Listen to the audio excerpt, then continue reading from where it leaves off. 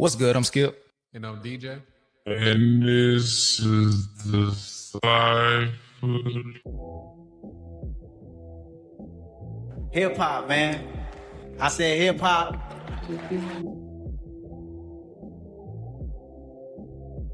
That community is just crazy. That the things that we were able to see and experience because of this thing called rap and hip hop. I mean, if you take those lyrics and you pull them away from the music and you put them up on the wall, and someone had to look at them, they would say, "This is genius."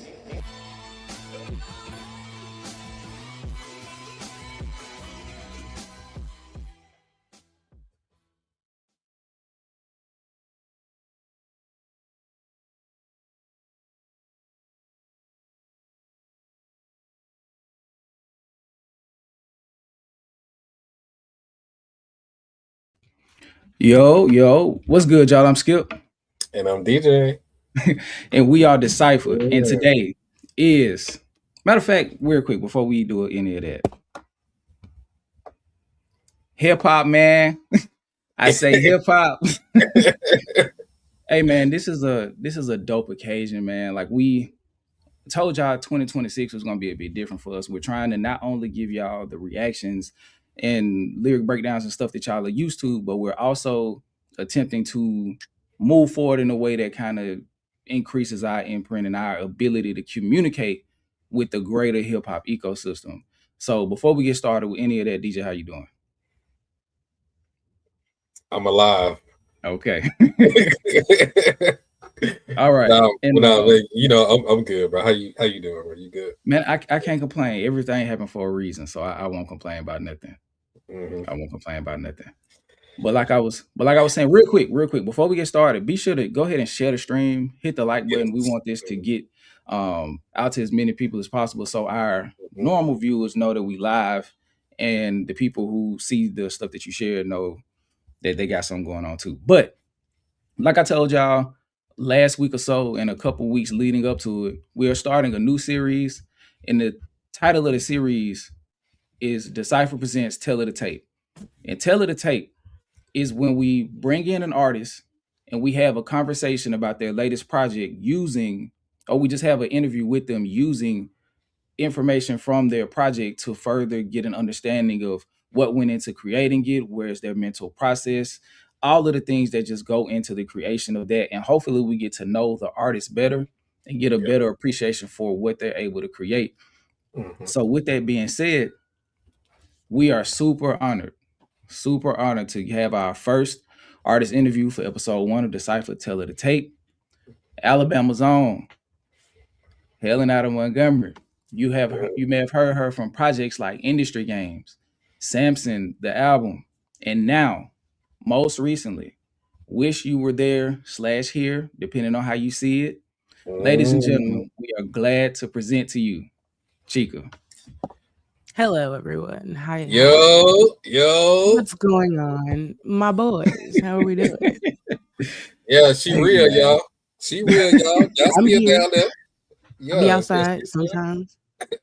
And like we were saying backstage, because I was telling some of the people when we were when I was announcing it in the Patreon, they was like, has she been on the channel before? I was like, yeah, like she announced herself not too long ago, but we didn't want to blow the spot up because we understand that you're operating under an alias, or at least that's how I perceived it. So, well, there's like an artist page on YouTube, and then you can like create a different account so that you're not like whatever you want to watch doesn't just mix the algorithms essentially. So it wasn't really like an alias. It was just like I didn't want to be. Well, I don't leave comments anyway, but I just didn't want to be doing that from like a page that's connected to music or whatever. Yeah, like but your business page, yeah. Yeah, like because I don't really use it for anything else. Like I used to. It used to be like my main YouTube, and they were like, "Yeah, Snatchies," because I'm an artist now. So the only other way to consume YouTube is through whatever linked account. So I was like, "All right, bet, might as well." Okay. I ain't gonna hold you when you revealed that chat. Because what were we doing on that live? Like we was kicking somebody back in on some rap shit. I think it was around Joey. I think it was that Joey beef. And she came in turned. There was a lot going on. Yeah, but I too was fired up. No, you know what it was? I think it was Timbaland.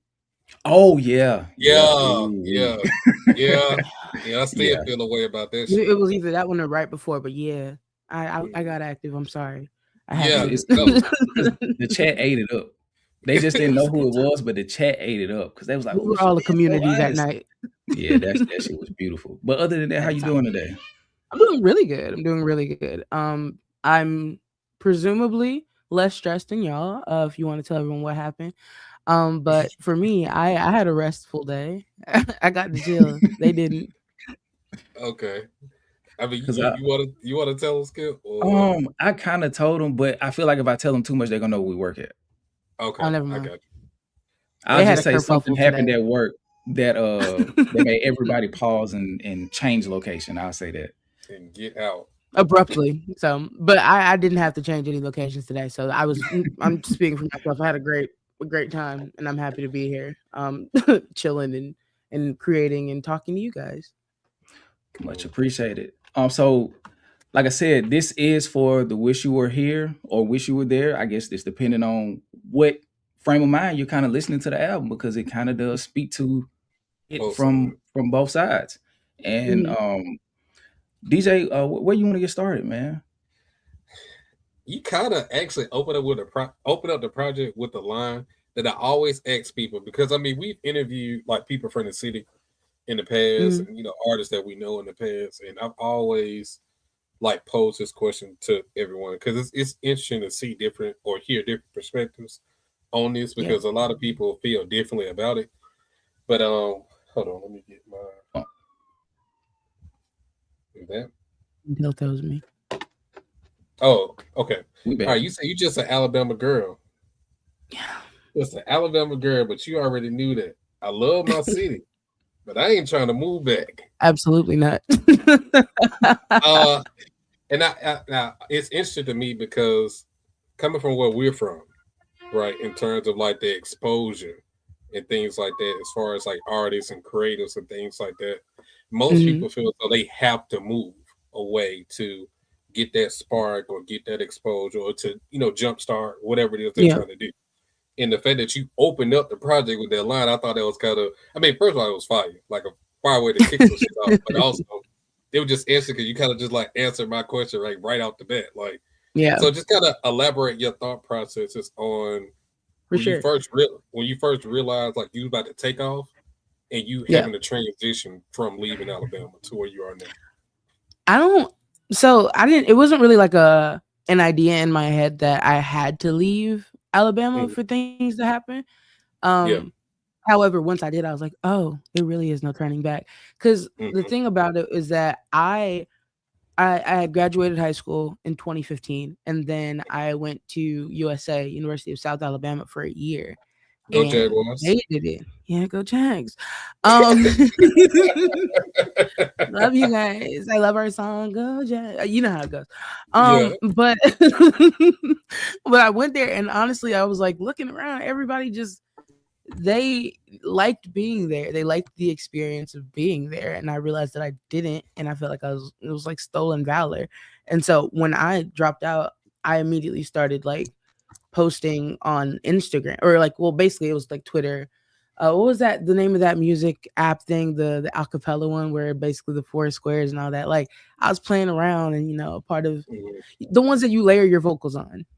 I think I know what you're talking about. I can't remember. They still do it to this day, but people make parodies of it now because it's early or I guess late 2010s humor. But the little squares of like they're all you and you're singing and stacking. Oh, I know what you're talking about. Because people would like kind of do harmonies and stuff like that, and like basically sing a song with multiple different parts. I know what you're talking about, I just don't know the app.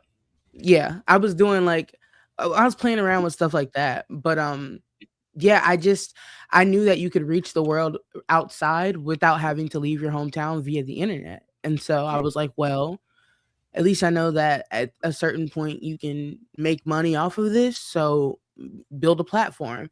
And so it wasn't really like ever a thing where I was like, oh, I got to get out of here. I'm going to leave this tired old town and move to California. Like I didn't really care about it like that, but I did know that I would have to not be in a place where I was super like depressed, like and not seeing people wanting to push me out of it in my city. No shade.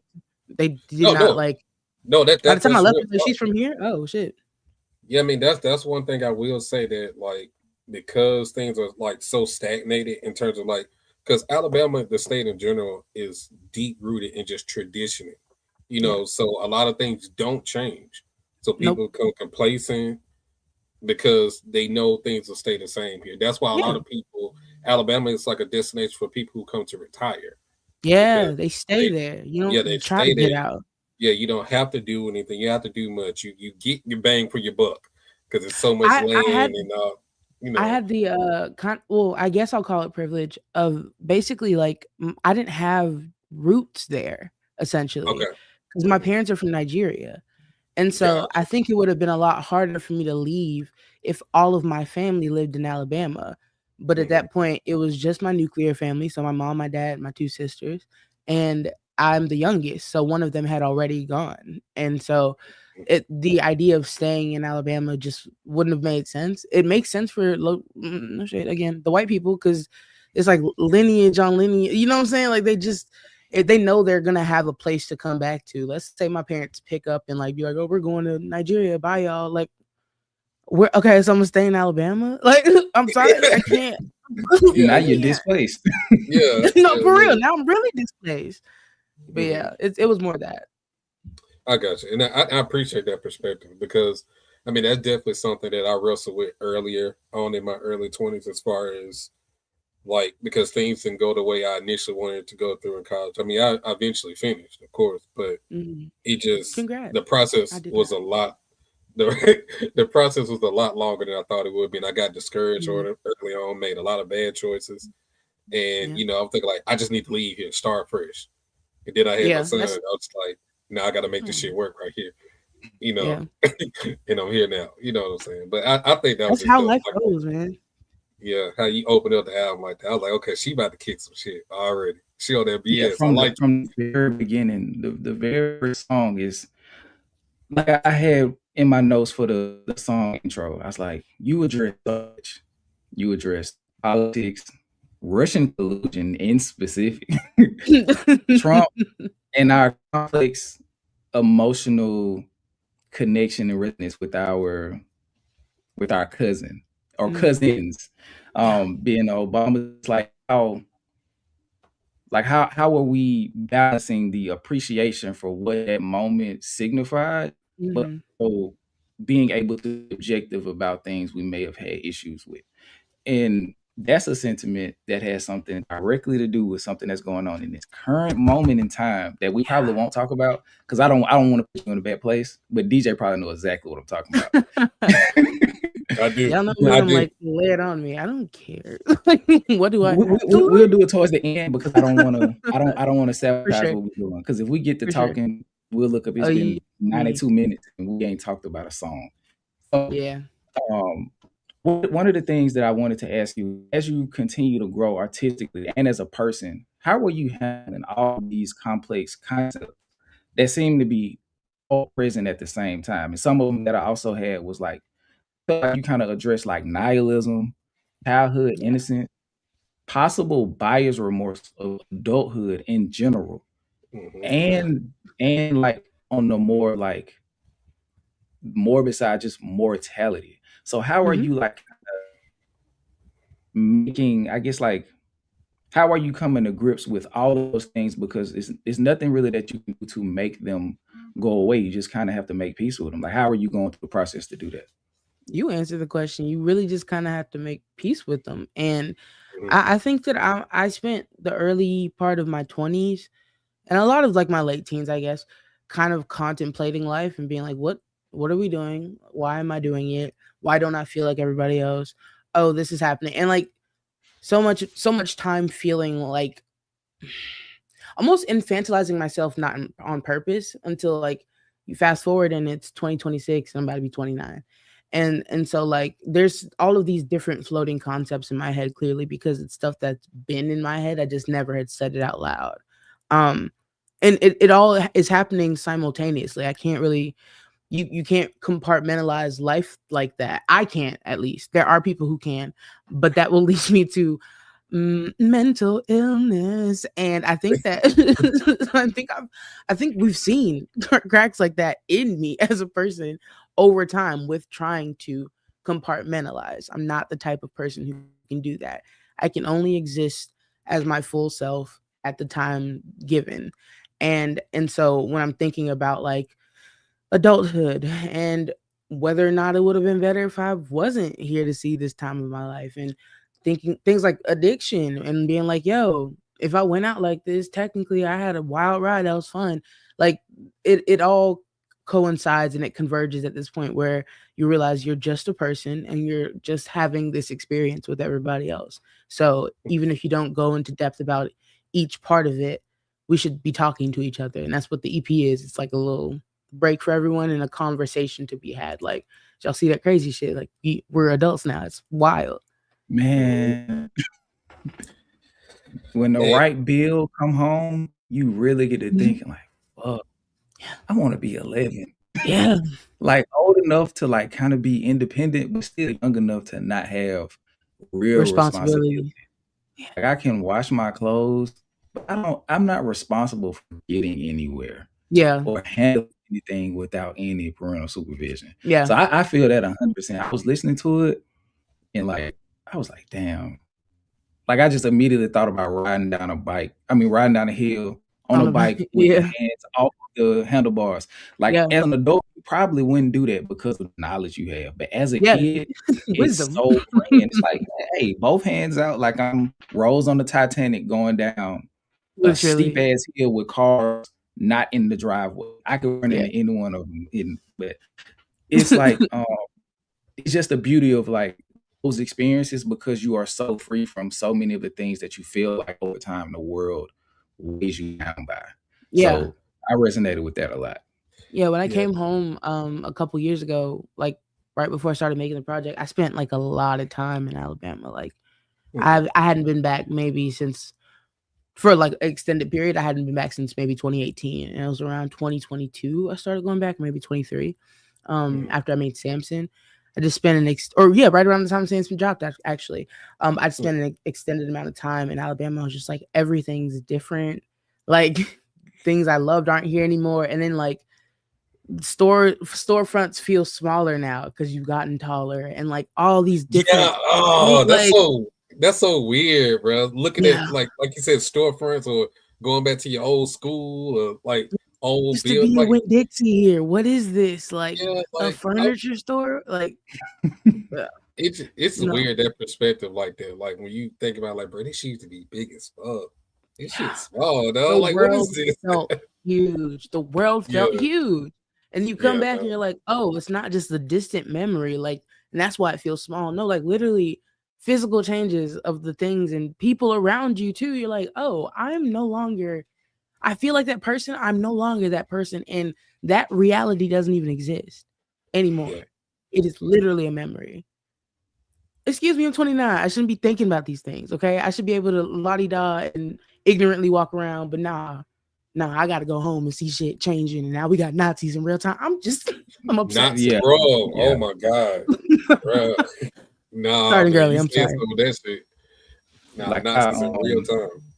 I go through my adolescent neighborhood like kind of often because it's probably 20 minutes away from where I stay now. So sometimes just to see and to see like you said, sometimes that nostalgia, that little hit that you're expecting, the familiarity is so far removed.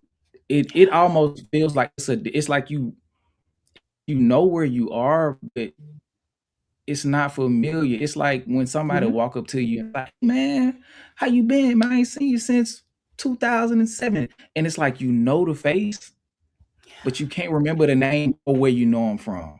That's a devastating feeling. Oh, it's a devastating feeling. It was this food giant on the corner, and I learned how to drive by going to that food giant to go like do shit I wasn't supposed to be doing, like paying my mama power bill, like just shit. Like, and that's a part of like that middle spot where you're old enough to kind of have a little bit of responsibility that you shouldn't have, latch kids and all that shit.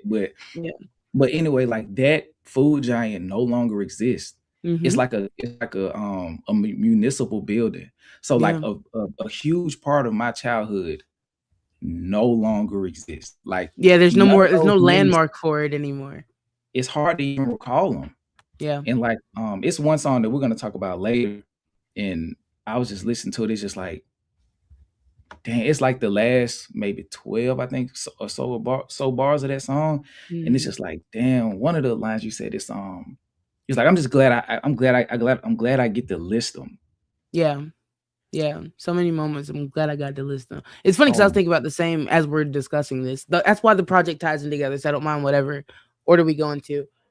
But basically, the entire project is about nostalgia, and like that's why it's called "Wish You Were There," because it's like there's so many memories I had that I wish I could tell my current friends about, so that when I'm saying certain shit, it would hit different to them. Like you don't even understand. Like in Alabama, this is what was going on at the time, and yada yada yada. All of my friends in LA are mostly from LA, and so like when they're reminiscing and having these times, and I'm like just watching as the bystander, I'm like, damn, like I wish I could tell them about Looney skating rink in Montgomery and how like we used that was our roll bounce type shit. Like that's where everyone learned to skate. That's where all of us went for daycare and all this different shit. Like we don't really, I don't have that. So like in the song you're referring to, which is called Float, we'll get to it later, of course. But there's a line that I didn't know if anyone would get it, but I left it in there for me, even if it didn't flow completely like solidly as a train of thought. It was a stream of consciousness line where it says, I feel like life is really cruel just to show us all the people that we dearly miss who don't know us. Like those people don't exist anymore. They have changed and evolved and become different people, and they don't know who I am as an adult anymore. And I miss those people so much that to the point that even if I linked up with them today, we are now strangers who just share this really beautiful history together. But it's like you'll never get that back. You're never going to be 10 years old again with that kid who lived across the street and both of y'all were fearless and running up and down. That person now has bills and kids and also probably a differing political opinion than you, and like all these different experiences that have cultivated who they are. And it's a trip to think about, like growing up in general. Like it happens so fast. What is 10 years, you know? When I think about those kind of situations, I'm like, bro, how do we even become friends in general? Like, we so fucking different now. Like, bro, why did I fuck with you for real? Like, what's going on? Like, why do I miss you so much, even though you right in front of me? Yeah, because it's I think because you're missing a part of yourself that you're not able to recall on demand. So I think that goes with any relationship. And I think that's why sometimes people get caught up in like, I need closure. It's really like, I need to divorce the version of myself. I feel like I need permission from you to allow me to divorce myself from the version of me that was attached to you. And I think that's with the friendship too. It's like, man, I miss you because if I'm in your space, maybe a piece of me that was before a lot of this other stuff, I can grab a hold to that and experience that in a time in a vacuum. And maybe my current self can separate. And that's another thing that I want to. Okay, so the title. I'm gonna just go ahead and bear the lead. Okay, so wish you were here, wish you were there. Let me get to the question so I don't fuck it up. Give me 1 second. Okay, so on the song "Float," and you just brought it up, but it kind of brings home the past present concept in a way to me. And I don't know if you watch DeCypherEd podcast, but he's kind of been made famous for what people sometimes call reaches. So no, I'm not familiar. Okay, so like just with a reach in general, and I know you know what that is, but allow me to reach, if you will. DJ, give me a second. Okay, so I could be wrong, but I took the chorus as you not only talking to a person, but also talking to your past self, and maybe the distance between what you expressed in the chorus is both space and time. Yeah. And that makes it a bit more tragic in the sense that you can't travel through time to relive. Yeah. So all you have is those memories. And the part of the chorus that kind of like put the nail in the coffin for me is There's better days ahead, but all my favorites are behind. I mean, Yeah. yeah. Mm-hmm. Yeah. Heartbreaking. Heartbreaking. It's really And and you hit the nail on the head with the past present like correlation there. That it's literally, and it's funny because even though I knew this and I wrote it clearly, like I haven't heard anyone put it so succinctly into words what I was doing because I just assumed that it's felt. But yeah, that was beautiful how you put it. It really is me talking to my past self. Like, you're really gonna make me leave. Like, do I have to go? Do you have to stay? Like, I'll be all alone. You'll be far away. I'm not only just talking to like my hometown. I'm talking to myself because how do you access that person again? Like, even by the time I do get back, everything's gonna be so different. Like, it's gonna be something that I can't relate to, that's unfamiliar, and I'm gonna be missing so much. And I think that the thing that really drove home the chorus for me, because if you notice, I start the verse with the first line of the chorus too. The "Did I have to go?" I wrote that before I wrote the chorus. So like that's what, when we were playing those strings and we reversed them, that's what it brought out of me. Like, in order for me to write lyrics, I have to get whatever throwaway line that's blocking the rest of the creative flow. I have to get it. I just put it on paper. And so even if I don't end up going with it at the end, I got it out. So like the first line of that song was supposed to be a throwaway, but it just made me feel melancholy and forlorn and like I missed something that's no longer within reach. And so I was like, do I have to go? And I answered myself, well, maybe for a little, because if I didn't leave, then I wouldn't have the life that I have now. And I'm super grateful for it. But you know, it's still a lot to process as a young adult. Like, I really did have to leave to make any of this happen. But the decision to leave my former self, my hometown, my comfort, everything I knew, if I had known, I would never get to return to it. If that concept had clicked earlier, would I have done it? I mean, who knows, honestly. That's what keeps a lot of people at home. Yeah. I agree with that 100%. And other thing I had was building off that. I was like, if so, because I had this just in case you agreed, but if so, the longing for the brave, naive girl with the trip to Paris, in turn becoming a wish, with that being a wish before, is now something much more grounded in not only reality, but a thing only time could change, like true loss. And that's the part that had me downstairs. I was like, bro, I'm about to start crying. Like, I'm upset. it goes right back to the Malice line in Burst on Scene. And it's just like, and it may not be the exact same person, but it's just that thing like of acknowledging irreplaceable loss. You feel what I'm saying? So it's just like when you said that, I was just like, fuck, this is beautiful. Cause like I can see all of the emotions being conveyed, and then the musical bed that these songs are on. And shout out to Rocky and the other producers that are on the project. I was just like, they did a phenomenal job helping you illustrate these emotions. And I just want to give them their kudos, Love him to before we death. get too far. Rocky But did like, his damn thing. he Yeah, did. he went off and he literally, like, we just called every session throwing paint, and we're like, we're gonna go in and whatever freely flows through me is what we're gonna get done and put out. As long as of course we do it in a way that has quality and honesty. And yeah, Rocky went the fuck off. Like, I would come in and be like, yo, this is the mood I'm in, like this is what I'm feeling, and let's figure it out. Fun fact, the last song on the project is the first song Rocky and I ever made together. And so it just ended up spinning into this thing that, like, I didn't know I was telling a narrative story until we looked back, and I was like, oh, there's a running theme here. I clearly have felt like this because it's coming out in the art involuntarily, and that's what we get from it, is that project. What is like a two-part, I guess, since you said this was the first thing y'all made together. Like, first, what's your favorite song on the project? And what was the most difficult song for you to make? My favorite on the project, it's very difficult, but I always end up defaulting to Withdrawal and Float. Float is probably like number one, to be honest. Because I just had such a visceral reaction to coming home. Like, last year was my 10-year high school reunion. So like Yeah, when I was you like, mentioned I was that. writing up to dropping it, and it ended up dropping after the reunion. But like, imagine like thinking to yourself, like, okay, I'm about to go. It's been 10 years since I've seen these niggas. Like, I'm about to go in here and talk about my life. I'm depressed. I'm dealing with addiction, and everyone around me is gonna be like, "How's California?" Yeah, And so and you're already yeah, you're reflecting on your life already and being like, okay, this is a lot.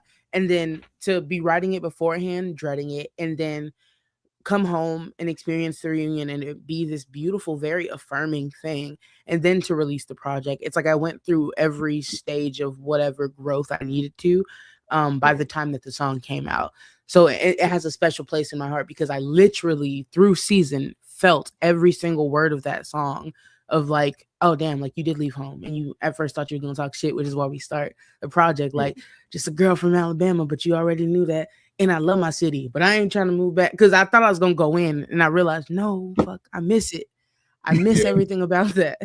But Withdrawal is a close second, just because it's like probably I've been very honest on records, but that one I was like, I remember feeling how I felt when I wrote it, like that. It didn't come from a place of like memory. I was like, how do I capture feeling like I'm literally about to die, and what would I say on that record? And like, yeah, that song's super like, even though it's chill, it's very sterile, and like it feels like a cold room and not being able to move and being sick. Like it's a chill song to play, like, and you know, just vibe out to. But it's for me, I feel it in my body when I play that song. And I think that's interesting you bring that up as far as with the high school reunion because Mm-hmm. in general, life is just all about it's perspective. Everyone Mm-hmm. lives their life based on what their perception or what they deem what's right and wrong and things like that. I just find it, kind of interesting when you say that you're nervous, what I'm saying, going back, trying to reconnect and, talk and deal with these people. And you like, I'm coming back, I'm depressed as fuck. But for Yeah, I somebody cried the else, whole plane ride. like they may look at it and be like, say, but you Chika, you this, you that, you met this Yeah. person, you met that person, like you got this, you doing music, like why you depressed? Like you shouldn't be that way. Like you're not just a real person at the end of the day. Yeah. So Yeah. I just find that like real interesting to think about. Like not The saying like dichotomy. It's yeah, this like weird juxtaposition of like everyone on the outside is like, oh shit, like they were waiting to see if I was gonna come home in like is she coming home? And I'm like, can I make it home? Because I'm fucking depressed and I'm drinking and I'm just like, I don't even know if I'm gonna make this reunion. Like I might thinking literally, like not to make it dark or anything, but thinking to myself literally like, what if I died like the week before? Like what if this was how it happened? And like I was supposed to be there and I already told people that I'm gonna be there. And like it's weird because like you kind of end up wanting to run home because even though you know home is no longer home, like that home no longer exists. You're longing for a place that is not there. You want to go back to something that feels familiar enough.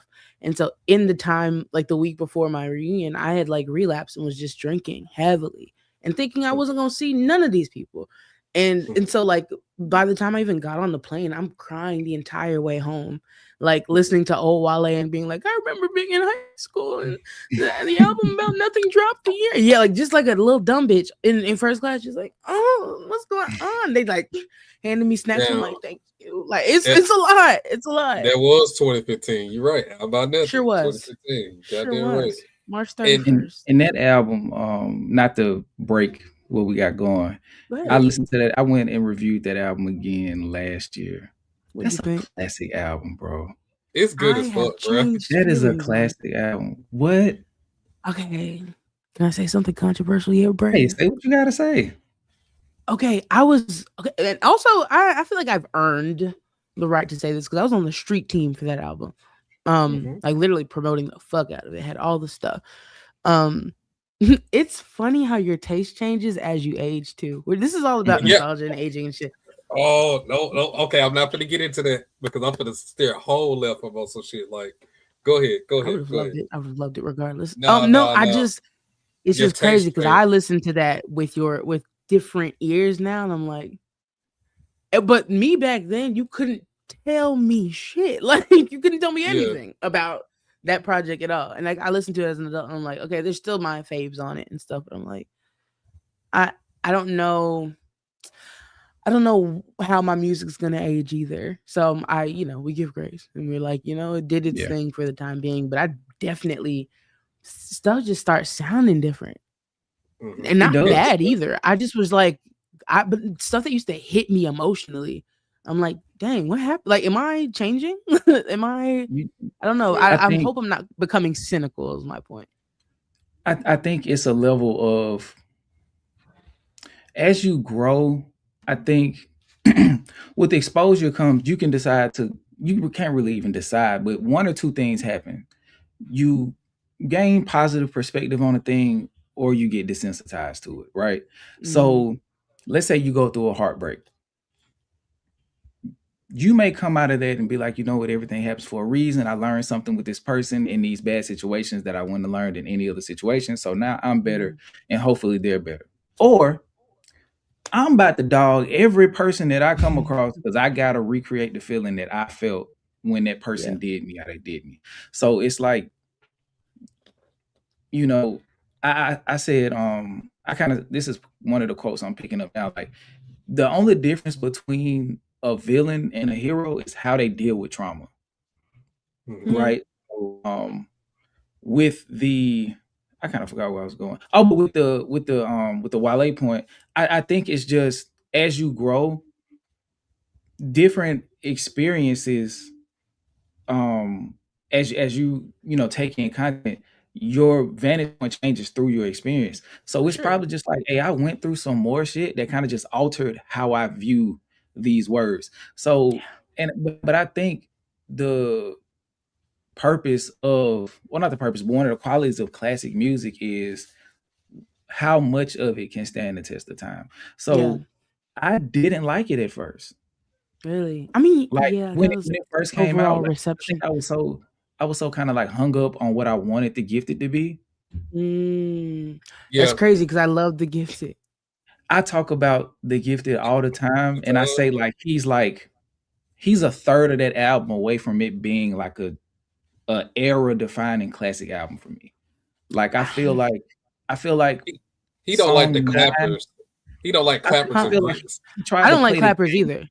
I feel like he does that. He did that with every project as like one of his biggest fans. He did that with every project. There was always like, and it's funny because we're having a conversation now about nostalgia and shit. I remember high school brain of me being like, what is he doing? Like, this nigga is one of the most prolific poets of our generation. Why is he putting this shit out? And I was like, there was a whole faction of us who were his diehard supporters. That's how I've met some of my best friends, by the way. I was a part of the Moons, sure was never a stand like that because it got crazy. And I said, oh, y'all are actually insane. But just stand culture in general, not them necessarily. They were cool, but I saw what the Barbs were doing. And I was like, oh, this is unhealthy. But I remember there was always a group of people, not too much, always a group of people who I thought they were dead. I'm sorry. There's always a group of people who are like, why is he taking this commercial route when, and it's, it's to appease. But to your point, I think that another thing that really does color your taste in music and art is also becoming the age that person was when they released that art. Because then you're almost like comparing where you are in terms of maturity and perspective to what they were putting out. And I think I don't know how many years apart we are, like 11 or some crazy shit. But like becoming a young adult and seeing, 28, 29, like all these new years for me, I'm like, oh, that's when this dropped for that person. And would I be saying, was I that flagrant? Was I this, and there's so much that I think I have in common with certain artists after they drop. Now that I like look back and I'm like that age, I'm like, oh, I used to listen to Adele 29 and be like, yeah, old classic love. And I'm like, I'm about to be 29. I'm like, yo, I'm an immature ass, like not completely all there when it comes to knowing everything. Like this person is making this level of art from this vantage point, and it's really crazy to think about. But that's why thinking about like the album About Nothing, looking back, I'm like, oh, of course 17, 18-year-old me was like, this is life-changing. And then 29-year-old me, why would I feel that way? I got a two-parter real quick that's gonna tie into the Wale, the the reunion and you in particular, Chika. So when we're talking about Wale, when we talking about like what Skip wanted or thought the gift it would be, and more about nothing and all that stuff, it's kind of like a projection in a sense of what we want the artist to be. So when you going back and you dealing with people that you used to know, and they figure out who you are now, what you're doing, like did they project a certain did they project like a certain amount of success on you, like you supposed to be here or you supposed to be there? And in the second part, like when you became an artist, were you projected to make a certain type of music? Like they pigeonholed you to like you only supposed to make this type of music. You know what I'm saying? Like, does that make sense? Yes, it does. So, and this ties into the project too. I recently learned that I'm on the spectrum, and what that means is, or at least for me, socially and learning about my reception in the world.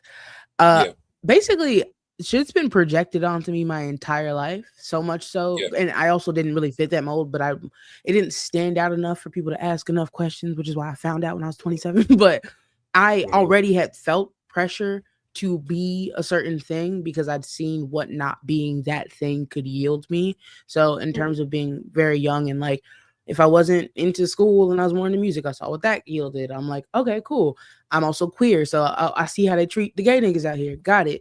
I am also plus size and dark skinned. Oh, they're gonna defeminize me if I don't act like this. Then I'm not, So in terms of expectations, those have always existed around me in a way that was unspoken, that by the time I became successful in any way, my main goal in life was to always be able to be myself. So when I started popping off on the internet, the thing that was very safe and healthy for it, or safe about it for me at that time, at least in that era of the internet, is that I got to maintain autonomy over who I was. And so by the time anyone chose to sign me, I was like, well, the deal is I get to still do this, which is crazy because shit will backfire.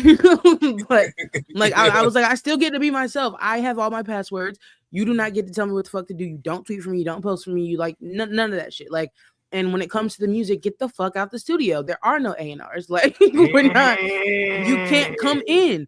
You can't come in. You're not restructuring this song. Get the fuck out. And so I didn't get pigeonholed into a box in that way. However, the way that the ecosystem around music works is that, people are paying attention. So they're going to try to, lean you towards like, the way I look at it is that essentially I started popping off in almost not the wrong era. I won't say the wrong era, but in an era, an era where like the music I was making is not the type of women in hip hop music they were going to push. But they also were respectful about it in a way because I didn't get chained down to anything. And no one like pressured me to change. So I didn't, there were like projections there just basically being like, hey, show a little titty and you might like that kind of shit. But that just comes with being a woman in that territory. As for people in my life going home, reunion wise, people projected onto me less about finances and success and more about how they thought that I would change as a person. And they started interacting preemptively with the changed version of me that I had not become. And I was like, just assume this shit. Yeah, you're being weird. You're being really weird. Like, I'm a normal ass person. Y'all know she need air. Do I? Did I say that? Did I tell you that? Like, and just kind of like, especially when if it comes out differently in the people that I date too, especially as the genders vary, but like girls would be like, oh, I know how it is. Like, you're just gonna be out there and sowing your wild oats and living. And I'm like, nigga, I want a secure base. I'm not looking for any of that. But they would be like, you're a young rapper, and you're so I'm sorry. I love my ex, but still, you're a young rapper. You're gonna want something different. I'm like, I'm telling you what like, I I'm want. Good right here. Yeah, I'm good right. right here. I'm okay. Or if I dated a man and we're like on I would go out with a dude and I'd be like, all right, cool, let's do this fun excursion. They're like, you know, you may always gonna have to pay for me. Did Like, I bro, say? Bro, you planted the wrong ideas in my head that I didn't even think about. I Like, didn't even say this, anything. like you manifesting the bad. I'll shit get the in shrimp. Like, bro, y'all I gotta didn't stop even say manifesting the shit. wrong shit. No, dead ass. And that's how they always lose me, is always putting this like trying to beat somebody to the punch. It's less about, it's like they've already, the success assumptions would be enough. That would be a lot anyway, but they've gone a step further and now they're projecting whatever reaction that I would have onto this other hypothetical thing that they know nothing about.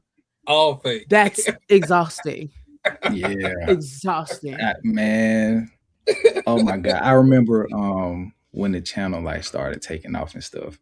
And at the very beginning, I'm proud of you, man. I'm proud of you. This is dope. Look at what you made happen out of nothing. A couple months later, what's good, big dog? How you doing? Yeah, I know you probably ain't had time for me. You feel like you ain't fucking with me. It's like, bro, like how did you get 3 steps ahead in the conversation we haven't had yet? Yeah. So I get that 100%, and I know that with yours, because like ours is very like small relatively, but like that entire concept is like you're really famous. So they, like you said, they make so many. They're so far on the hamster wheel before they even approach you with the first sentence. You just reminded me. You just reminded me. So I keep backing up from this mic. I'm unprofessional as hell. You just reminded me. That's why I keep backing up and cough. But after the reunion, we went out like, we just didn't want the party to end. Essentially, we're like, damn, we haven't all been together as adults and drunk. Like, we never got that opportunity. We were 18 when we last saw each other. Let's link up and have fun. And so, at least for me, because I graduated high school one year in college, and then it was fame. And so I haven't had a formative time with people my age specifically since high school, and we're my first year of college. And even then, I'm about to be 30. The number keeps switching from 29 to 30 to 31. It's now I'm pushing 40, bro.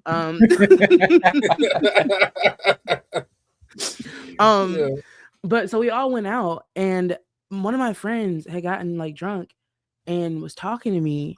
And I mean, I'm grateful for it in hindsight. But she said, oh my God, I'll never forget it. She said, you know, Jane, my first name is Jane. My middle name is Chika. Let's get it out the way. She's like, you know, sometimes I see you out there and I'd be like, fuck Jane. Because you're out there doing it and you're, you know, you're living the life that we all kind of wanted. And first of all, you don't know what kind of life I'm living, but you really don't know what kind of, but that's what I was getting to. Like, bro, you don't know what the fuck I'm over here doing, bro. What's happening? I don't know what I have buried in my yard. Like, if I can literally cut myself every night, you have no fucking idea. Bro. Dead ass. But she's like, yeah, sometimes I'm like, fuck Jane, because she's out there living the life that we all, and we were in theater together. So, like, you know, these are creative people who also had creative dreams. And she literally told me that sometimes, like, there's nothing, we haven't fallen out, but sometimes I get really mad at you irrationally when you're out there trying to live your life and being happy. And I had to break it to her. Well, girl, I haven't been happy in a long time. I mean, I'm happy now, right now, in this moment. But at that time, I was like, you know, like things have been dark. Like, I don't know what you're getting at. But it clicked to me, and this happened. That's why this era of the project means so much to me, because when I went home, it was the most surreal mindfuck that I'd ever been through, because I came home feeling beaten up, and for the first time in life, my entire city and like the people I went to high school with collectively were trying to uplift me, like, and being like, yo, we're proud of you, we're happy for you. Like, I went home for that reunion and ended up at a town hall meeting or whatever, city council meeting, excuse me, and they gave me a day in my city, and I was like, and then also a speech leading up to it that was like, yeah, by the way, we haven't given this girl her flowers, and she's one of the biggest things out of her. I was like, what the fuck? But in those moments, like, I'm hearing how people think of me from far away when I'm just trying to like come back and feel like I can get back into my cocoon. Like that, those projections they run very deep. And it was so weird to have so many people who I didn't know were talking shit apologize Okay. No, for real. Can you Yeah. imagine somebody like coming up to you and being like, 10 years ago, I pissed in your drink because I really was jealous of you, but I'm really proud of what. No one said this to me. No one said this to me. Like, God damn. But no, essentially, but put it in that framing of like someone literally, and you didn't know it, throwing dirt on your name, and then you coming home, and because you're not the changed version they assumed you were gonna be. You haven't changed at all. Like, so they thought you were gonna come home on some Hollywood shit, and then you come home and you're acting normal, and they're like, you act just the same as freshman year, and I need to tell you something. This whole time I thought you would be an asshole if you ever got famous, so I've been preemptively putting dirt on your name. I'm sorry. How do you respond to that? That's what's up, King. I'm like, thanks. Mind you, again, drunk. So you're not even gonna remember telling me all this. Drunk. That shit was crazy. We're still cool though, like, but it was weird. It's crazy, like you just being your normal self, not knowing like niggas is plotting on you every day, B. And you have no idea, bro. That's why you just gotta live your best life, straight and narrow, whatever it looks like for you.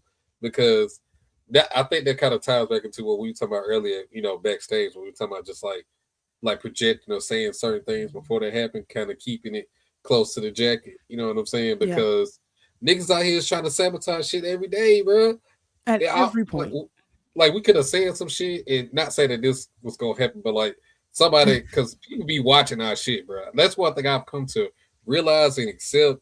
It don't matter what them views say. These niggas is out here watching shit. Yeah, so it could have been somebody like, they don't deserve that shit. Let me go plant a bug or some shit and fuck that whole rollout of. You know what I'm saying? It could have been something like that. I heard they be talking about you for real, and it's about to be a hit piece. Like they finna come out here and bash you and embarrass you and shit. Like, don't go in there. I wouldn't do it. You saw what they did to Drake.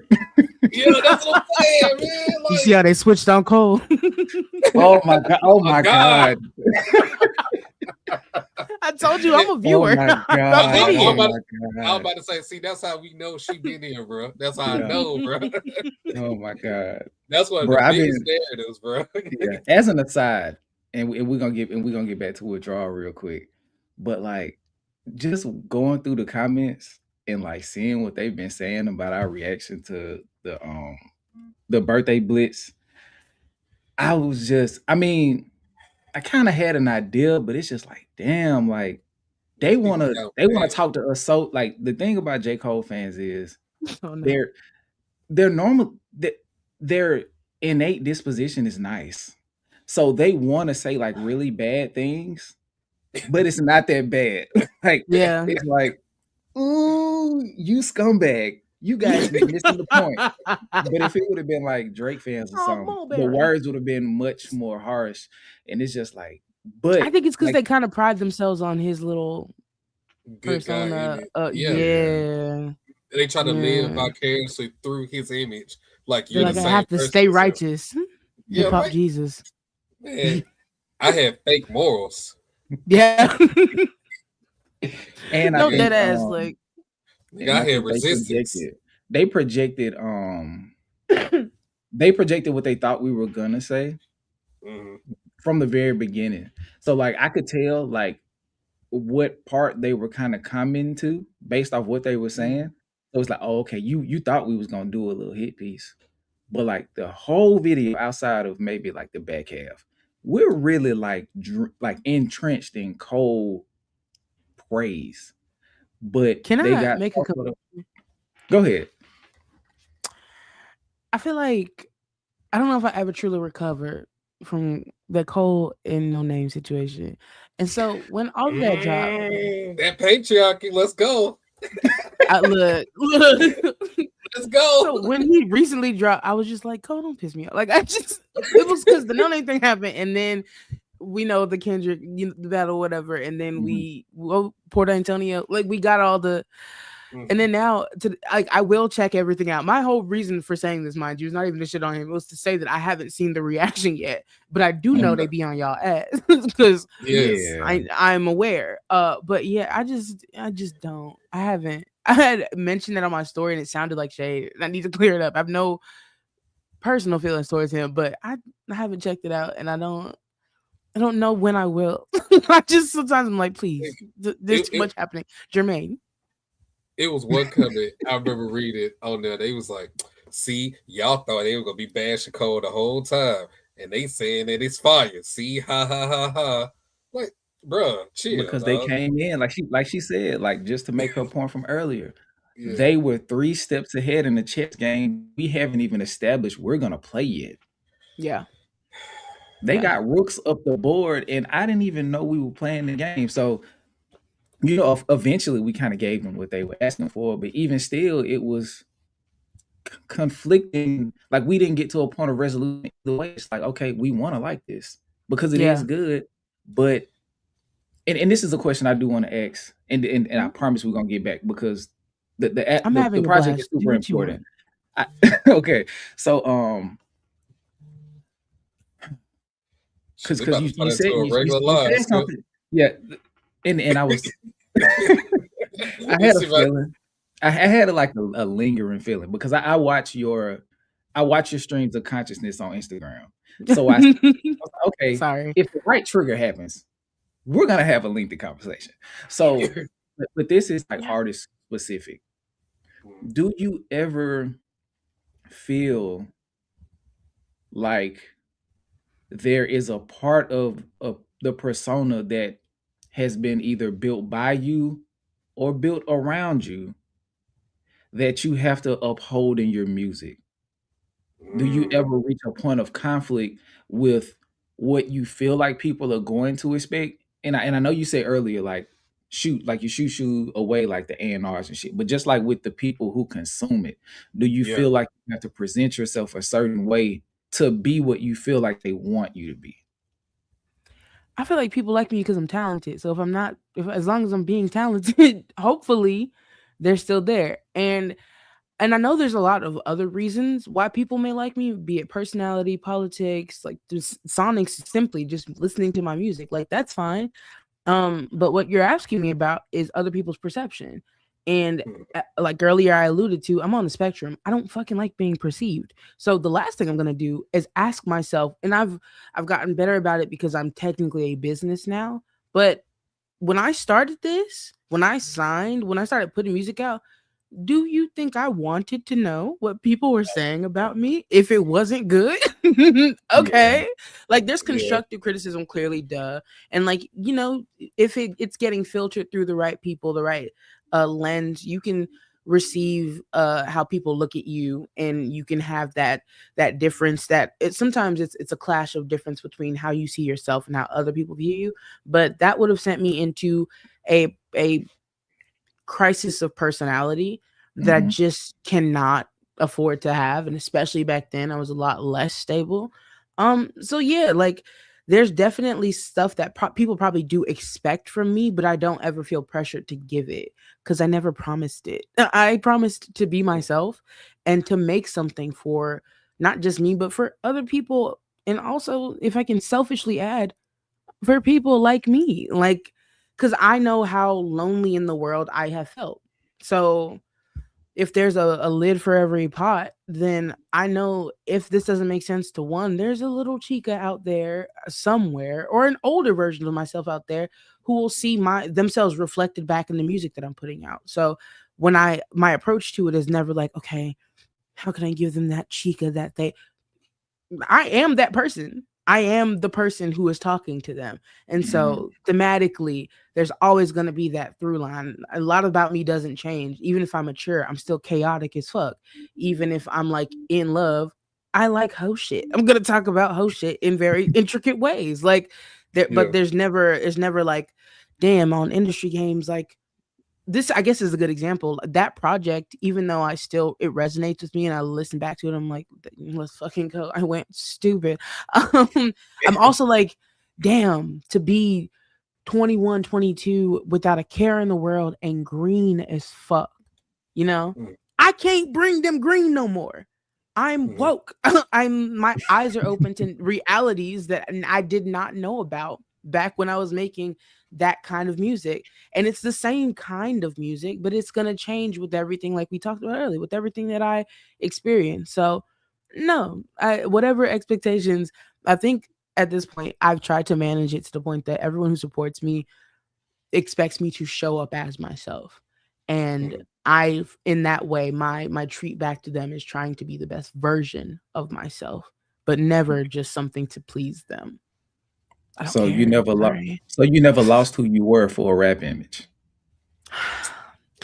I mean, Kendrick Lamar for everything. and ask him where he got that line, like in that concept. I wasn't gonna blow up his cover, but we've talked telepathically. I dig it. Yeah, we've spoken. What the? It sounds like I live in Gotham City. I promise.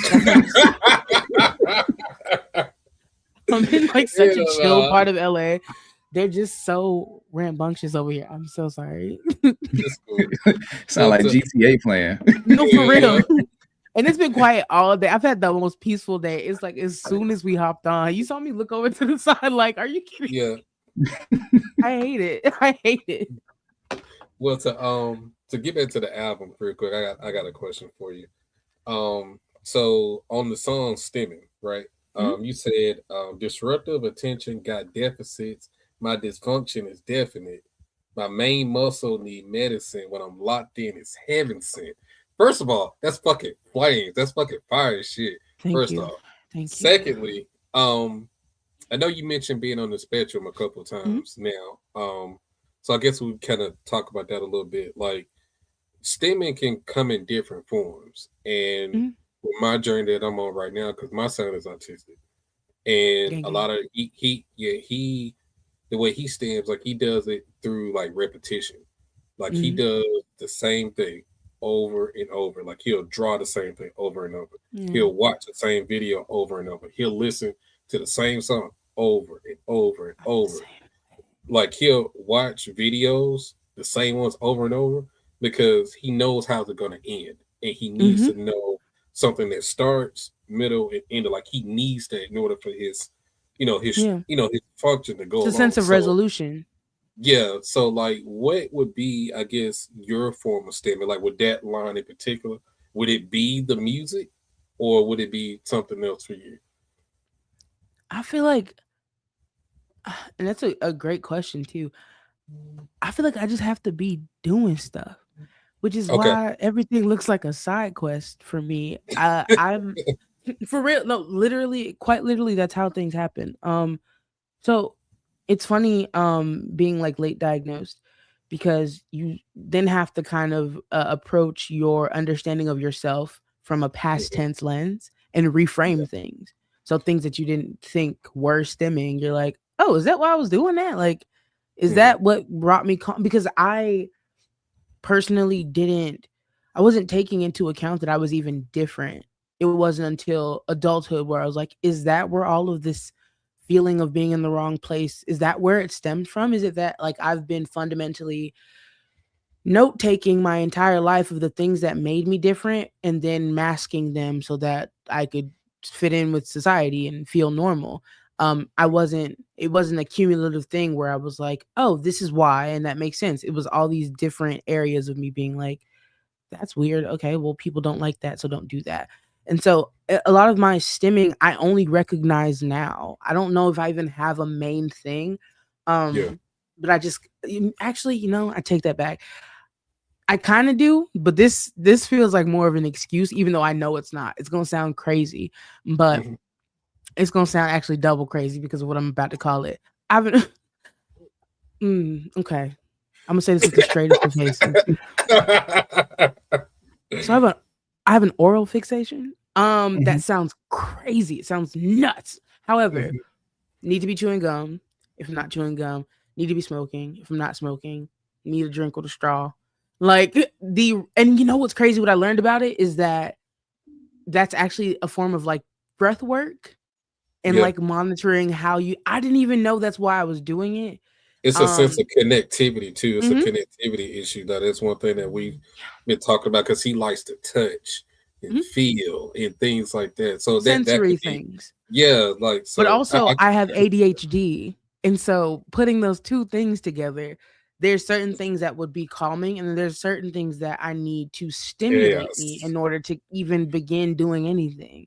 And so I, at this point, don't know, but stemming the track is actually just paying homage to every weird quirk that I had, and telling myself never to let those go, because I don't know which ones led me down all of these different routes and happy accidents. Like, every single weird thing that you do, keep doing it is the point of stimming, because I don't know which ones I can attribute to autism or ADHD or even like coping mechanisms or, CPTSD. I don't know which ones come from what, but I do know that had I ever tried to be more normal than I am or than I was, I would have ended up inadvertently contorting myself into a shape that would have never fit the hole that my life is, So it's more that I don't really have like a thing for stimming. Yeah. But the oral fixation is true. That is unfortunate. I got one real quick, Skip. I got one more question, Skip. No, go ahead. I had a few back to back. Do you think? We're going back to stimming, right? When you getting your diagnosis in your adult life, right? And the reason why I ask is because growing up, especially, when me and Skip was in school and younger things like that, like getting these type of diagnoses was taboo. Like you didn't talk about these things, or they weren't diagnosed for whatever, prejudice, reason, or whatever thing that they would think about. Like it was taboo to even have these kind of conversations. Like, oh, just whoop their ass. You know what I'm saying? They'll get right. Or Literally, yeah. Or just do this and do that. So do you kind of like in your adult life, do you kind of resent a lot of things that you went to? Because you had a bar on here. You said, try to understand it, just a chick with no connections. Black kids, some bad kids, we don't ever get no respite. And I had to look that up too. I didn't know that. That was fine. I like the way you put that in there. Thank you. I think it's underhanded, reprimanded, aggression. Wonder why the studies always say we end up with depression. Depression, yeah. Yeah, like so did that kind of like play a factor into that? Like that kind of mindset? Oh, for sure. For sure. There's essentially like a study that's been done, many studies actually, but the one that I ended up stumbling across that I sampled in the song is from this podcast interview. It was talking about autism in Black kids specifically, and how the way that these systems are set up, they're meant to basically screen us for having oppositional defiance, or basically just being bad. And being like, oh, they're just addicted to the thrill of having a messy book bag. Like, okay, bitch, like we're trying. We need support. Yeah. Oh, she doesn't want to clean her room. Do you think that's normal of a kid who just wants to please their parent? Like, so it always gets reframed into a way that we're like bad. And going back to what I had said earlier about being also dark skin and plus size, like they're automatically like and that for women it leads to being defeminized. For Black boys, and then on top of that, adultified. For little girls, they end up being defeminized, and then for little boys, they end up being adultified and criminalized. And so the entire conversation around mental health when it comes to the Black community, we're doing ourselves a disservice by not having those talks, and we didn't have them back then. I grew up in a house where my oldest sister has Down syndrome. And so by the time my other second oldest sister and myself came along, my parents, who were from Nigeria, they didn't want any more diagnoses. So any kind of thing, I'm sure, that came out that they were like, you might want to look into that. Or when they said it's ODD, they're not looking any further, because at least we just have a bad kid. At least we don't have another child with a disability and something that we have to look further in. And I still hold resentment for that. I mean, me and my mom, we not cool. Just dropping family drama. Me and my mom, we not cool. But part of the thing and I think about when I reflect on that as an adult is like the problems that those diagnoses could, if we address them, the things we could solve, and the trauma that you can protect your children from. And so knowing that I grew up in a house where there was already extra support for, and I found out this later clearly, extra support for my older sister who has Down syndrome, and then knowing that there was just nothing for me, and everyone's just like, oh, she's a genius. She's so smart and talented and gifted, and her brain's all over the place. They loved the fruit of the sickness, but they never wanted to treat the wound. And it was crazy. So like by the time that I became an adult, I'm like sitting in my lovely apartment in California and looking at all these dreams that I've accomplished. And I'm like, wow, it really sucks knowing that like there's so much other, there was scaffolding this whole time that they could have put up. Like I didn't Yeah. have to like do this by myself like that. There was a name for it. And so Yeah. that's why I honor it now in adulthood.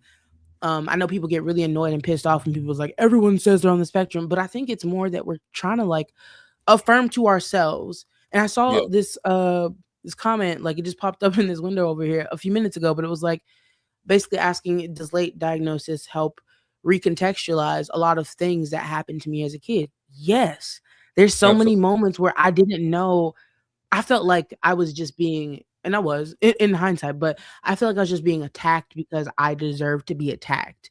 And I would look back and there's this innocence of this person who's not operating in the same way as everyone else and being rejected constantly and being like, what's wrong with me? Like, what specifically is wrong with me? And then as an adult, finding out there's nothing ever that's been wrong with you. It's that you're received in a way you weren't even thinking you could be. And it's so, yeah, it's there's a lot that goes into that conversation in general. You just sparked every match in my brain. But yeah, I'd definitely be like, oh, all right, y'all could have did something this whole time. Really? Yeah. And that's why There's that's why I really connect to this album. Because I mean, you touch on a lot of stuff that in my adult life that I value in terms of like what I look for and things like that. And especially with that song in particular, and you saying that how your relationship with your mom, like you're not cool. Like before Kobe was born, I was ignorant to a lot of these type of things. I'm just being honest. Like, but now looking back on, I'm like, oh, that dude, he probably could have been like this, like that. Because when my son was born, it put me in a different mindset where I had to adapt. Even things that I didn't understand that I'm not used to, because I can't sit up here and judge people when I see my son going through these same things every single day. You know what I'm saying? So it just kind of really just, it's kind of like a soft spot for me personally. Cause I'm just like, I see it every day now. So I can understand if someone says like, and this is Yeah. not to be reductive or subtractive from what you're saying, but Yeah. like imagine knowing to yourself, like there was a weird kid in my class and oh, the joy we had of pissing him off and then finding out like y'all are on the exact same spectrum. You're just at different points. Points. And Yeah. what if someone had come around and been picking on your ass who has sensory issues and all this different shit? You're like, oh, like the world is so much bigger than me. And we all know this like as a fact, but when you feel it as a fact, it gets different because every other time that I've felt that tinge of like, why are they doing this to me? Why are they treating me this way? What's weird about what I'm like, you know, because I also am one who refuses to think I'm weird. So like when people have their reactions to me, I'm like, damn, it's crazy. I wonder what it was, you know? But that person in third grade who was weird as shit and you were just like, oh, let's pick on Corey. Like, no, that whole time, everything you are feeling now, he was feeling then. And it recontextualizes it. He's literally just trying to navigate life the same way that you are. He just has to do it at a different pace. Whether it be faster than you, slower than you, it don't fucking matter. Like he's still just trying to live life. And I didn't want to be in the scenario where like you are with your mom, that I didn't do everything I could to help him, my son, or just help people that I see coming up, you know what I'm saying, dealing with the same type of things. Now that I'm aware, because a lot of things, and that's what I've learned with doing everything with this, with the YouTube channel, podcast, everything. Like once you become knowledgeable of something, everything you do after that is on you in terms of how you interact with it, how you use it. If you choose to still be ignorant after the fact, and I see so many people still willfully ignorant. Yeah. I'm so glad you said that because that's what it is. It's not even that my mom didn't do something in the past that I'm like, oh, I'm still mad at 29. Like, it's how she interacts with it today. Yeah. And to be like, yo, you had all the keys to your kid and now you're mad at the adult you raised because you neglected certain parts. It's not about what she did back then. It's about the accountability these days where it's like you still haven't, even though you know this fact about me now, you still haven't even changed how you interact with me as a human being. And I am willing to forgive you, but you don't you don't care at this point. You've grandfathered in that every single thing that you think that is difficult about me is because I want to be difficult. And imagine living your life that way, walking around where you're walking on eggshells and everyone around you is like, why are you this person? Why are you this way? You just require so much. You start to shrink yourself. You start to be like, it would be better if I'm just unseen completely. And so, it's less. I'm glad that you're that type of parent and you're approaching it that way, because I don't think that there's very many things you can super mess up as a parent besides clearly like certain abuses and things like that. If you're open to changing your mind and adapting and growing, that's literally all it takes. I can never look back and be like, oh, she was a terrible mom, but it's not because she had an idea I was on the spectrum and didn't do anything about it. It's because of how she interacted with that information up until this day. Crazy. Yeah, and I don't want to be like, I made it because like I know a lot of people say this when it comes to parenthood, but I'd literally say COVID saved my life in terms of being and becoming a better person, a better version of myself. And I didn't want to be in those situations to where I didn't do enough, or I didn't try to understand, or I didn't love, or do the things that he needed to be the best person that he could be. Because a lot of times people realize these things when they're too fucking late. Oh, now you want to come back and say, yeah, I can do this, I can do this for you, or I remember when we did. No, fuck that, it's too late, bro. Either I'm too far gone in my mind, mentally and emotionally, physically no longer here. One of those three things. So like, listening to this album just really just kind of like reaffirmed my way of thinking. That's why it's so special to me. Like this shit is real, bro. Like, not only me is dealing with this. It's just, but not at all. Not at all. Yeah, that's one of the biggest things I took from it, because it just kind of, like I said, reaffirmed what I'm doing is the right thing. Yeah, it is. And I'm super happy you're doing that. And let me step in real quick and like some, because you said something earlier. I got to challenge this, because you was like, I don't know if it's like a 11-year age difference. I was like, hold on, 29, 40. Like, hold on now, wait a minute. DJ 35, I'm 36, so it ain't 11. Oh, I wasn't talking about y'all. I was talking about Wale. Oh, okay. God damn, she damn, 40. I look at y'all as like cousins. Not 40, honey. No. I see y'all as like big cousins, not uncles yet. That shit be so crazy. Like, I go to the gym. Well, I used to go to the Y, around the corner, and it'd be dudes in the hooping. And it's like, you look and you don't see yourself. No. So you walk in and you be like, okay, shit, I'm finna get in and hoop these other. Hey, OG. Hey, you want to play? Oh, hey, what the fuck you touch? And then you get like a glimpse into like the like fiberglass shit that's like the divider between the court and like where they work at. It's like, damn, look at this facial. Like, are those grays? Because if I was looking at me when I was 19, I would be trying to be respectful and say OG, not to be, you know what I'm saying? So I get it, but it's just like, damn, I don't feel like that. So now I'm finna get on the court and try to bust y'all ass because you made me feel old. Though. So who are these people? Who are these? They be like, so, I started hooping with people closer to my age, maybe like 25 going forward. So that way we're in a similar, but like, I ain't fucking with 18, 19-year-old niggas. I mean, it's closer than 18, 17. It is. I've lived there. At that point, I've lived their life twice. So I see why you call me OG. Because if you're 17 and I'm 34, it's like, yeah, bro, I am your uncle for real. Like, I know your mom. Oh, I see what you mean. I mean, but the thing is though, like, they're calling 28-year-olds unk now.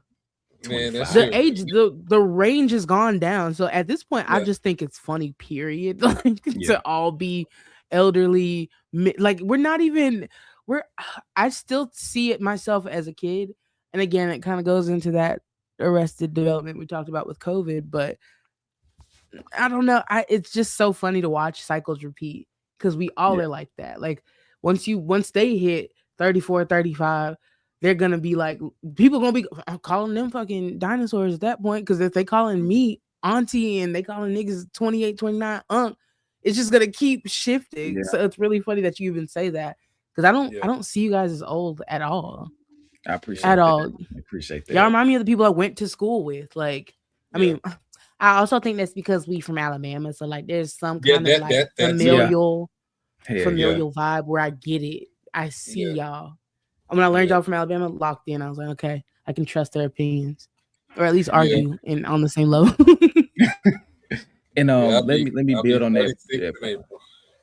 Yeah, so let me build on that point I was making earlier, because y'all were having a conversation. I didn't want to break it up, about the parental thing, and Mhm. I just want to give a perspective as to why it's possible of the lack of change, because especially now, No. like as time has passed, Yeah, and like I said, and this is something that I've experienced, like with Yeah. just with elders as well. The decision to acknowledge that change needs to be made, or that you're going to make change, has to first you have to first come to grips with the reality that you've been Mhm. doing it wrong for so long. And I Mhm. think that part of it scares off a lot of change. And like, when, because the whole thing of you can't teach an old dog new tricks, you can, but the willingness to learn is like pushed away by the fear of acknowledgement of doing something wrong. And Mhm. I went through this with my pops for a long time. Um like he wasn't present like really at all. So like as I grew up, the older and older I got, I think it got harder for him to reintroduce himself in an earnest way, because it's Yeah. like maybe in his mind, like he's doing that. I got 5 pieces advanced on the chessboard mentality. Like how will he receive it? Maybe it's too late.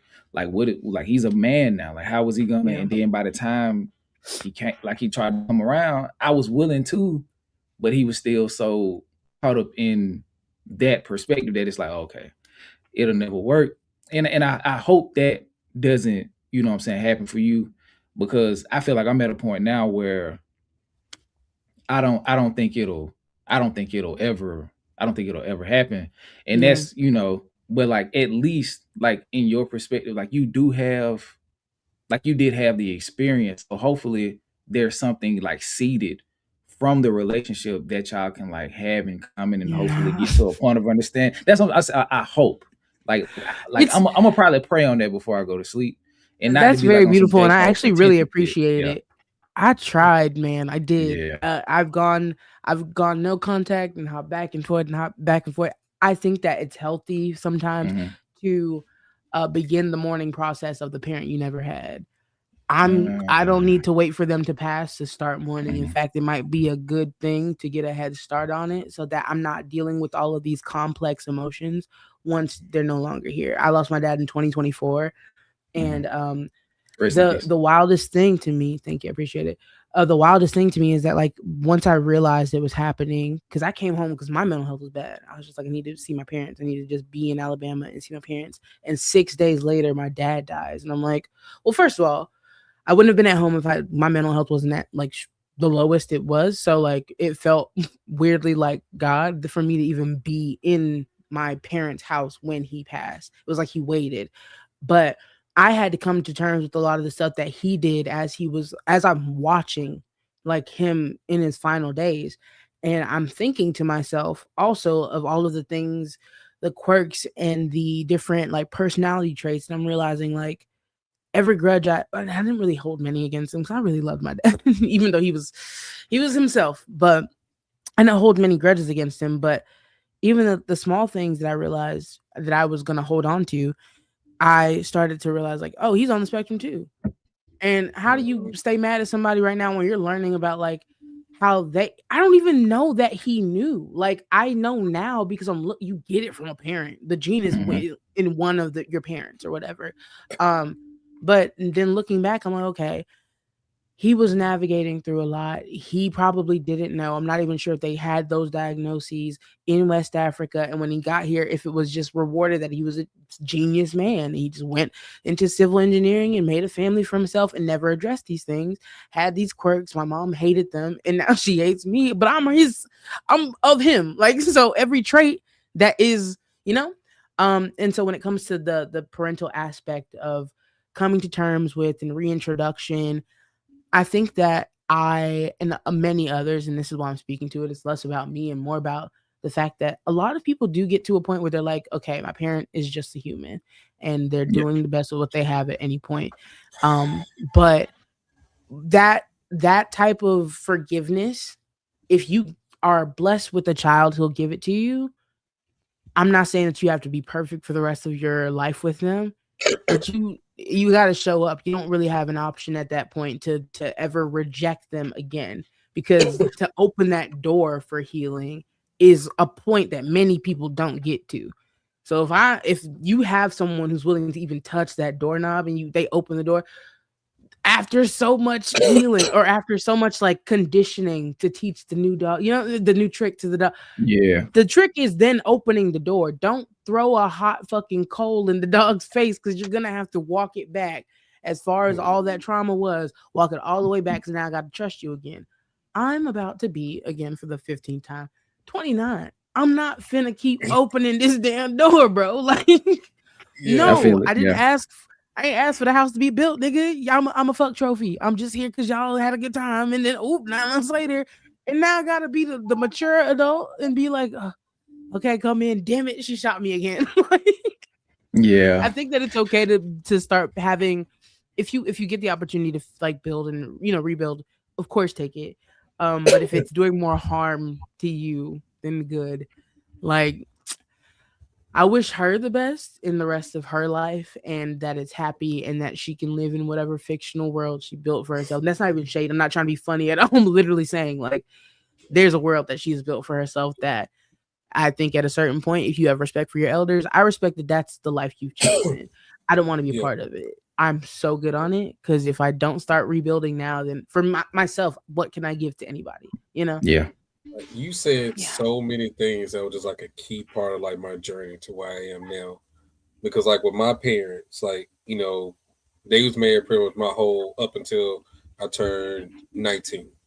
So they were together, family unit, strong structure, known around the city, all this stuff. Everybody knew who he was. Like, that dynamic was always there. I had a 2-parent household.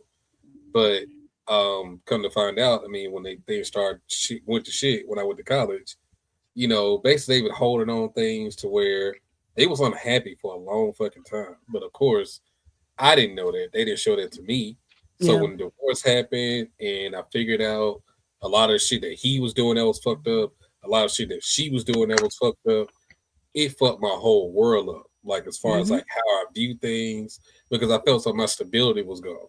And I just started rebelling, started doing dumb shit. Like, that's why I was just like, early on in my early like adult years, I made a lot of bad decisions because I felt like I was rebelling from the lie in a sense that y'all was giving, because I thought it was this when it was really this the whole time. But that's why I also say my son was really the thing that kind of put me back on the right path, because as I'm trying to raise him, an autistic child, and go through my own mental insecurities, things of the world, and things like that, I came to understand, or rather have more empathy for my parents, because they was 19 when they had young as fuck. 19 when they got married, young as fuck. I don't know what shit that they was going through. I don't know if they got diagnoses or what kind of insecurities that they was dealing with, and still trying to raise a functioning human that can give that being, you know what I'm saying, and also provide all the things that's necessary for me to succeed in life. Like, my parents did that for me, you know what I'm saying? So for me to be that upset with them as I'm going through my own shit, trying to, you know what I'm saying, find my way through the world, but also raise a child, like, it was no way, like, in my good conscience, like, I could just continue to hold this shit against them. So it kind of brought me back. That's how you know. That's how you know this is a last resort. Like, for me, it's literally there's no anger there. It's just like, actually, I can't. I'm sorry, you're unhinged. It's no like, It's like the opposite of love is it's like functional apathy. It's like it's like functional apathy. I don't have. It's nothing here like to give functionally that will yield a positive result. So I feel for what you're either saying. one Like, of us. yeah, because I'm connected to people, without saying too much. Because like DJ said, you never know who's watching. But I'm pretty intimately connected to people going through a very similar situation as you. And that the thing that you said that like triggered that thought is like the mourning the parent Yeah. that you never had. So like I get it. Like First of all, that was a bar, by the way. she said a couple Been through a about like lot of the therapy. thing about the structures being smaller when you go back because you got bigger or something like that. Like that's one of them other ones. You know what I'm saying? That could fit in here somewhere. Yeah, it's true. But let's get to STEM. We're gonna get back to withdrawal because it's a point in there that I want to ask because I think you did it on purpose, especially with the high school motif. But as far as stemming, you said the word earlier, affirming and affirmation, and I feel like the record stemming for me is a record of self affirmation, discovery, like through recollection. Excuse me, I'm reading like a streamer. My bad. Through recollection. Not for reading like a listeners. streamer. That's so rude. Hey, I was gonna say some shit too. I'm like, Spontaneity.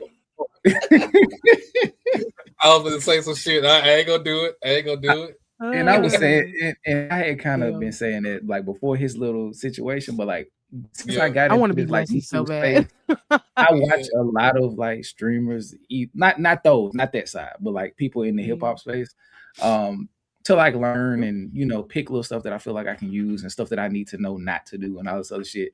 And one thing that they be having trouble with a lot of times is reading. So when I fuck up a word, I just acknowledge, hey man, I'm reading like a streamer right now. I'm sorry. I'm doing it. I'm doing the thing. So let me I feel like I've lock heard you back say in. that before, and I'm like, not the streamers that's straight.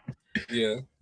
But and like I said, recollection for listeners like myself, like the discovery of it. So I'm listening to it and I'm like finding out things about you in such a vivid way in a song that doesn't even feel like it's necessarily created with that specific intent. Because like sometimes if you have like an introspective song, it's built with that in mind. Like the song has a certain tempo, it's very slow, like it's a certain tempo. Brooding. Yeah, like the brooding. like my like that viral clip from Shiggy when he was like intellectual, the passionmeshable, the dash, like it's it was but a video what he about said, like you like, damn, I get it. I know exactly what he's saying. Then he started singing the chorus. It's like, okay, it's a million songs just like this that I understand. Okay, but, hold on now. Hey. Common, my dog, man. But I do think he holds a lot of those motifs though. Bro, I'll be rushing the hell out of the cover. Skip me get mad as hell. Because I'm very I love him too. There's just certain people's like flow and voices make me giggle. E40's one for me. It's like I don't even like. He's always. It don't matter how he rapping. It's unserious to me. I love him, but I'm like, oh my god, why are you? Why I gotta get so cartoonish? No, that's what I'm saying. I'm like, okay, Timmy Turner. I'm like, what the fuck? What are we doing? Why you always coming around with bad news? Say you want me to win, I hope I lose. Okay. Bruiser Wolf. Yeah, you know him. No. You ain't heard of Bruiser Wolf? Nope. Put me on. Look him up, bro. Look him up. He's like he the East Coast E40, bro. That's the best way to put it. He's like if Lavelle Crawford. He's like if Lavelle Crawford made music. Why would you? Okay. Because it's funny as fuck. Yeah. It's funny, bro.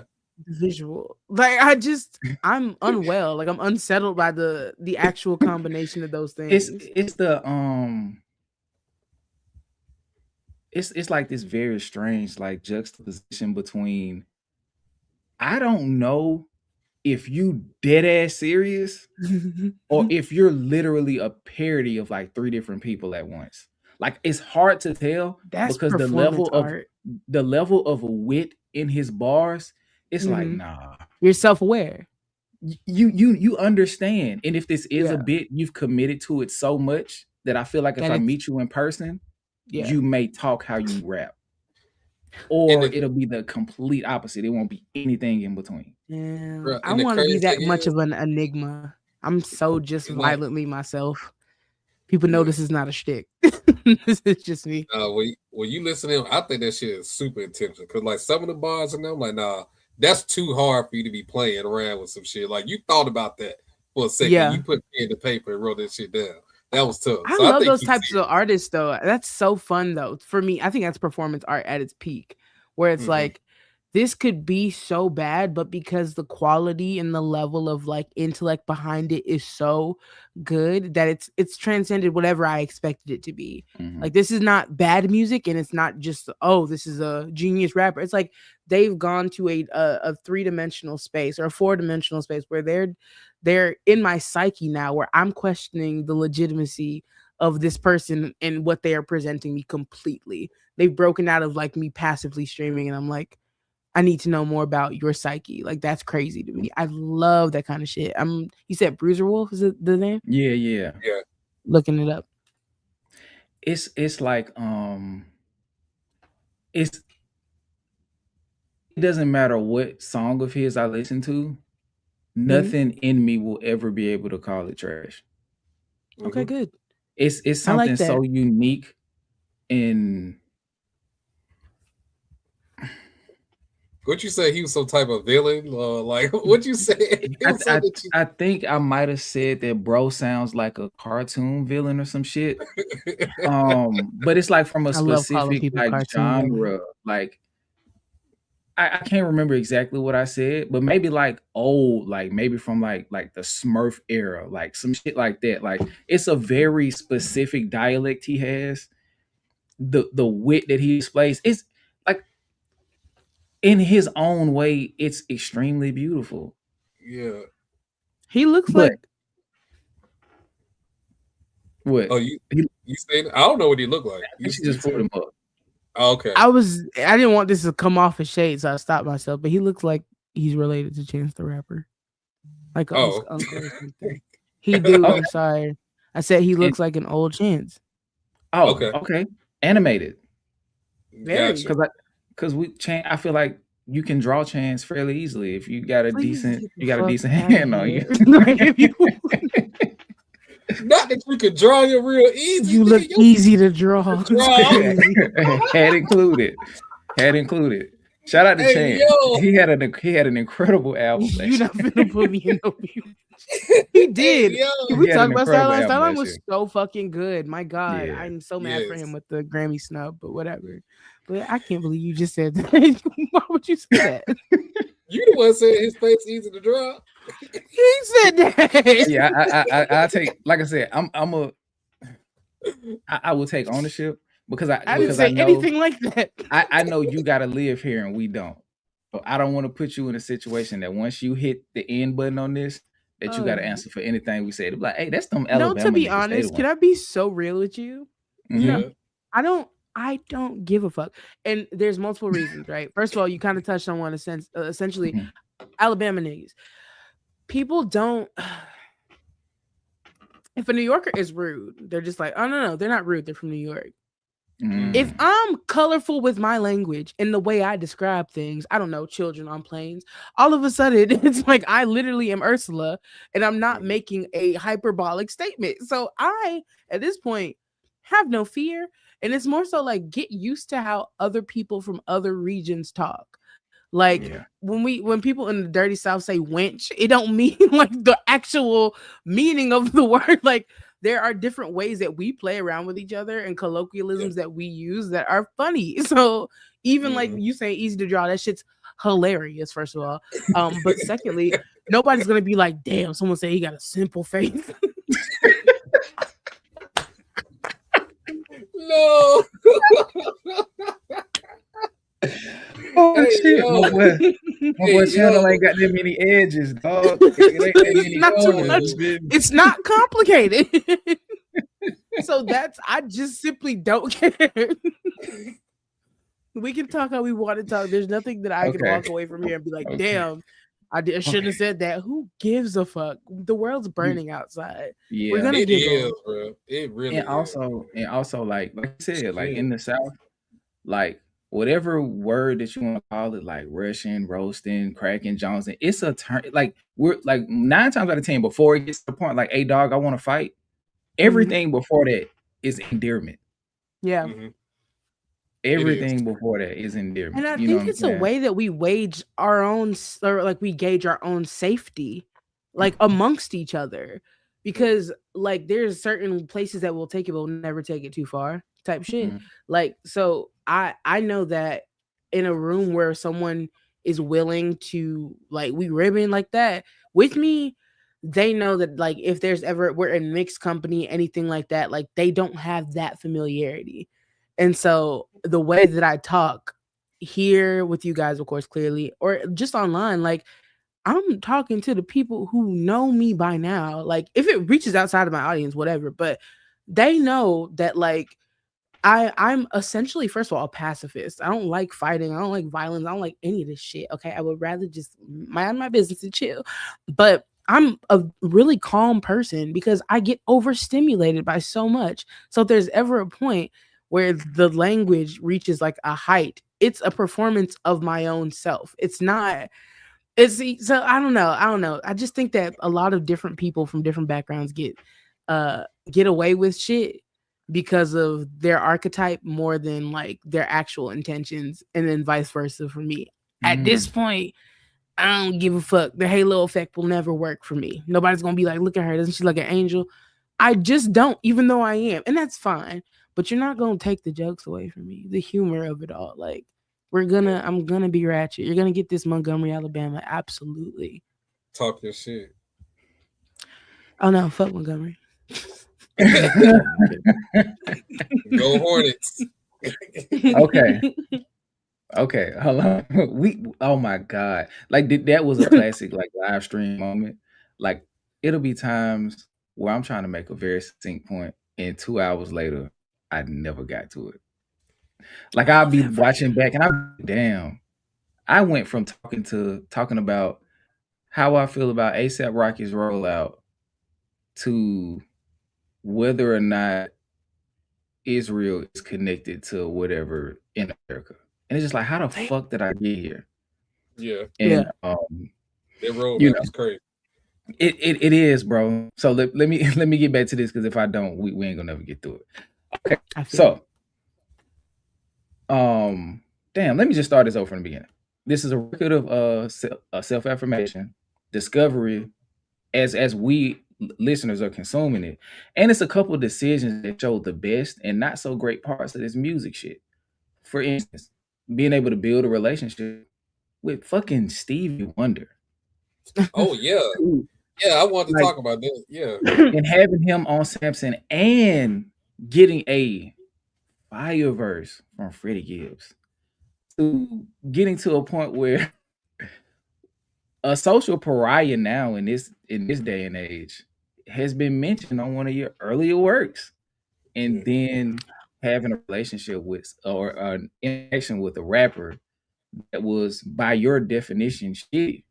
So it's like how do you how has the cultural shift been from like going from Montgomery, how small it is and all of that, to just this infinitely large, however small place that the music industry is? Mhm. Like how has that like what It's was that weird. like? And how over time have you found a way, at least for yourself, to like shrink it to a point that you can control? I almost don't engage with anything that isn't right in front of me, which is crazy to say.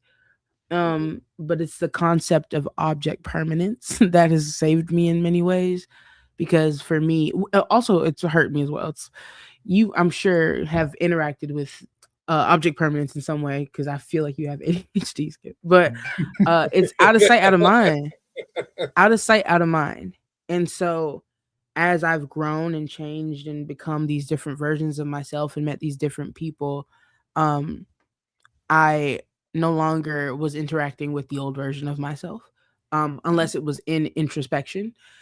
So the world, as it grew and shrunk and grew again and shrinks as it does, like I interact with and engage with what is happening right now. So it's only when I do actually take moments and stop and be like, damn, you just went from being literally in Alabama obsessed with Stevie Wonder and Michael Jackson, and now y'all are friends. And I have to say those things out loud to make them real for myself. I don't think there ever has been a moment where I've reckoned with it and been like, damn, like, okay, this is my reality. That's kind of why I put stuff like that in songs, because it's the same. I'm working the same muscle as like coming up with something that isn't true when I say things that are true.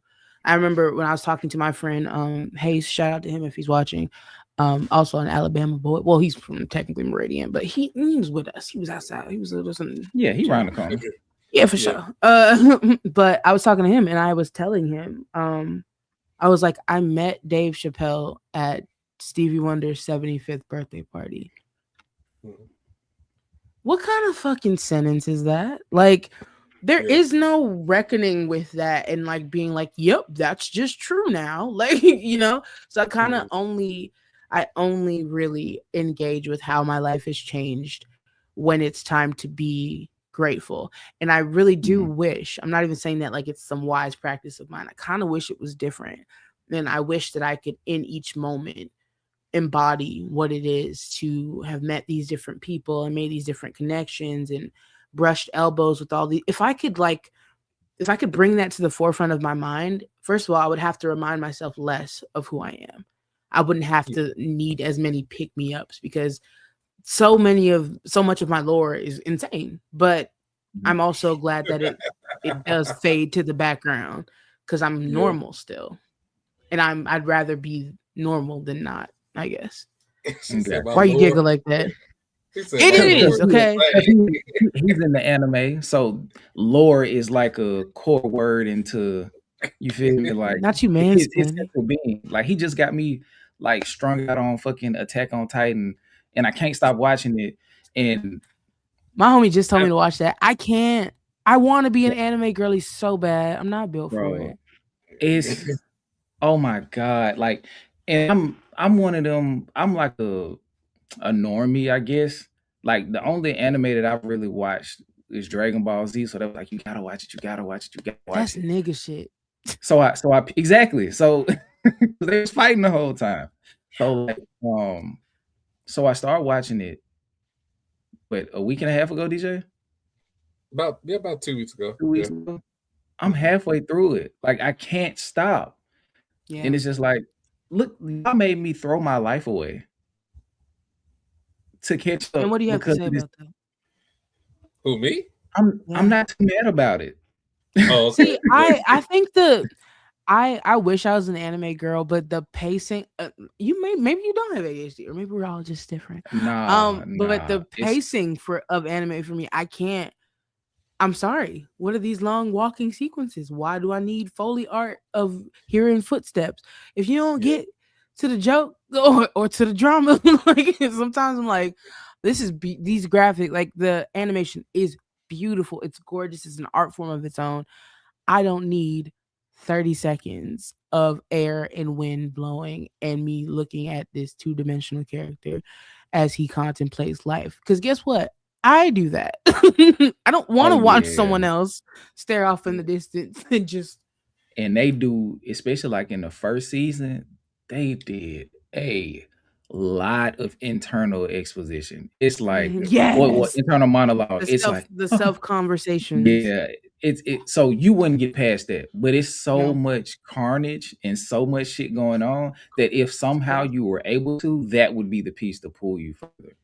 I think that I end up liking the stories of animes, but I don't like watching them. So like I'd probably end up reading manga or something like that. I have an entire half sleeve devoted to Spirited Away because I love that movie and I love the story behind it. And I feel like that young, incessant, annoying ass bitch, even though she's the protagonist. I feel like her. She really she was doing her best, but she was so annoying. And so Chihiro is on my arm, but I need to make time to sit down and watch that. I'm not finna sit here and hear the breeze for 30 minutes and then one word that this character is saying to himself. What are we doing? And I was on some shit like, bro, I'm not gonna watch this shit. So instead of committing, I got the 7-day trial, right? Because I was like, okay, this will run out, and I'd be like, hey, Ooh. I didn't catch it. Like I saw a few episodes, and then the 7-day trial went out. When I tell you, like, I think it's kind of a bit of what you were talking about with Kobe, like Mhm. that repetition of a thing. Mhm. It's kind of that. It's so much of it. It's constant. It's short. So it's like hyper engaging. Like I can't put it down for Yeah, that don't One period. Piece got like 30,000 episodes, some crazy Oh, shit. One Piece is a whole nother monster. Like It's never gonna end. I'm not starting we it. don't even have to get into that. Attack on Titan has a start, a finish, and an end. That I've is, been suggested to watch it, and I've been told yeah, that I would actually really like it because I got a rundown of the plot. Well, not the plot, but you know what it's supposed to be about. yeah. Oh When you So get that's to when that I do point, want to get into it. and Skip hasn't even gotten to the core message of what the show is actually about yet. He about to get there, but he hasn't gotten to the part I know. So it's just kind of like I if love you, that. Oh my god. like I love like right now if you're like tapped into like anything dealing with like the comic space right now, like Marvel, DC, all these I'm other not. places like that. And this I'm not gonna go on a long tangent, but just real quick, like there's a thing because like anime has been rising in such popularity these past couple of years that these things are sustaining a lot longer than Western stories and comics from Marvel and DC, and like these big chains are starting to adapt and follow more of the Japanese, the Chinese and Korean storytelling archetypes in terms of what's coming up and why people are loving these things and attaching things to it so much is the storytelling aspect of it. And now, I will say, yeah, Steven Universe is based on, or at least the pacing and the way that they tell the story is based on anime and manga, and yeah, I'm so aware. it's crazy that I even stuck with that, and I love Steven Universe, but I remember being like, if this wasn't pretty and pastel, this Cookie Yeah, Cat yeah, episode yeah, would have took me out. This voice is yeah. real annoying. Sound like a child. But yeah, if you look at a lot of cartoons and stories and things like that, it's a lot of anime Yeah. influence now. It's a reason for it. I see the value in it completely. My best friend, like that I grew up with, like we became best friends like 8th grade or whatever. He was obsessed with it back then, like, and was always constantly telling me about it and trying to get me to watch it. And Yeah, it literally boils down to my attention span, and I know that for a fact. I yeah, literally know that, and so it pisses me off because I comment on it pejoratively as a joke because I'm excluded accidentally. Like nobody's telling me I can't watch it. My brain is literally not able to just sit there and do it. Like Do, I wish I could. do you like carnage and violence? I don't seek it out. I don't, You but it don't doesn't see turn me that? off. No, I don't. Okay, So like I'm not looking for action, but it doesn't. I don't hate okay, it. Like there's plenty of okay. seasons of like American Horror Story that I'm like, this was.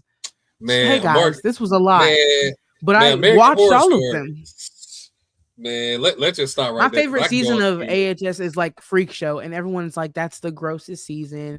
Everyone No, needs that's to the pack it up." craziest one. I love that season, but yeah, I don't Yeah, seek it man. out. Yeah, I go Taste, forever about American taste. Horror Story. Like I didn't. We'll have another discussion. We'll just hop Yeah, on Yeah, yeah, next time. After. yeah. We can let's get back to the album, bro. okay, Please. we're gonna take a quick super chat break so we can Okay. reset, and then we'll get back into it. Because I don't have a good segue. How good I is don't the have a But good segue? segue. but American Horror Story, whew, Lord have mercy. Okay, shout Love out to that. D2B2 with the big dog $100 super chat. Hey y'all, shout out to Skip, DJ, Chika, the Mods, the Coders, and the chat. Wish You Were There is super dope. Absolutely love stemming, but the whole project is super dope. Wish it was longer. Shout out to Thank D2B2 with the big dog. you. Yeah, You always in here. Always in here. Real always. nigga. I appreciate it. This is a little snapshot, a little deep breath for us. But there will be longer projects. There's one coming out this year, I'm sure. I was Oh, gonna get shit. to that. That was gonna be one of my questions. Is I something else coming? I shouldn't have said I'm speaking too early, Yeah, but yeah. oh, now I said it. Oops. Yeah. Oops. Shout out to Mighty MG 1980 with the $10 super chat. Shouts to Chika. The music is fire. Thanks, DJ and Skip, for putting a spotlight on a real hip hop artist. Hip hop lives here for sure. Appreciate you, Melton. Appreciate you, gang. Appreciate it. I would do it, but sometimes it don't go through, and I'd be mad as fuck when we hear it on the replay. Oh, you have the little air horn sound? Yeah, it just don't. We'll try it. Sometimes like can't nobody hear it but me, and I think it. Like, I heard it. It was just real. Yeah, super low, and that's why I don't do it. Let me make sure that my microphone is screaming. Self, what you doing, baby? What you doing? Ooh. Oh, shout out to 20. Going crazy. 20 We Are DeCypher memberships.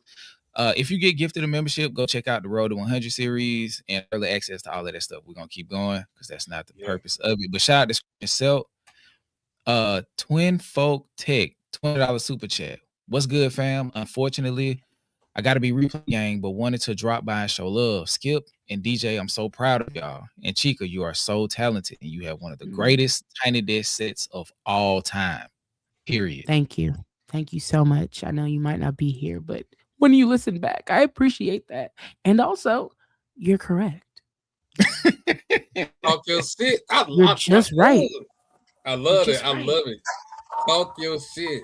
I love it. It's just true. Sorry. Yeah. I love it. Shout out to my actual blood brother. Nice. Showing love. Shout out my brother, man. Thank you for putting up. Yeah. What up, I see you, bro. Also, I see Chika stunned with the focal. Why would you say that? Headphones. LOL. Sorry, I'm an audio nerd. I own the focal Bathis. Focal headphones are goated. I don't know if this person follows me on Instagram, but if you don't and you said that, that's mad cool. And if you do and you said that, you're evil. Because I just was talking about these on my story like last week. These headphones are like $3,000 and there's no reason. Yeah, that's why they said that. Focals are great, but I'm not an audio mixer, so me purchasing these was very stupid, just dumb. But I appreciate the recognition. They work. Yeah, yeah. 3,000, they better work. Shit. That's what I'm saying. But I thought there was gonna be more happening here. They work, and that's what I can't complain. And it ain't put you in the IMAX VR perspective. Nah, I'm really just still in this house in my room. Okay.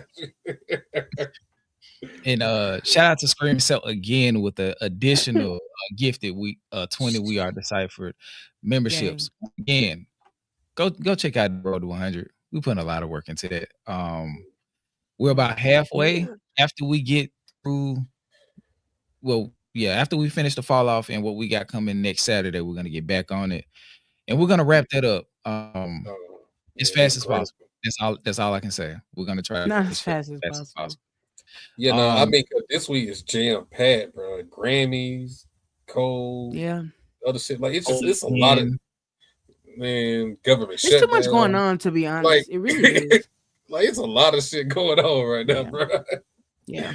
Strike today is Grammy weekend, so everybody's outside. I'm supposed to be outside. I really don't want to go outside.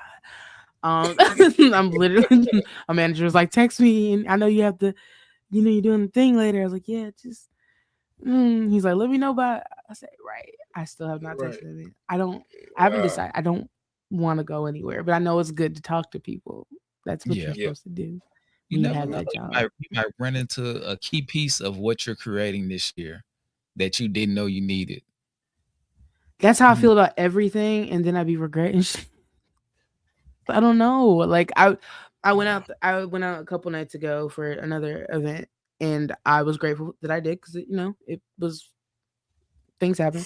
And then this one, I'm just like, I've really come to I guess terms with. I'm at peace with like what's for me is for me. So that makes making decisions very difficult and kind of a stupid process because I'm always like, well, if I don't go, it wasn't for me, which is kind of just a cop out. But at the same time, I believe that. So I don't know how to live with myself if I am missing out on an opportunity, but I have no FOMO about this weekend at all.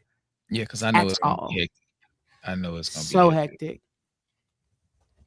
I couldn't Okay. imagine. Okay, now that we got that. Oh, my bad. The last one. This one just came in fresh off the presses. Shout out to WTF. Hold on. I'm gonna give you the clap. To save myself the embarrassment from the air horns. With the big dog, here's the Skip and Chika's anime subscription fund. If we split this will be about what 3.5 months a piece with Crunchyroll. How much is Crunchyroll? I think it's what $7 a month or some shit. I'm not sure. You're like them keeping $7 the economy good. Mhm. And Like $7. it's a lot of stuff on there. And I got it through YouTube, so I didn't have to get anything separate. So they're getting their engagement. They flex on us, King. Oh no. I haven't paid yet because I'm still on the free shit.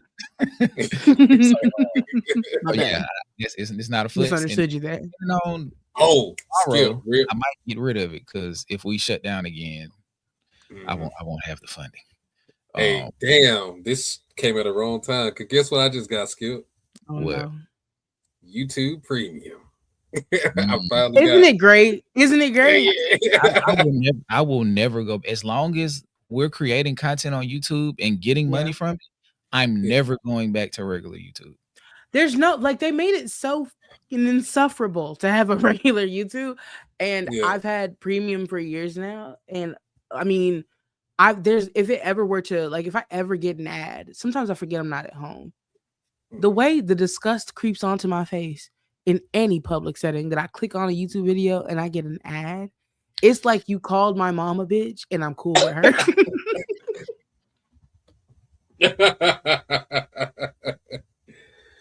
Oh man, no, oh man, that's nutty. That's nutty, no. That's so fucking nutty. It's the part after the comma for me.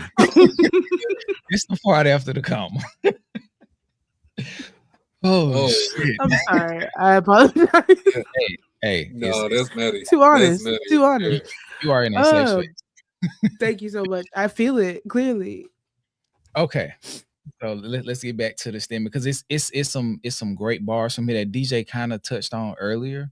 And I do want to, and I think the perfect way to get us back locked in is to kind of speak on the severity of that quote that came from the place that you pulled it from.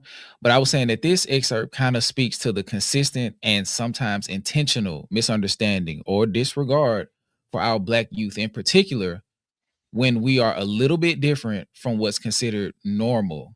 It is easier to be written off and ostracized in standardized settings like school and can lead to a child feeling insecure or like they don't have a real place to be themselves completely. Yeah. And when that perception is weaponized, it's extremely dangerous for our kids and our younger selves in hindsight.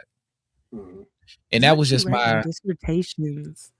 I have to that's like my educated. Because I got a psych degree that I don't use. And hip hop is the perfect place to kind of that makes so much sense. I've never known that about you, and it makes so much sense. And yeah, you definitely got ADHD. We all of us be trying to figure it out. We be trying to figure it out. That's why we going look, because that's where I was headed, and then it was law, and then I said, you know what, rap. No, but how you speak and how you come at different analyses, as I've watched you in the past, it makes so much sense now. I wondered what it was. Yeah, she cooking. Sorry, just something different about us. But it's true. It's true. Yeah, that was a succinct. I mean, that was a really succinct way of putting it. I'm not mad at that. Good. I didn't mean it as an insult. Yeah, no. But no, it's true. We either discard our kids or we look at them as though they're a self-fulfilling prophecy of being the worst people ever, the worst little humans that we brought onto the planet. And I've just seen too many kids with mental health shit going on that are immediately written off. And I mean, I was about to say lucky me, but not really lucky as much as it is I have the experience of seeing that happen to a child with Down syndrome. I can speak on my own experience, but she wasn't, not to shade my entire family, but she wasn't better than that. She wasn't nicer to the child with Down syndrome either. And it's not because anyone in our family is like evil or anything like that, or even that the world's evil. But there's just like no kind of conversations being had about like how we socialize and how we socially perceive Black children, specifically when they have neurodivergence somewhere appearing and manifesting. And so, yeah, I love how you put that, because that's honestly just the truth. Like, that's real as hell. I'm glad it's seen that way.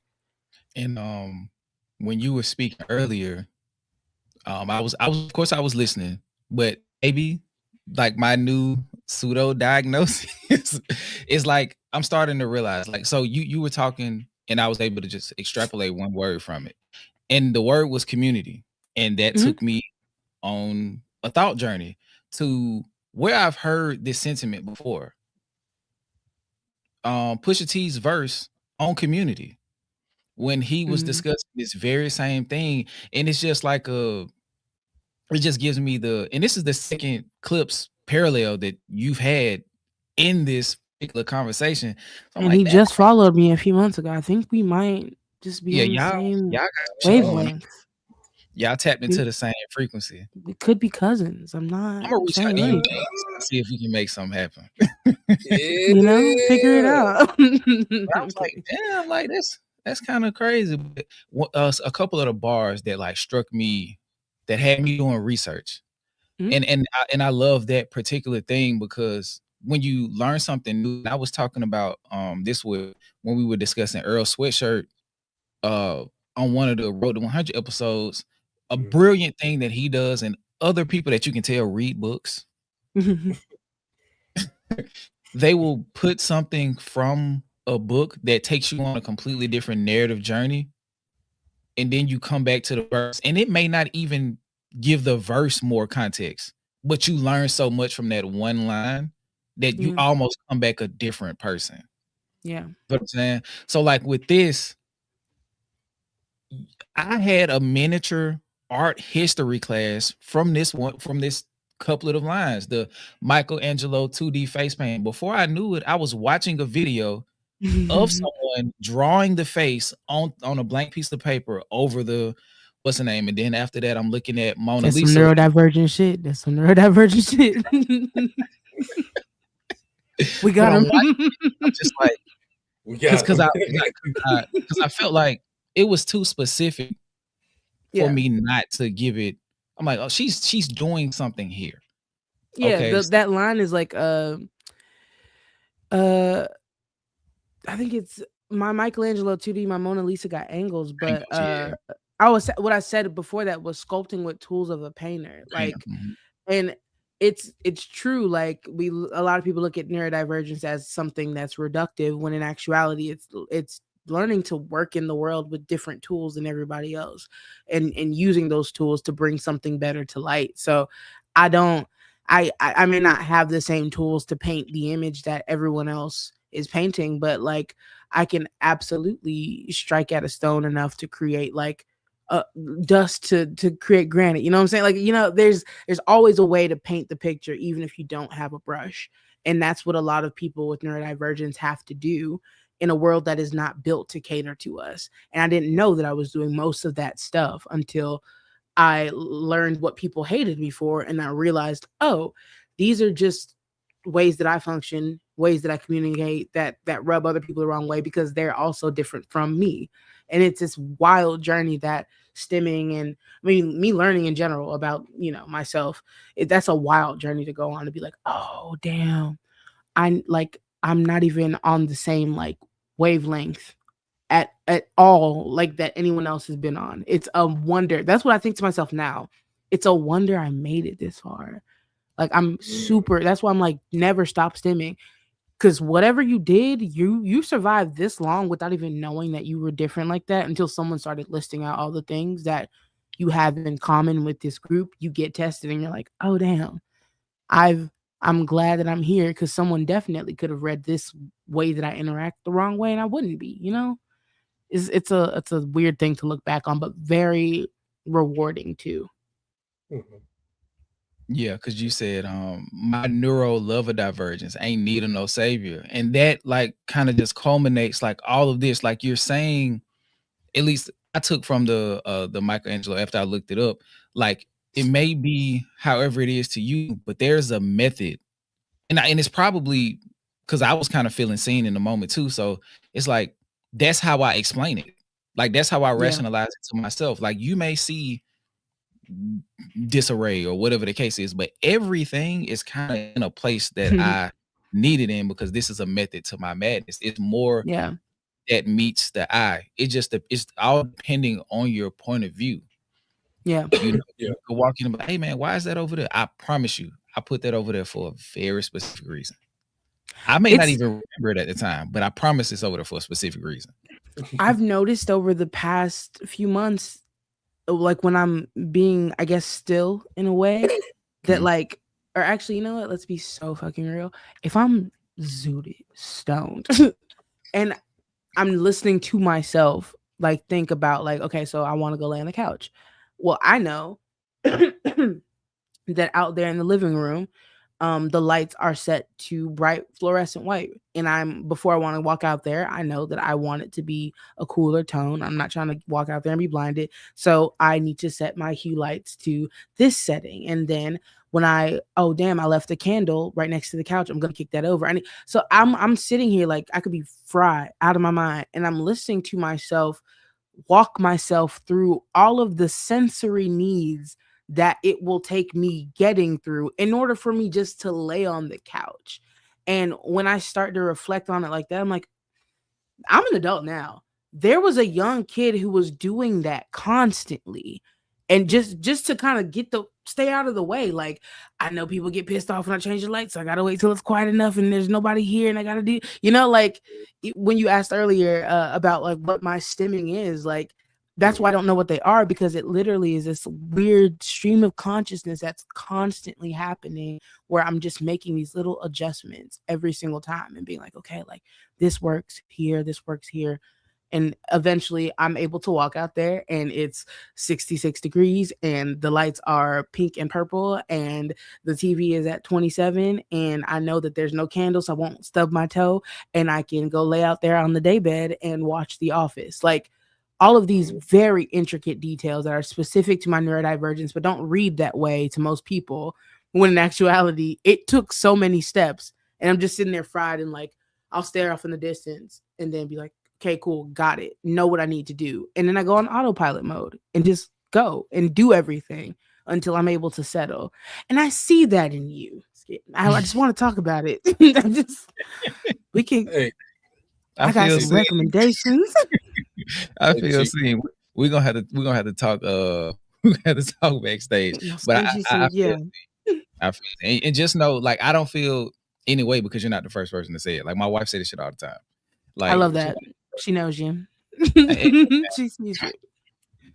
It's just funny because all of my friends are too, and we'll do some random ass shit, and then you'll hear from like the back row, and here's D, just from the back seat, because everybody calls out each other's traits. At this point, it's just a joke because we're all niggas, and we all found out later some shit, and it's really funny. But I don't think it's a bad thing. I think that's the reason I made stimming too, is to let everyone know, like, there, especially if you find out early that you're on the spectrum. Oh my god, like as much as I would have liked to know for the tools of support, like there's so much like shame that gets internalized in having people point out that there is a difference, because now you're looking at everything from the framing of like there's a difference that I need to be aware of. But the people that I've been close to in the past few years who are also neurodivergent, that we're not all on the spectrum, but it's cool now to joke about it with them, because it's like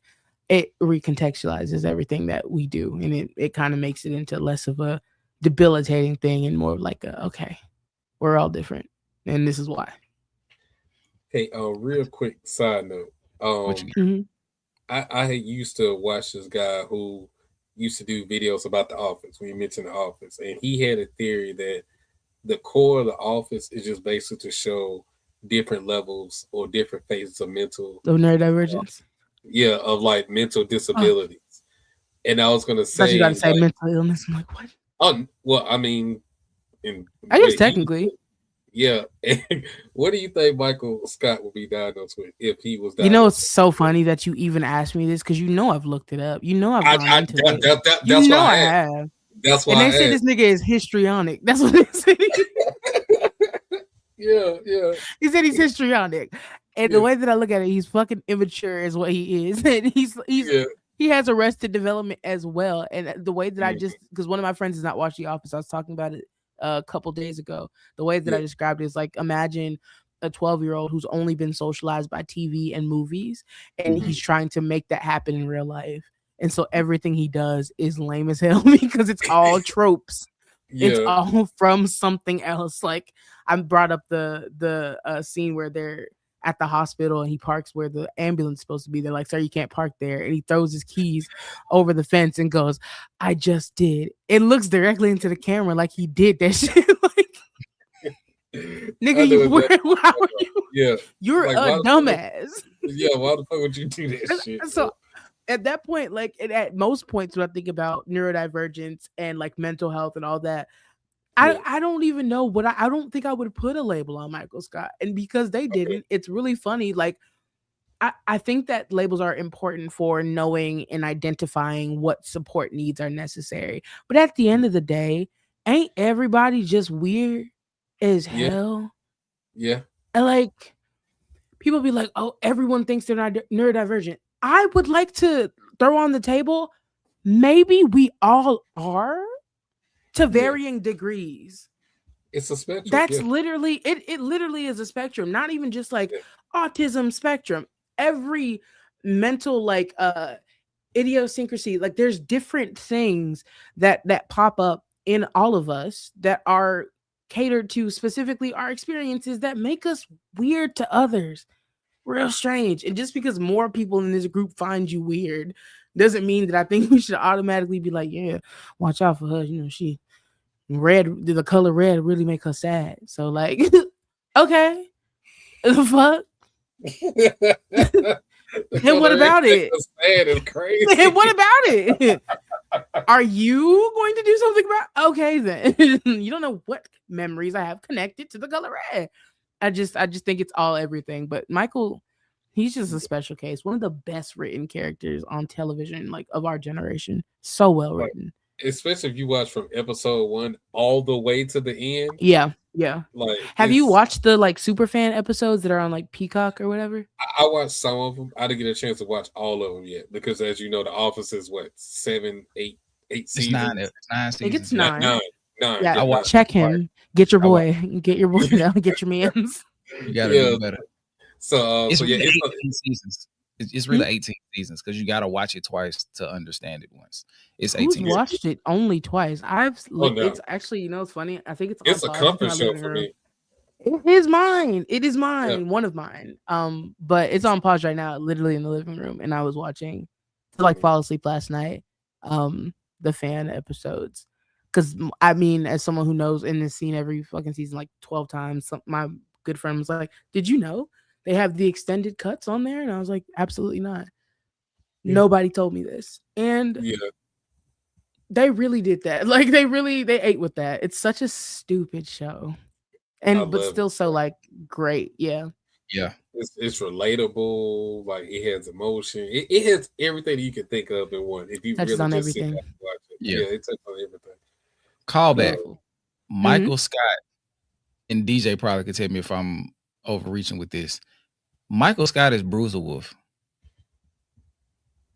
Elaborate. Just him in general. Like you don't know whether or not Michael Scott really is that way. Like you don't know if he's getting to it or not. Yeah. Like because the closer we got to the end, it's like, hold on. He really smart as fuck. Are like, what's going on, sir? Like, were you existing in this way because you felt like you could get away with it?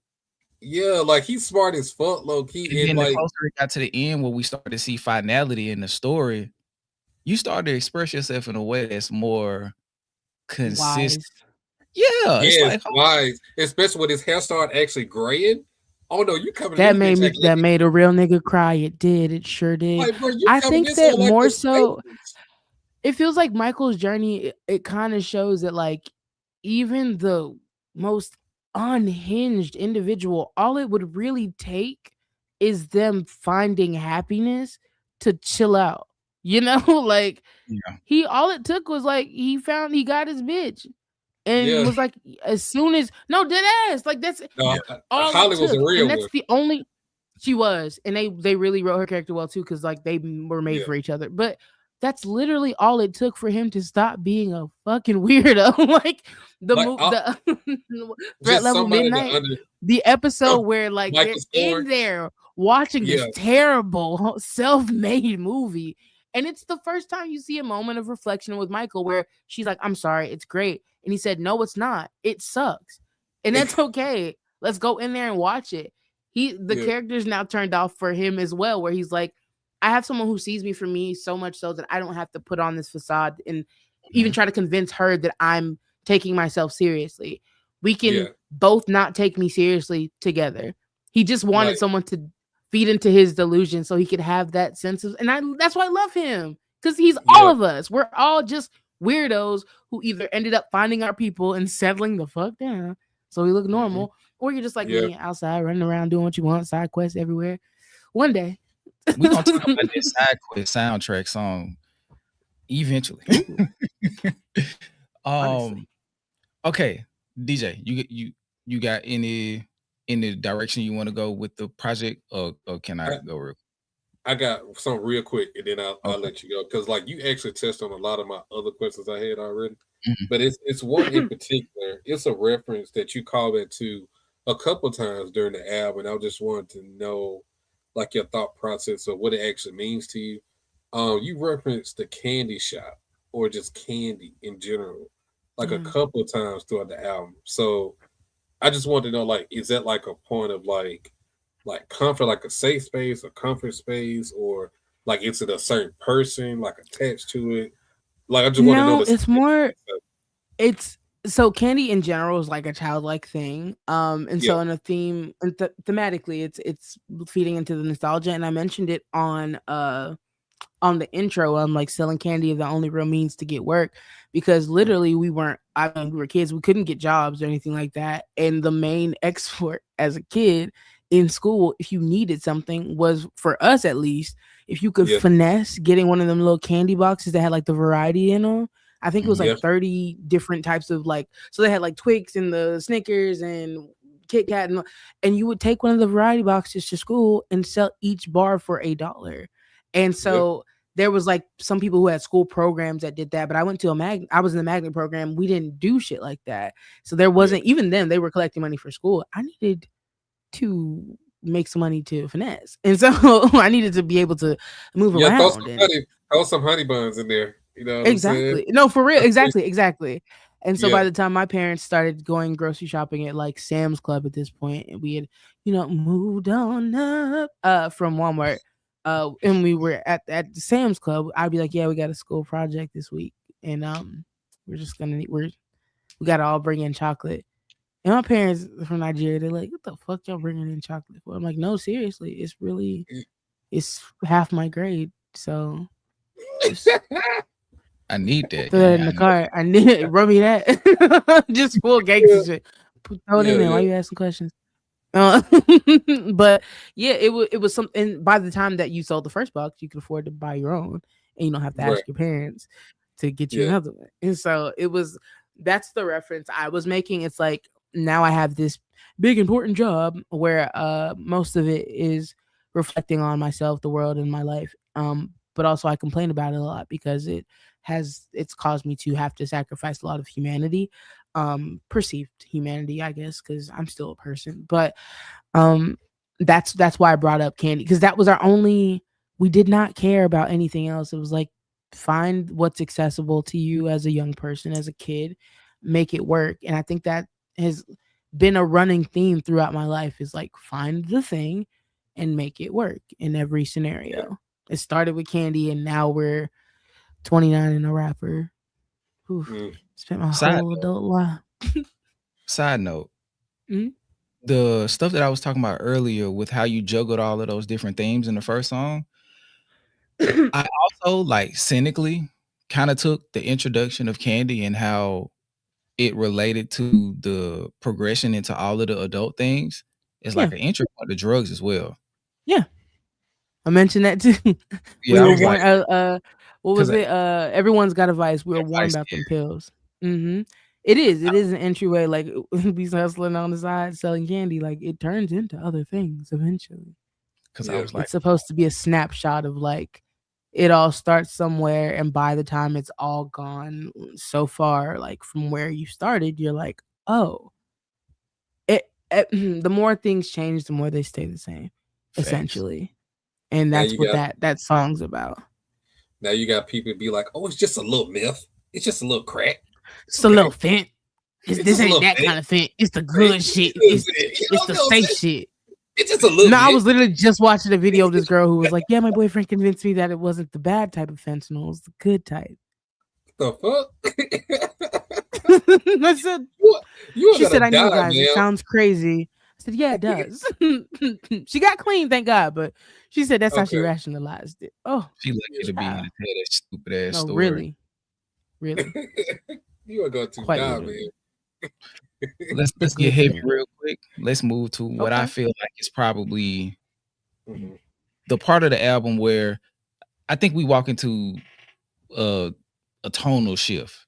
And I feel like Okay. this is the part it's like, okay, Chika is an adult experiencing grown-up shit. Mhm. And speaking on this from grown-up perspective, because the beginning of it does have like a sense of longing for childhood. And in some of the earlier production, let me go back to where I wrote the note for it. What song was that? Probably Because more is one of the more. songs had like a lullaby in it. And Which one? I had wrote well, not necessarily a lullaby, but like kind of let me see if I wrote it. Because I wrote a note that said some of this music, it sounds whimsical as fuck. Yeah. And I feel like it's an ode to childhood. So let me type it Yeah, in. More is More is track 3. Oh, And okay. it's after Stimming, and that is the most whimsical, annoying, meant to be an earworm ass track that I've ever made. And I think the plugins we use or whatever the sounds we use is literally called Toy Box. It's supposed to feel like some childish shit. Yeah. Yeah. And it makes sense with it being right there before it goes into, because the next track is Withdrawal, right? Mhm. Okay, Mhm. so it makes sense for that to be right before that break. Because I was asking, was this intentionally placed right there Yeah. to represent staying connected to your younger self, or like kind of like the part of like, okay, I'm still active, like in the process of reaching back for it, like. So what it really is that if we zoom out, Mhm. wish you were there, and none of this was done intentionally. It's actually a miracle that I'm able to explain it now. I'm glad that my stream of consciousness works this way. But if you zoom out, the intro is basically being like, oh shit, like we're adults now. Everything sucks. Like, what is happening? We got this bitch ass nigga in the office and he's making everything worse. And I thought it was gonna be fun. What's happening? What's going on? And then I start to reflect on the years that have passed. And so immediately we go from like, I'm grown now into stimming, where I'm, yes, talking about currently I'm on the spectrum, but like I'm reflecting childhood, like school times where everything was difficult and everybody thought I was bad. And then it zooms forward from like stimming, which is this like dark, one of the only rapidy rap songs on the project for real. But then it goes to More is More, where it's about overindulgence and about basically trying to convince myself that everything that's at my feet, I deserve it and I need it and I need to consume it and I need to like live in that constantly. And from that, you get withdrawal, because when you overdo anything, you're gonna fucking crash. Yep. And so them they were placed strategically right next to each other, because by the time I'm over here singing about like, yeah, like don't never stop stimming. No one really also talks about the fact that like that need for stimulation when it comes to being neurodivergent, what it can lead to. And the first verse of More is More is like whimsical and like, I want a pony and parade and everybody got to come and treat it like a holiday. Like the second verse, when you get to what I'm demanding shit that no man can give me. Like I want extra time with my loved ones who are dead. Like I want it all. Give me that. It don't matter. If they put their foot in their mouth, I want their head on a platter. Like I'm no longer asking for these little finite things that are just gonna make me happy and make me feel like a queen. I'm asking to be, I'm overindulging in like almost my ego, like in wanting the world and not accepting anything less. So once you hit that wall, which I did in my mid-20s, because I like to think the project is almost me reflecting on the past 10 years of my life. Once I hit that wall in my mid-20s, which is height of pandemic, all we're doing is being locked in the house. And I'm like, got your dream in the years you can't touch it. Nobody can go outside. Of course, I'm like, okay, well, I can just end this story here and at least it'll still be good. At least like there's a story if I die young. And so I'm overindulging in all these things to make myself feel alive in these moments. And then afterwards, I'm stuck on a couch face up because I can't fucking move and my organs are inflamed. And I'm constantly going through this cycle of telling myself, I'm not going to do this again. But also if I don't get the opportunity to do this again, at least like, from the Grammys to the grave, like at least I lived fast and died young and left a sexy corpse. Like that's literally all of that was in my brain is like, okay, well, if I die, like they'll have this of me. And so the placement of it is absolutely every single part of it is intentional. The entire project tells the full story of what the past 10 years have been like, which is building up to this thing. As you guys know, I put out my first project 3 days before the shutdown. Every single thing I worked for immediately snuffed out. Momentum, all of that done. And then I got stuck on the internet when I was like in my intro, the internet is temporary. Now I crave a home. Nigga, everybody lives on the internet now. I'm stuck in purgatory. So the project that I just put out, it's about that. It's about like having to reframe what your dreams look like. You said earlier, I think we were backstage still, but the buyer's remorse of it all. Like it's like, okay, all things considered, by the time we get to withdraw, I'm saying like, I guess I shouldn't complain. This is my number one option. Like, because how can you complain without sounding like a brat? But genuinely, it's by more is more. I'm not holding on to childhood anymore. I'm coming to terms with the fact that like, no matter how whimsical I paint this picture to be, everything about this is dark. Everything about this is dark. And when you get to withdraw, you hear me reflecting on it. I'm like telling myself like, yeah, I can't wait to tell my friends that the loneliness is what the fame is all about. Like, I can't wait to just be in a room with people who I know knew me at least before fame. And I just get to unload that on them. I just get to tell them like, hey, this shit sucks. And they'll believe me because they know me. Yeah. And that's a lot, man. And speaking of withdrawal, you were talking about the reunion, and then I looked and I see the cover art and how your generation is like was more online than our generation was. So a lot of things that like the zeitgeist that you guys have is so large. So your point of reference is much larger than ours is, even though it's like in a more centralized space. Because y'all had space. graduated in like 2003, right? Come on now, don't do that. Don't do that.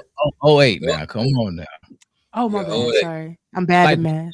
We walked in, well, me in particular, like I walked into the internet later than a lot of people because I didn't have one in house to like use at my leisure. So like by the time I got to college, I was just starting to get like ingratiated with.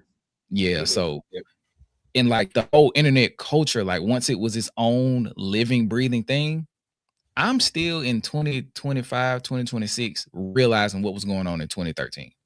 Like I missed an entire decade of internet culture as far as like not the like Instagram of it all, but like, hey, it's groups, it's names, it's nomenclature, all of these different subgroups, lingo, all of these things. I didn't know nothing about none of that shit. So like, if it didn't happen on Instagram, it didn't happen. Like I didn't have a Twitter, all of that. And I probably sound old as fuck, but it was just you don't. I think my generation grew into it. We immediately had to assimilate and kind of get with the new times because it was going to be our generation that was going to push it forward, which we see now, which kind of sucks. So I hear you. I still kind of do that now. Like retrospectively, I look back and I'm like, I was there because I was on the internet. I didn't. The context has changed now that I'm an adult, and I look back. I'm like, oh, that's what was happening. Like when people talk about the blogs, I know by the time I was coming into myself as like a young person with a functioning brain, the blogs, I knew about Lipstick Alley, all these different things, but that had already transformed into Instagram. So the shade room, like when we say blogs, we mean, but there really was a time pre social media where niggas would just get on forums and randomly like log in and not even log in. They would just like find a forum, pick a name, say some mean ass shit that you can't trace, and then it's on a blog. At least now we be like, oh nigga, I'm finding that IP. But back then it was the wild fucking west. It really was. So I get where you're coming from with that. Yeah, So I share a lot of this. Hold on, real quick, DJ, because I want to ask us something about withdrawal musically, and as it relates to the internet culture of it all. The background vocal that you were doing with the harmony as it goes into the was that intentional? Like, was that, because in my mind, I went to like those freestyles when guys used to be like rapping in like in locker rooms, like in bathroom shit, and they'd be like so when I heard that, I was like, damn, is that what she was doing? Given that the motif is kind of damn. No, it's no. The thing is though, you're doing something that I think is wiser than what not even wiser. There's a certain anthropology happening here where you're looking deeper into it, and there is probably something there that I just haven't thought about. Because again, I just be doing shit. But if we were to get to the root of it, I'm sure we can trace it back, because that's what is specifically with my harmonies. That's where I feel the most me. Because A, they're never perfect, and B, because that's what I hear in my head when I hear other music. So sometimes I have to fight between whether or not I'm going to put something there, because is it something for the listener to hum themselves, or is it something that needs to be on the track?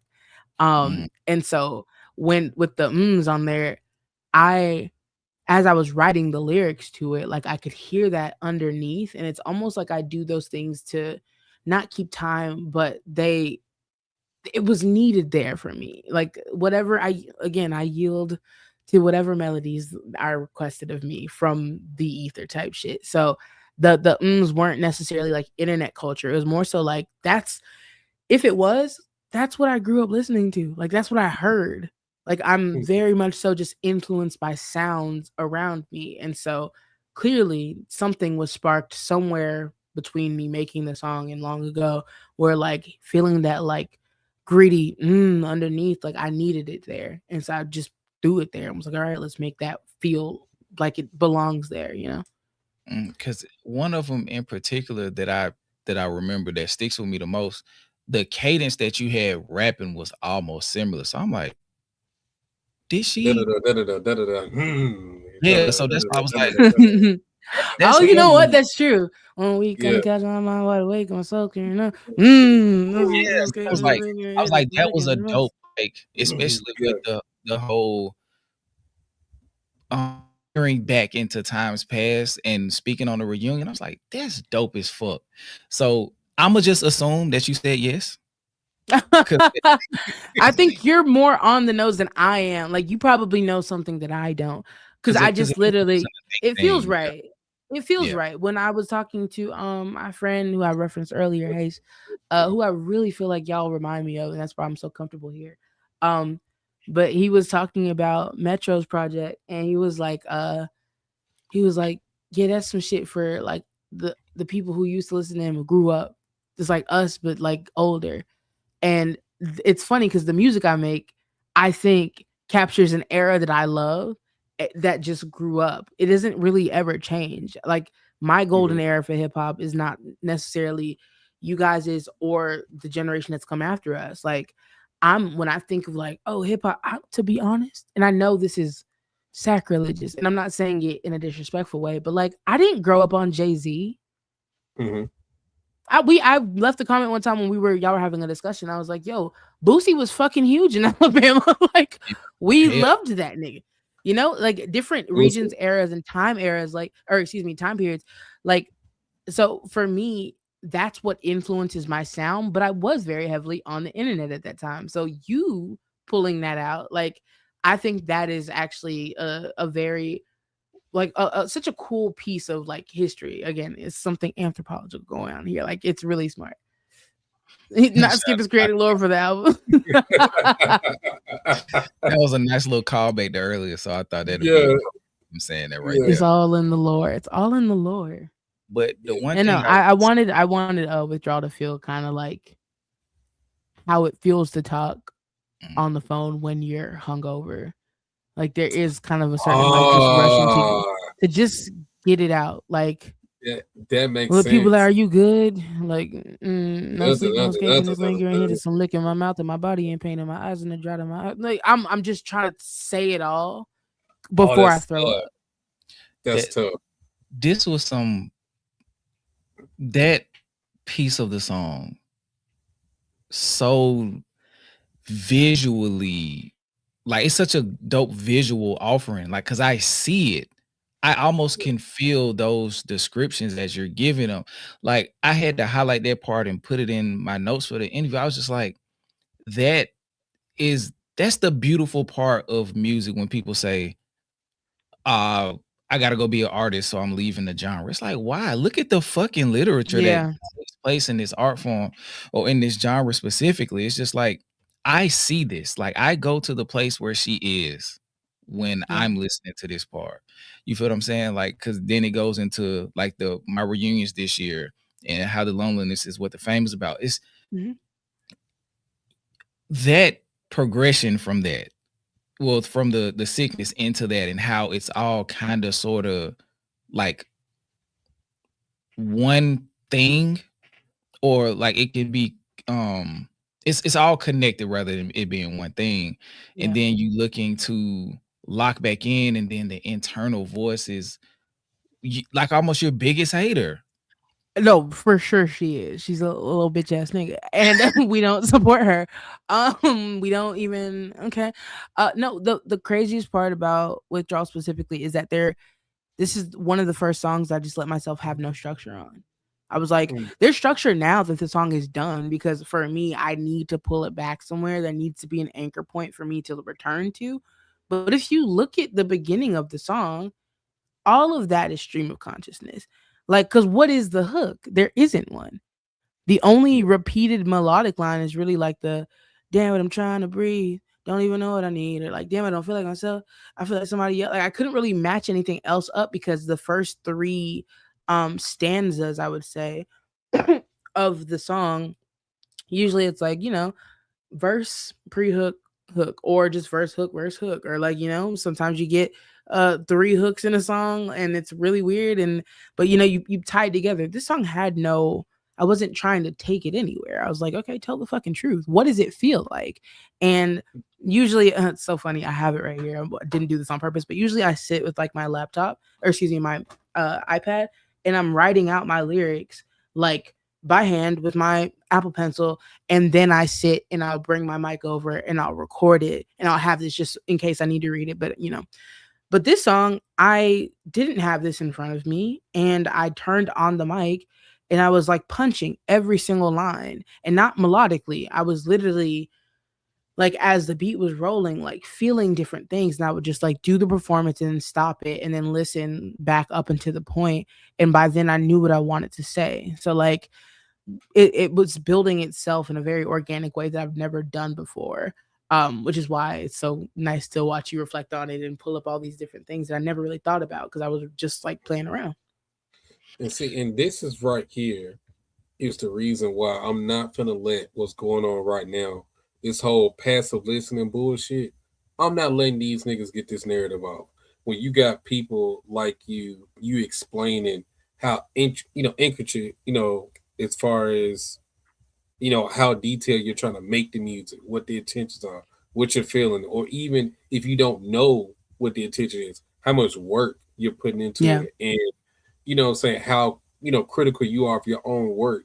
It would be a disservice for me to listen to this music in a passive way and not try to understand, hear, or get engulfed in the universe that you're creating with this body of work.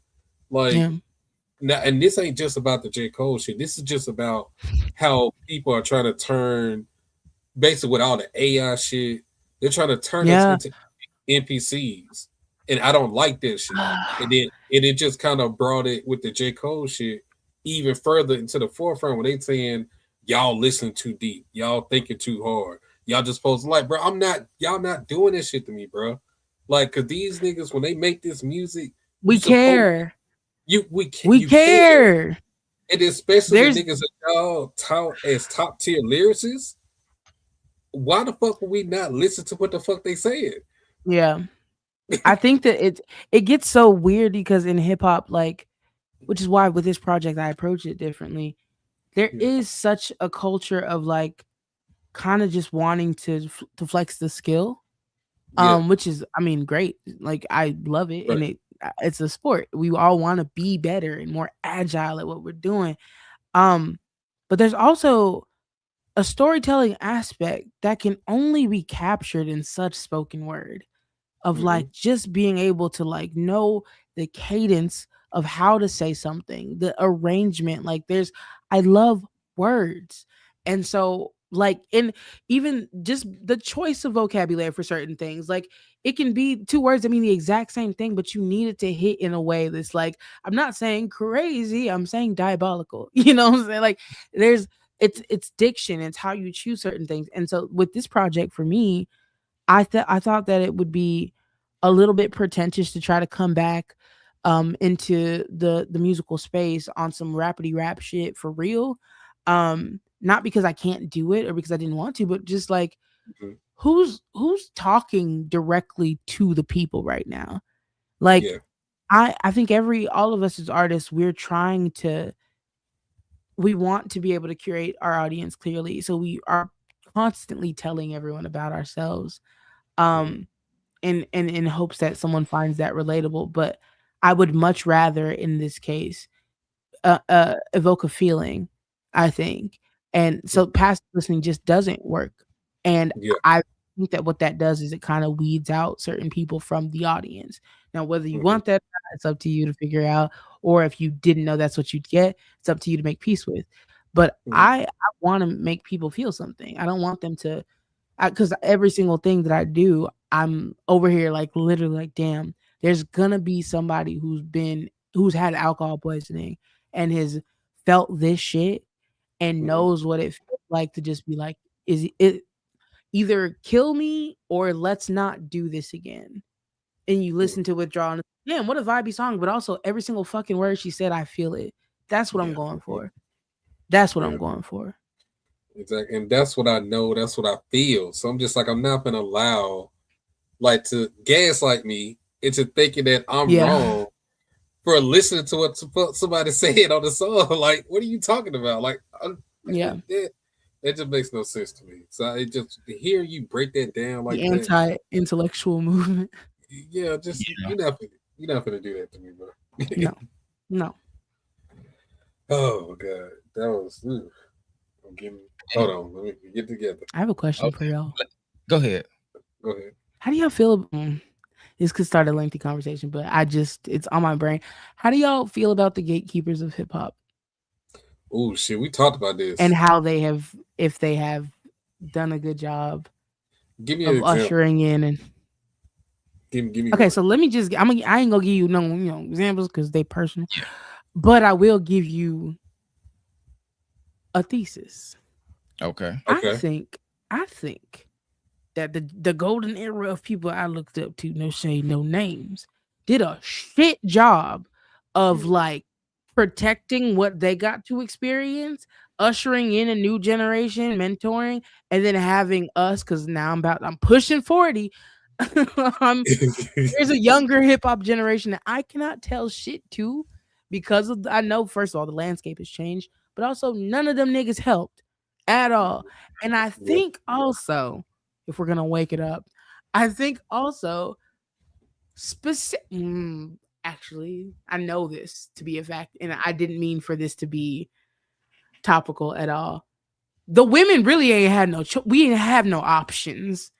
We were just nobody was coming like, and I've been asked a lot, like, oh my god, what impact does this one artist have on you as a woman in hip hop? And I'm always like, I didn't look up to that artist because I looked up to the dudes because there was more dudes. So like Right. all of my favorite rappers were guys. And now I feel like we've been done such a disservice as like hip hop artists who are to whatever degree in the spotlight. Nobody took us nowhere. When I listen to Kendrick talk about Top and how like he had mentorship around him and men who were like, yeah, we're gonna make sure you're straight. Like when I listen to the Heart Part 6 or whatever, like I'm like, who was doing that for the women? I mean, nobody. But also like there's no one doing it for the younger niggas. Like everything is clout now. There's no like lessons at all. At all. And I just was, I don't know why that popped into my head as we were talking a second ago. But I'm like, where are the OGs? Like, y'all niggas really made your money, dipped off, and then like pop back out every so often, like Tim Jones, just to say shit. I think it's not to cut you off. I think it's a collective or collection of two concepts: commercialism and nihilism. And the nihilism part has emerged in part from like this hyper internet culture where it's like the kids aren't learning in their actual life outside of like structured systems like school that consequences exist, right? So being that they're continuing into these genres of entertainment, particularly like hip hop and stuff like that, and even some basketball particularly, and boxing, but boxing, basketball, and rapping. Boxing, basketball, and bars. The 3 Bs are going through a period where there aren't many consequences, and you have to go so far that by the time you start to meet consequences, you're looked at differently, and there isn't a reset to factory reset. You can't do it. Like, for example, like with all of the young kids, they were allowed to not respect the craft so much or to disrespect the craft so much that 10 years into their career, there's no growth, there's no development of anything because they were allowed to accept the fact that they could come as they are with no ingratiation or no mentorship to merge the two things. So everybody is running astray. It's almost like when you get to a new job and you get like somebody that you're shadowing and they don't teach you some stuff that necessarily that they don't owe you, but they kind of owe but you. It would be nice. It would be nice. It would be beautiful if somebody taught me at my first big job, like, hey man, Roth IRA,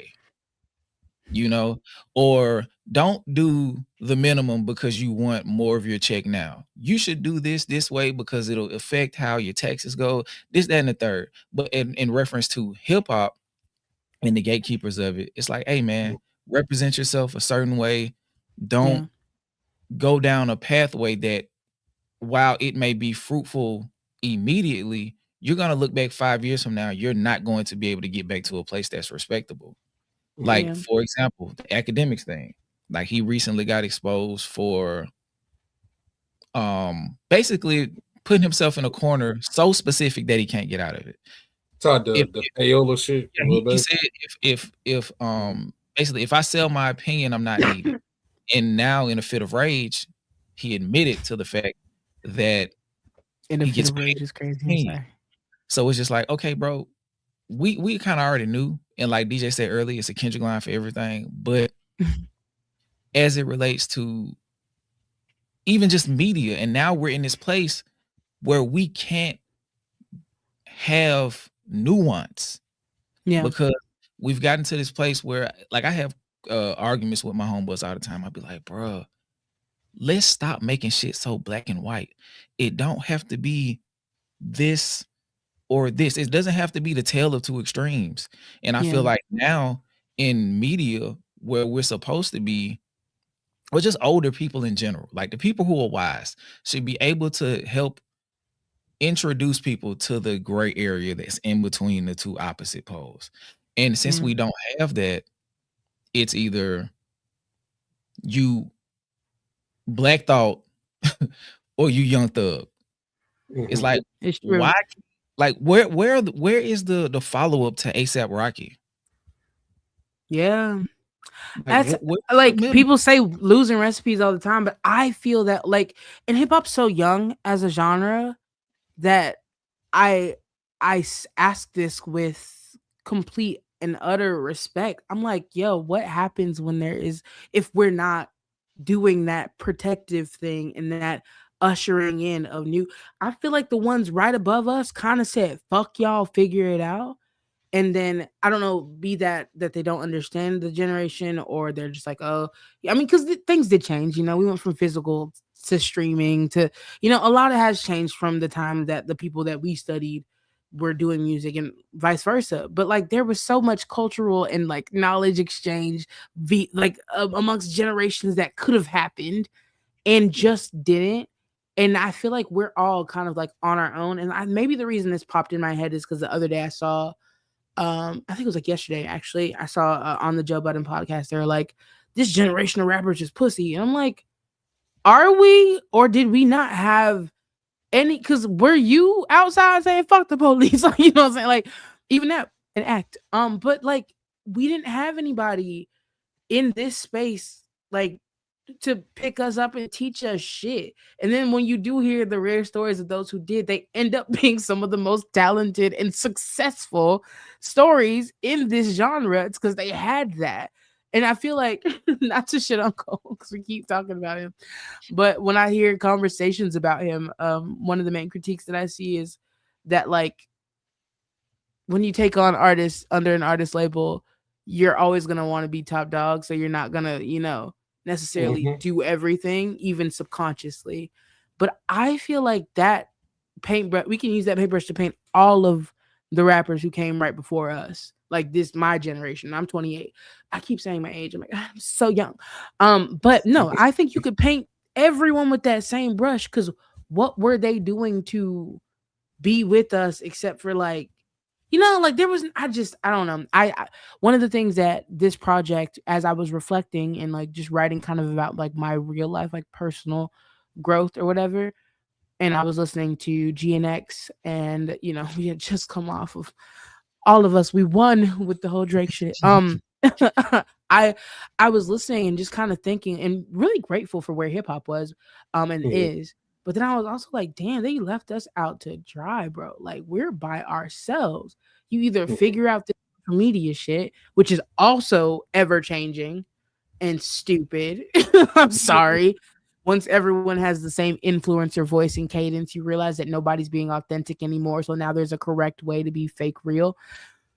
There's no, like, it's, so I feel so like on my own. And I don't know why that, whatever question was asked before this sparked that thought, but like, we're out here trying to function, literally, like, and nobody's saying shit. And where do we go now? What do we do? I'm supposed to be a leader. Sorry. Like, literally every Facebook page now is being converted into a business page or a creator page. Like, they're pushing you to. You have to have a social media profile to mow lawns. Yeah. So basically, and it just kind of pushes you. It's kind of not pushing back, but laying back to what you just said about you don't know what's real or not, because now people are just saying and doing things strictly for engagement, strictly for money. So it's kind of just, you don't know what's really authentic. And to go back to the gatekeeper. Okay. To go back to the gatekeeper question, I think really the emergence of, I guess, the people our generation older, of them trying to figure out social media and trying to latch on to the commercial aspect of it really kind of killed it, because not everybody just trying to get a bag. They're not really focused on the art unless you kissing up to them. If you kissing up to them, then they gonna rock with you, they gonna support you, reach out to you. But if you're any remotely like slightly different from what the norm is, or what they know, or what they feel hip hop is, They're not gonna push you. They're not gonna promote you. They're not gonna reach back to try to help you. They're just gonna You kind of know shut how you hard out. it's been being a rapper in this era and feeling Yeah. like hip hop hates me, like communally, like, oh, this thing I love so much, Mhm. they don't. That is no longer for you, girl. Like they do not fuck with. You'll have your fans clearly, duh. Mhm. Like I'm not untalented, but this space is not for me anymore. And Mhm. so when just to get a little bit back locked in, like we were talking about the tonal shift on the project where it goes from like, there's the intro, which is I guess kind of rapidy rap, but not really. It's not like intricate bars, it's just for fun. And then there's Yeah. stimming about being on the spectrum. There's more is more, which is like supposed to be like an earworm. And then we get withdrawal where there's like a beginning to be a tonal shift. And I'm talking about real shit. The next song on the track, or the next track on the project is called Friend. And it's a reflection of me talking about myself and like coming back to myself and looking at myself. All I have is me. Like as mirrors crack and bend, I see my only, and friend is left Friend. out. But Oh my I'm looking at God. myself in the mirror and being like, yo, if at least if you and I stick together, we'll have each other, because through the process of growing up and having all of my 20s taken by my career choice and being in hip hop, I've learned that like we are really on our own. Like not I mean, yes, humanity, but not to make it dark, but in terms of artistry and figuring out where you belong in that community, that shit, it died long ago. And I Yeah. feel it begins to pop out, I think, at this point in the project, because from Friend you get that short interlude and then it goes to Float, where Hello.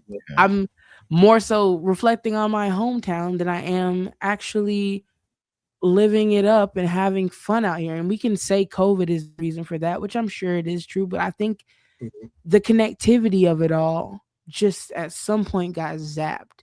And I start, even now in this moment, I'm thinking about like how different it once was. And I don't know if that's the absence of youth now, or I guess like it's still a little youth left, but I don't know. It just makes me think, you guys. I feel but oh my God. hmm. I think the short answer to it is, and it's very cynical, but I think since it's the shortest answer, it's probably the closest answer to the truth. The first generation of hip hop broke ground, right?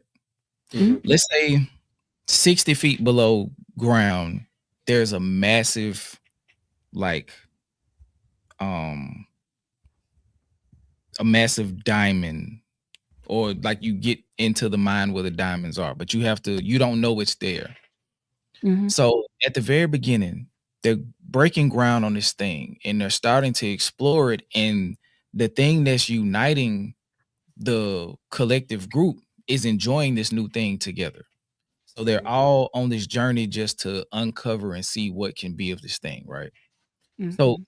the second generation is watching the first generation experience all of these new things and start to build out what can be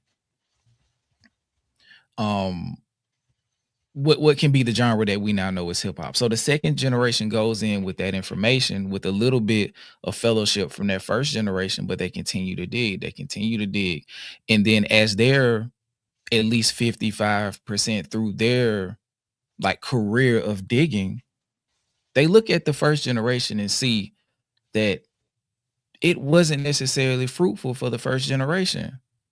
So they dig a little bit more. They hit something. They start to uncover a little bit.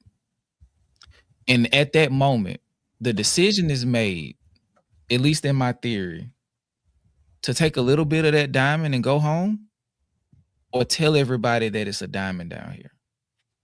And I think a lot of, and we can see this with the Mm. hyper commercialism in Yeah. hip hop, particularly and with a lot of our favorite artists, as Mhm. we've discussed many times on this platform, booning and for cooning and buffooning for the check. And Yeah. I think that's the representation of them after years and years of digging, finding the diamond. So now it's like, okay, I showed y'all that a diamond exists. I don't have to give you a shovel. I don't have to tell you the best way to dig and be able to go home and have a career worth respecting. The job that I did is only to show you that a bag exists. So that's why you see a guy like 6ix9ine doing all of this other stupid extra shit, because his only goal is to get his piece of the diamond. So with that, every generation now is looking like, okay, I don't want to be like the generation before. I want to get a little bit more than they got, and that's the goal. It's not providing a means. I'm not even giving the shovel that I'm no longer using to the person at the top that's getting ready to shift. I'm taking the shovel home, or I might just leave the shovel down here. It's that pull the ladder up theory. Yeah, like you just pull it up behind you type shit. And I feel like it's really funny that you say that, and I'm glad that you give that perspective, because and I do think it all of this ties in together with, especially with my neurodivergence. I don't understand that way of moving at all. You hear that on industry games. The first few lines out of my mouth, niggas be playing industry games, rapping, but they not in love with it. Think it's a shame. It has never been about what I could get out of this thing. I saw the vehicle of communication. I think my job in life actually is to be a communicator, but my mode right now in this chapter of life is music. And so maybe that's where my question comes from, is because I know personally, I'm rationally, I can't wrap my mind around where it went. Like, there was no nurturing. It was all nature for me, at least, coming into this thing and picking what kind of music to make and like who I am as a person, where I feel like I don't know. I don't even know where I'm going with that, but there's so much to ponder and pontificate upon with that, I guess. Like, the sense of community just in the hip hop space in general is very like distant, because everybody just out for self now. And I would say, and especially, and we talk about this sometimes, but with our platform, it's our responsibility to put out one of the best content that we can, but also be as educated and knowledgeable and personable as possible when dealing with people with different opinions. And now I think with the gatekeeping question, with media in general being so in a weird space right now in terms of like the people that you go to for certain things, for hip hop related things and things like that, with it being just like, I can't even describe it right now, because I mean, you got people like, for example, Elliot Wilson, who in his scenario, he feels as though he is the star. Everything is supposed to revolve around him. When I realized I was no longer looking forward to an interview with him, I was like, oh, this era has died. Like, exactly. We are no longer in that era of like, I used to watch interviews of him and other rappers, and that's how I learned about like the way that some people approach music, is like watch it. And now to learn that, oh, you're the talent. No shade. Like, it takes talent to interview, and it takes personality. Like, but you're not the main attraction here. Like, we want to learn about the artists more than this figurehead that we've been seeing for years. Like, it's nothing wrong with being respected for what you do and to be paid for the things that you work hard for. I'm not saying that you can't get those things, but when you're dealing with people who have different perspectives, and in that scenario, when you're interviewing the person or interviewing the artist, you're supposed to highlight them. And with people like him, they're thinking they're the stars, so that's putting a lot of bad blood. And now these artists don't want to go the traditional route or trying to do things, you know what I'm saying, in a way that would appease themselves to a larger audience instead of, you know what I'm saying, just the niche crowd that they have. But then you also have people like Joe Budden, for example, who initially kind of prided himself on being a hip hop platform that stood for, you know, so a lot of things that the core of hip hop that people per se. He stood on that, but as he grew and engagement became the main source of things like that, now you got people like him to where he may say something, but you know good damn well he don't mean it. He just saying it for engagement. And the thing that really kind of felt like I didn't want to deal with that nigga no more for real is how he did Doechii. I didn't like that because he brought that woman on his platform they praised her, they loved her, they broke down the aisle, they talked about bars and this and that. Like they had such a good dynamic going back and forth. Like she, like in moments that you could tell she felt seen because they talk about bars. You know what I'm saying? Just for you to come around a month later talking about, oh, Doechii this and Doechii that, she trash here, she cold here, basically just dogging her out, talking shit, hating, like, like you know what I'm actually saying? just being Like, a grade A hater. Because how can you say that with a straight face? And you just had this woman on your couch, bigging her up. Like, how could you do that? So that's how I know that you're not real, for one. No. And everything you're doing, you're going with the wave of the moment. You're not dictating. Yeah, like people in his situation, you're supposed to dictate what goes on next. At this point, you're just letting whatever's going on in the culture, social media, dictate the content that, and that you put out. So I can't trust you because you're not being authentic. You're not being real, and that. So basically, the root of all this is capitalism. Yeah, yes. Pretty much. Yes.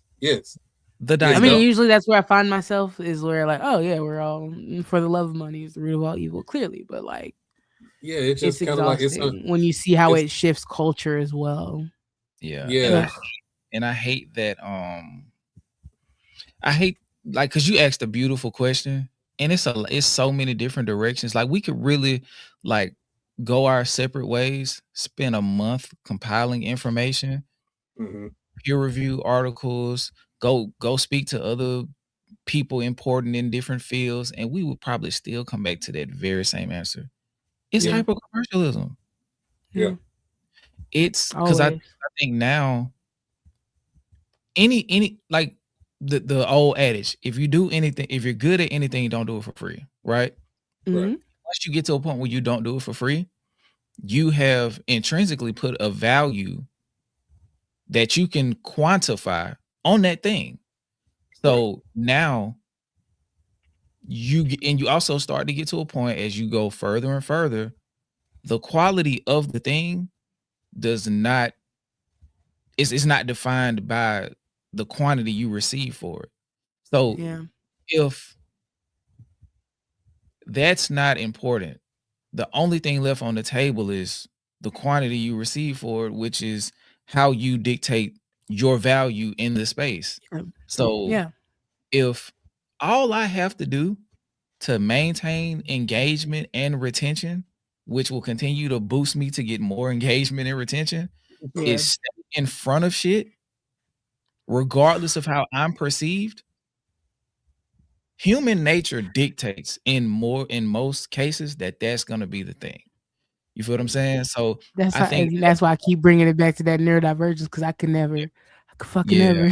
You can show me exactly what it means to make $1 million, and I've made millions in my lifetime. However, you could tell me this is all it takes. If you just act like this, everything will be fine. You'll be good. You'll pick up some. I physically can't bring myself to do the thing that these people literally chase and try to find that.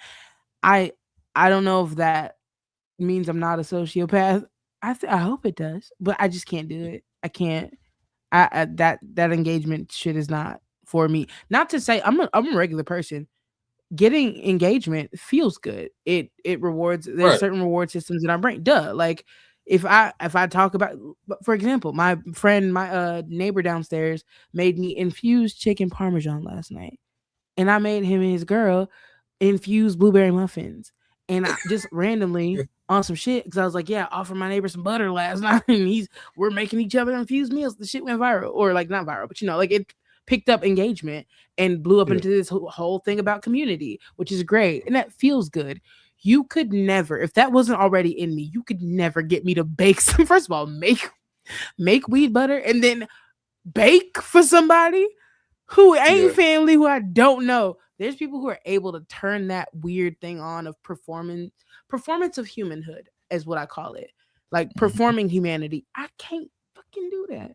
And I know those videos of like people like walking outside, like with somebody recording from like 300 feet away with like a 200 millimeter. They're mic'd up. I know that probably eats at you, because I think, because at least for me, you're sitting in that juxtaposition of like, it's almost like they're rinsing their money. Like they have a reason to get paid. Yeah. So it's like, okay, I give you $100 in this video. I'm gonna make $3,000. Yeah. Yeah. Yeah. So it's really like an investment. It is. It's a Tax write-off. write-off. Yeah, It's tax a write-off. write-off. Yeah. And I hate it. And I also hate it because not only is a tax write-off, you're borrowing somebody else's actual genuine human nature and performing it for a tax write-off. There's nice people out there who just do that. You saw that, and you know psychologically that people will want to see something like that. So there's something inherently evil about that kind of culture. That, like, I don't even know how we got here, but like that's crazy to me. I can't fucking do it. It's not in me at all. At all. I think it just really goes back to the gatekeeper question that you asked, because everything is performing. Like nothing is really genuine, because you don't know who's being genuine. Because the moment they want to sit you down and talk to you about some shit, it's a camera right behind them. Mm-hmm. I got to get this on camera showing that I'm talking to you, doing this, and then as soon as the camera go off, I don't really fuck with you like that for real. Like it's growth, so weird. Like if you're trying to help somebody grow and develop, it's not just a one-time thing. Like if you really locking in with them, it's a constant thing, you know. So you're navigating this, especially with music being so subjective in terms of what you like and what you don't like. Like you gotta have an ear to these certain things. You just can't say, "Yeah, do this and it'll work." Like no, it's a process. Like that's the one thing I will. It goes back to that needing someone, mentorship that like goes with you. Not just like running into the person and like you got this one time someone so-and-so told me I was great and that was enough fuel to take me from point A to point. No, nigga. I need somebody next to me weekly who's able to check in, tap in, nigga. You're an OG for a reason. Tap the fuck in. You know what it was like when you were younger in a different landscape that was also still new to you. So why is it that now? And, you know, look, as someone who's pushing 50, I literally can't tell nothing to these Gen Alpha kids.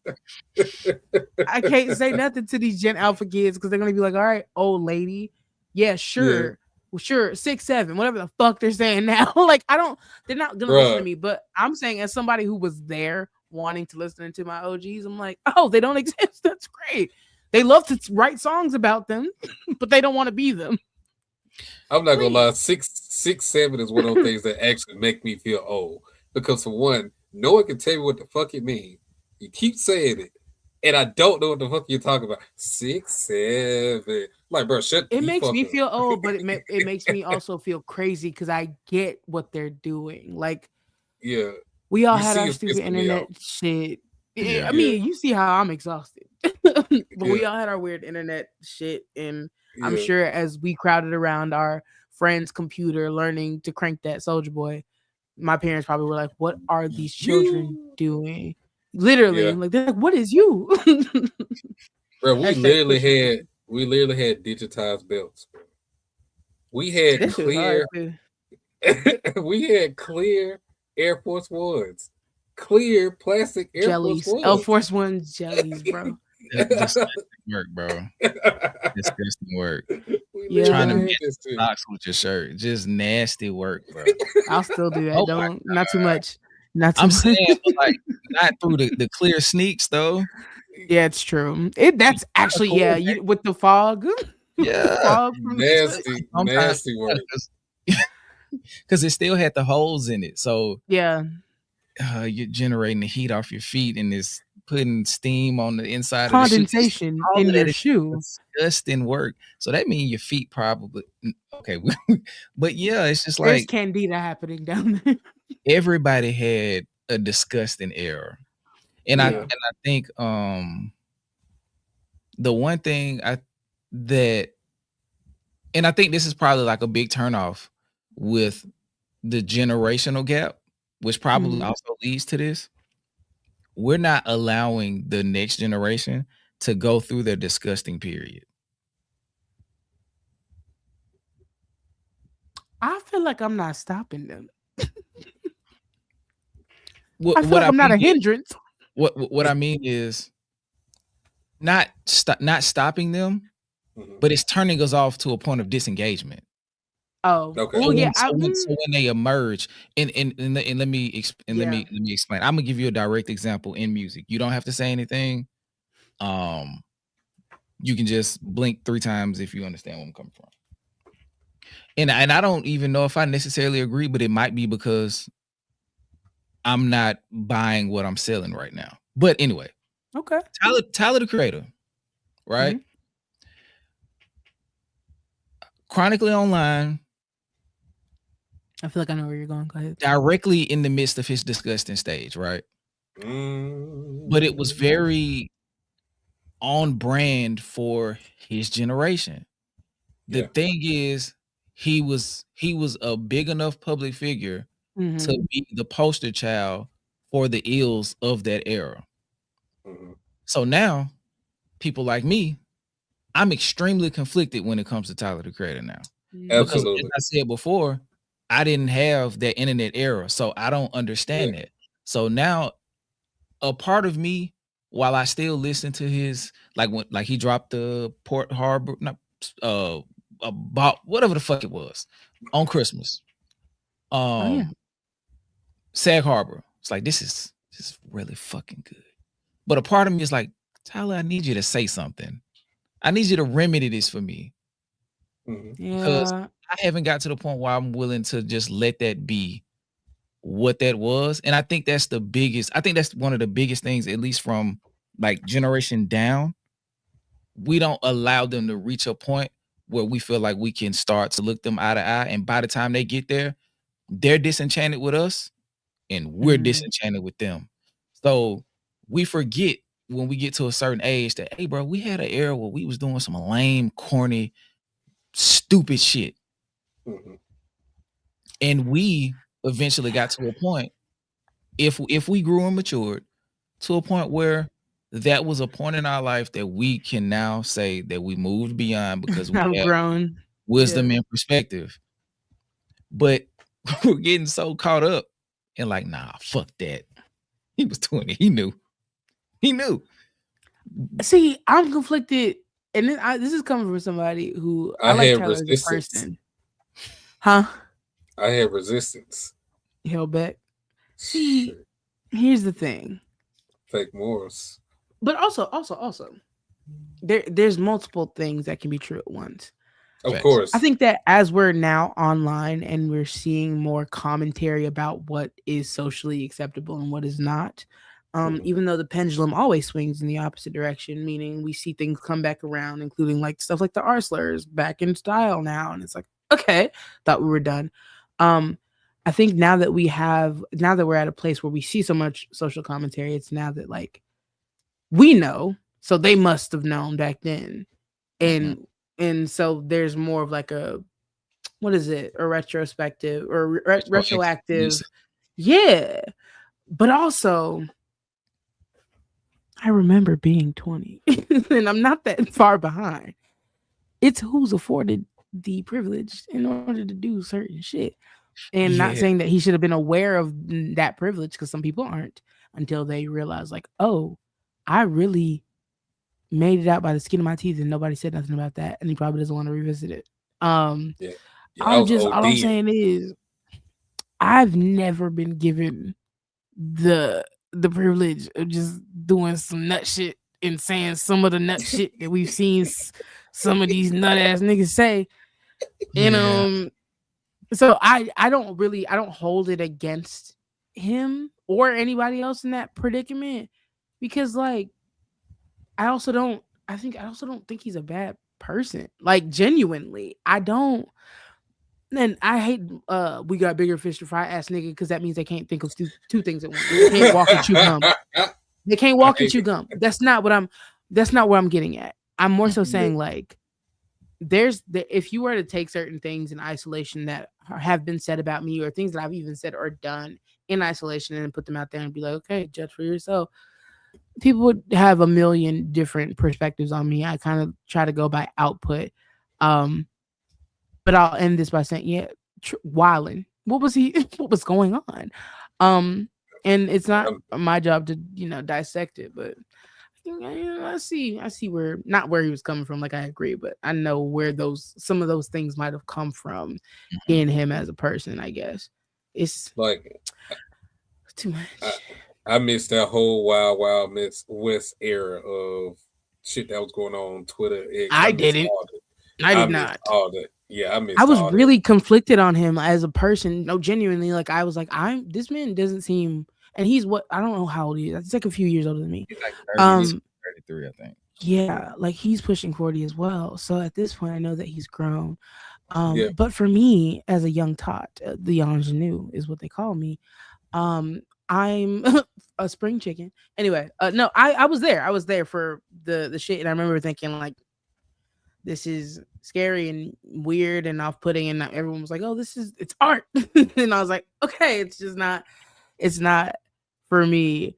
But then I like part of the name of this project, actually, to bring it back down to earth or whatever, was actually called Art is Messy before it was called Wish You Were There. Because like I told you, the entire point of the project was to go in and throw paint and to see what stuck and what made sense.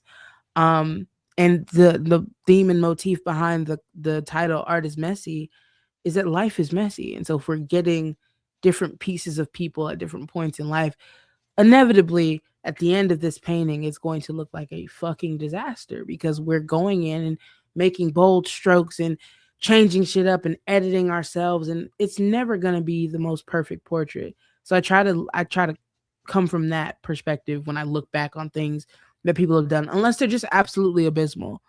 Unless they're like, oh yeah, like I stabbed 7 puppies and then I pushed an old lady down the stairs, but I've grown since then. I'm gonna be like, you need something else. It's a soft touch somewhere. It's a soft one. Yeah. Padded completely. But in terms with the Tyler thing, like I still have my reservations as well, just like Skip said. But we'll never truly know what these people are doing behind the scenes. We'll never truly know that. And to rack your brain about it that much, you would drive yourself crazy. So the only thing I can say, is as long as he's at least putting forth the effort in terms of like his work now, because there's definitely been a shift and a change of what type of music he makes, what he chooses to talk about, and things like that. I can only respect the music at this point and the work and the effort he's putting into that. But I guarantee you, I promise you, if I see some nut ass shit, he say nut ass shit, man, I'm on your ass. I'm telling you. Yeah. But otherwise, I just leave it for where it's at. But I just watch him with a, with a magnifying glass. It's like noted. It's noted and it hasn't been forgotten, but I'm not gonna hold it against you or over your head. But it's bold and italicized for sure. It might for sure. There's an asterisk right next to it. Okay, nobody's playing with you, but I'm not gonna. Hey, you're when you're here, your family. What is that? Oligarch. Tagline is that? I think that was Oligarch, if I'm not mistaken. I think that is Oligarch. That's called a callback to literally nothing in this conversation at all.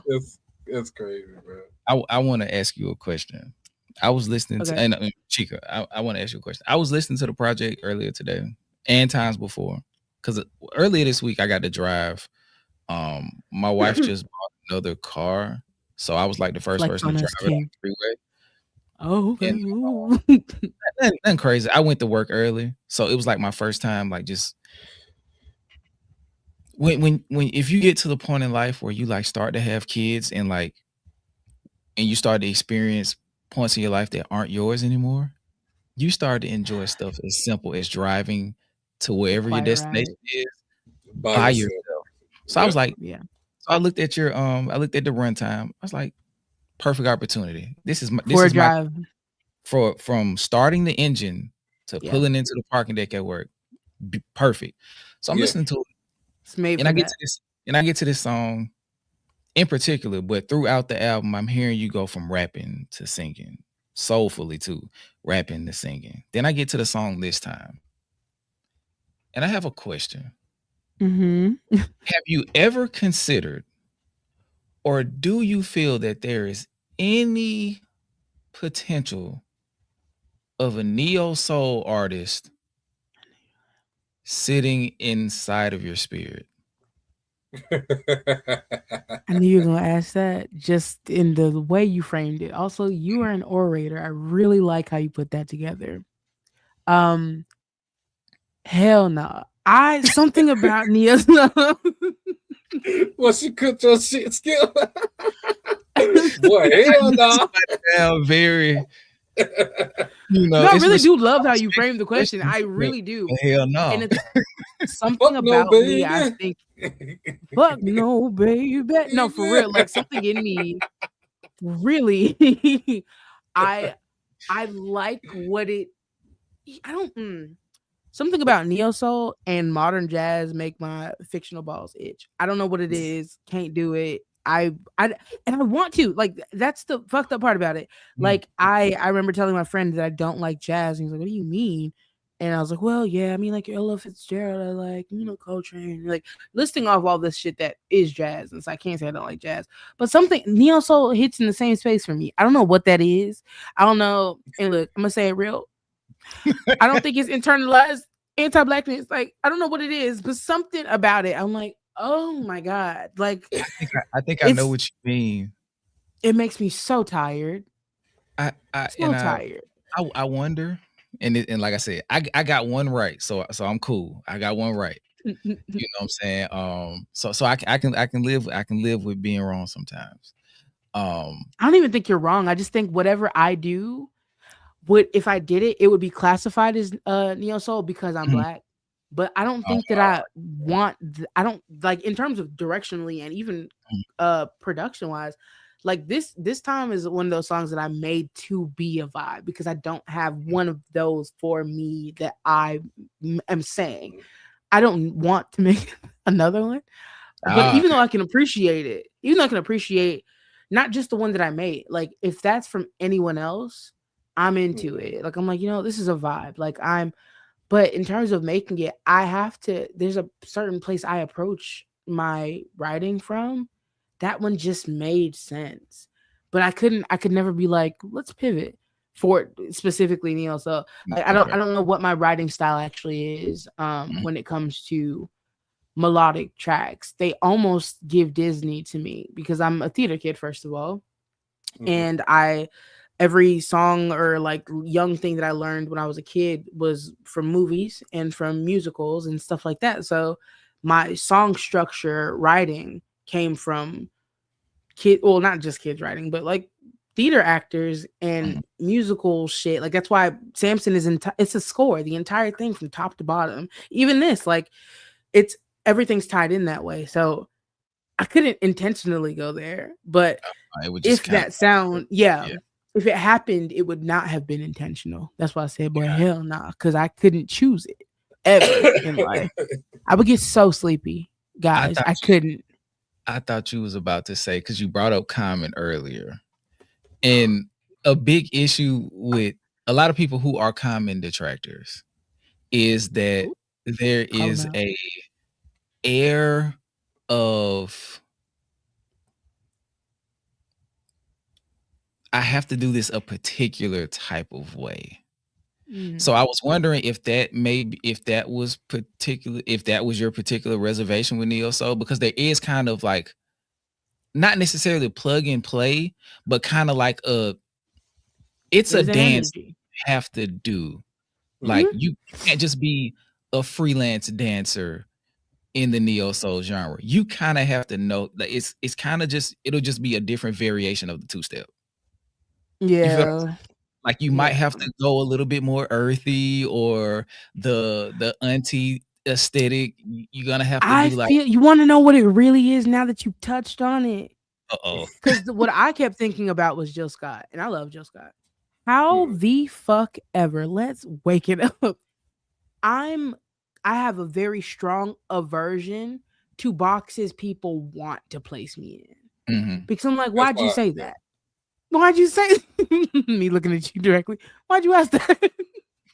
No, because there's so like when I was coming up, they're putting me in fucking Coogee sweaters and being like, yeah, I know you're from Alabama, but we want to sell Brooklyn. It's because I'm fat. You want me to be Biggie, and it's crazy. It's rude. And so when it comes to like neo soul, people will defeminize you and desexualize you and strip you of your own femininity, or like the way that you even want to embody that femininity. They'll call you earthy because you're dark skinned and it's closer to the soil. And they'll be like, oh, because she knows words. She wants to be a woke rapper. She wants to be one of, and I hate that classification because it does not provide any kind of space for me to move around or fuck up. I don't get if I'm calling myself this kind of musician and I present myself in this way, all of a sudden everybody's crashing out over a version of myself that has always existed, but I didn't label. So they're like, that exists. Like I so hate that about music and how you present yourself in any kind of job. Like you kind of have to pick. And that one is so specific that I'm like, no, absolutely not. No, I'm not always peaceful, loving, kind. Like, and I'm really not. I don't want to be either. And I'm not gonna, even just the energy and the spirit behind it. I know these people do exist. I'm not trying to be disrespectful because I'm not trying to reduce them either to a certain trope. However, I'm just literally not that thing. And I also know what it looks like to enter into a space accidentally and then be told that you don't belong there. Because it's kind of what I feel with hip hop. Like, I make my type of hip hop, but I also know that that's not what everybody fucking wants. And they will tell your ass. So I'm not finna, when I went natural, everybody's like, oh, okay, like it's giving India Ari. Does it? God damn. Does it? You remind me so much of India Ari. What about me? What are you talking about? The fuck? You want to know what I got the other day? This one's more funny, but also I cussed that bitch out. You want to know what I got the other day? Damn. They really gave that girl from the Dr. Pepper commercial $2 million. I'm so glad people like her in Chicology are getting opportunities. That's so fucking Niggas crazy. will literally look at you and just put you in a box. So when I was coming up, it was always like, oh, she has natural hair, she plays guitar, she does spoken word, she raps, neo soul. And so now I'm like, what about me? What energy you get from me? But doesn't mean I don't appreciate the actual sonics that come from the genre. I just could never choose that because it'll be too easy for people. That's why I don't make songs about body positivity, because it'll be too fucking easy. I'm gonna make you use your brain. Then you're gonna turn they want to throw you in a sweater, turtleneck, blue jean jacket, blue jean Kango hat, big ass hair, call it a day off. Yes. And then she gotta make it's easy to sell an archetype about grits and shit. Yeah. I mean, I would. Sure would for the right check. But it's easy to sell an archetype. I once said about hip hop that what sells easier than an art form that you've convinced everybody they can do. And you see that from the hype of like what TikTok has become, because anyone can be an influencer. You see it with the crochet fad. Anybody can crochet these simple steps. You see it with how everybody was making sourdough. You can do it at home. Just have a starter and whatever you can convince people that it is easy to embody, it's easy to sell. So when you try to reduce all of this into one of those categories, I never even called myself just a rapper. I've always said artist. And so like it's when I got my lone Grammy nomination, it doesn't say best hip hop act, it says best new artist. And that's great for me because I never wanted to confine myself into any kind of box like that. So one of them, I don't know what about jazz specifically and neo soul it is, but it's like I was adultified very young, and being like you strip a young woman of all of her sexuality, sensuality, independence, all of that, and you put her in fucking Lane Bryant, and you're like, all right, go ahead, just go out there into the world. Bryant? No. No, dead ass. Lane Bryant is crazy. It's a certain archetype that people want you to embody because it's easier for their fucking brains, and I'm not doing it. Yeah, use big words, and I'm also listening to Key Glock over here. I apologize for triggering you and taking fuck you, first of all. and the crazy thing is, to make this shit even worse, the sentence after that was 5 words. If yes. And it said, India Ari would be proud. Goofy. And I'm glad you snitched on yourself. But I'm glad you snitched on yourself. It wasn't for the reasons you said, but I wouldn't have been able to relitigate that after the trigger moment. You feel what I'm saying? Like it was purely off of the tone that I was getting from you musically. It had nothing to do with, because that's why I asked. I was like, so okay, I see where the aversion is coming from. It's kind of like the Common thing, and then you kind of, it is what I said is like, okay, like his last project, and don't get me wrong, I love Common. Like Common is probably one of my dark horse favorite rappers in my lifetime. So I can't necessarily say all time, but like in my lifetime, like as I've grown, like through my 20s, like I built a affinity for Common. But that's off topic. But directly connected to this conversation, he put out the project with Pete Rock, and the intro to it was him having a dream about influential Black figures and hip hop legends. So I promise I get exactly what you mean, because it's like, okay, that's so on brand that it's expected. Yeah. So it doesn't feel like an organic thing. It feels like it's something that you were made to do, or you feel like you're obligated to do. So we don't even know if this is your actual artistic expression. It's just you have the ability to make it good, because the song is fire to me, but it's just like, I know he gonna get on the street and be like, it's like that, y'all. It's like that, y'all. Please be serious. I had a dream I saw Tupac hugging Biggie. You feel what I'm saying? So I promise, like after you kind of like started to, soon as you started to show me that the car was getting off the freeway, I knew the exit that you were taking. So I was like, okay, I see exactly. See, the thing is though, I also love hearing the perspective from you, because because I don't like being perceived, there's very few opportunities where I get the perception of others, like, or that I'm actually actively inviting it in. And otherwise I wouldn't know that that is a comparison that people make. And I've gotten it a lot now that I know it. I'm like, okay, like I can see it. It's funny, I just can't place myself. And I think that my reaction is less about like the triggering of it. It's more that like I don't even want to think about it, because if I start to find a place for myself, just be a lifetime of masking has taught me that once I find where I'm supposed to be, I need to stay there. I don't ever want to find a boundary for my art where it makes so much sense that I could just be comfortable there. I do this shit to literally ask myself questions and to get to the bottom of different versions of myself. So maybe, even though I don't like thinking about it, I'm burnt out, maybe there is a version of me that is very similar to an India Arie. I remember when I was really young, before I knew who Rhapsody was, people would always compare me to Rhapsody.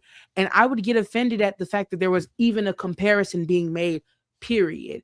And then I listened to Rhapsody and I'm like, what a fucking honor that anyone would say those words about me. Like, but usually I was introduced to other artists through comparison, and I always was like, no. And then when you start to see the through line of who they compare you to, you're like, so you're already putting me, I will never forget it. This is probably 2018. I got an Instagram comment that I'm sure is still screenshotted in my phone somewhere. And the comment was, and I just screenshotted some petty because I knew I wanted to come back to it one day, and look at me fucking 8 years later, crazy. But it was like, she's talented, but they're gonna have really hard time marketing her. She's gonna be really hard to sell to people. And so she's really talented. I hope she doesn't take this the wrong way, but I wish her the best. Imagine feeling immediately written off when someone's telling you like, yeah, you're really special, but they're not gonna know where to place you. The need for placement pisses me off. Not look from you, of course, but the need that we need to place people anywhere pisses me off, because it oversimplifies the human experience. And so anytime I hear any kind of like, oh, even with genre, I'm not moving over to no goddamn neo soul. You'll hear me do country first. You will. I actually can say that. You will hear me do country first before I go there, because that's more authentic to my fucking, where I'm from, at least. Yeah. Not the white, Caucasian country, but yeah, we're all from Alabama around here. But this isn't a country album; it's a Chika album. Yeah. In the words of I feel it, because the comfort for the consumer creates discomfort for the producer. So I definitely get that. So I'm glad and we're it's able to also have. bending the knee. It's bending the knee to capitalism too. If we're gonna bring it back home, Yeah. it's just like, oh, that's what would sell. So I don't know, mute some of those parts of yourself and become this thing. And you won't be as fulfilled in life, but you'll make a bunch of money. And that'll make me, the 1%, a bunch of money. Who the fuck am I really doing this for? Mm-hmm. Is it at the end of the day? Because it ain't for me. I gave up the one thing I wanted. Authenticity. Speaking of money. Yeah, go ahead, DJ. Speaking of money, real quick, real side question. And it also kind of ties that to the comment you screenshot in your phone. You mentioned you being a Grammy nominated artist, right? How much did that actually impact your career in terms of like opportunities? Not okay. Nothing happened. So it didn't raise the price, raise the bag, because I'm never It's in a a title situation. I have forever. They not raising them niggas bags like that unless you fit into a white gaze. They're not raising shit. And I think that also I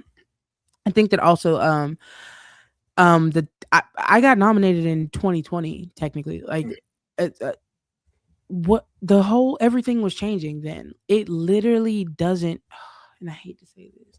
If you're young and listening, please don't let my cynicism bleed into your way of looking at the world. Shit does not fucking matter, bro. It doesn't.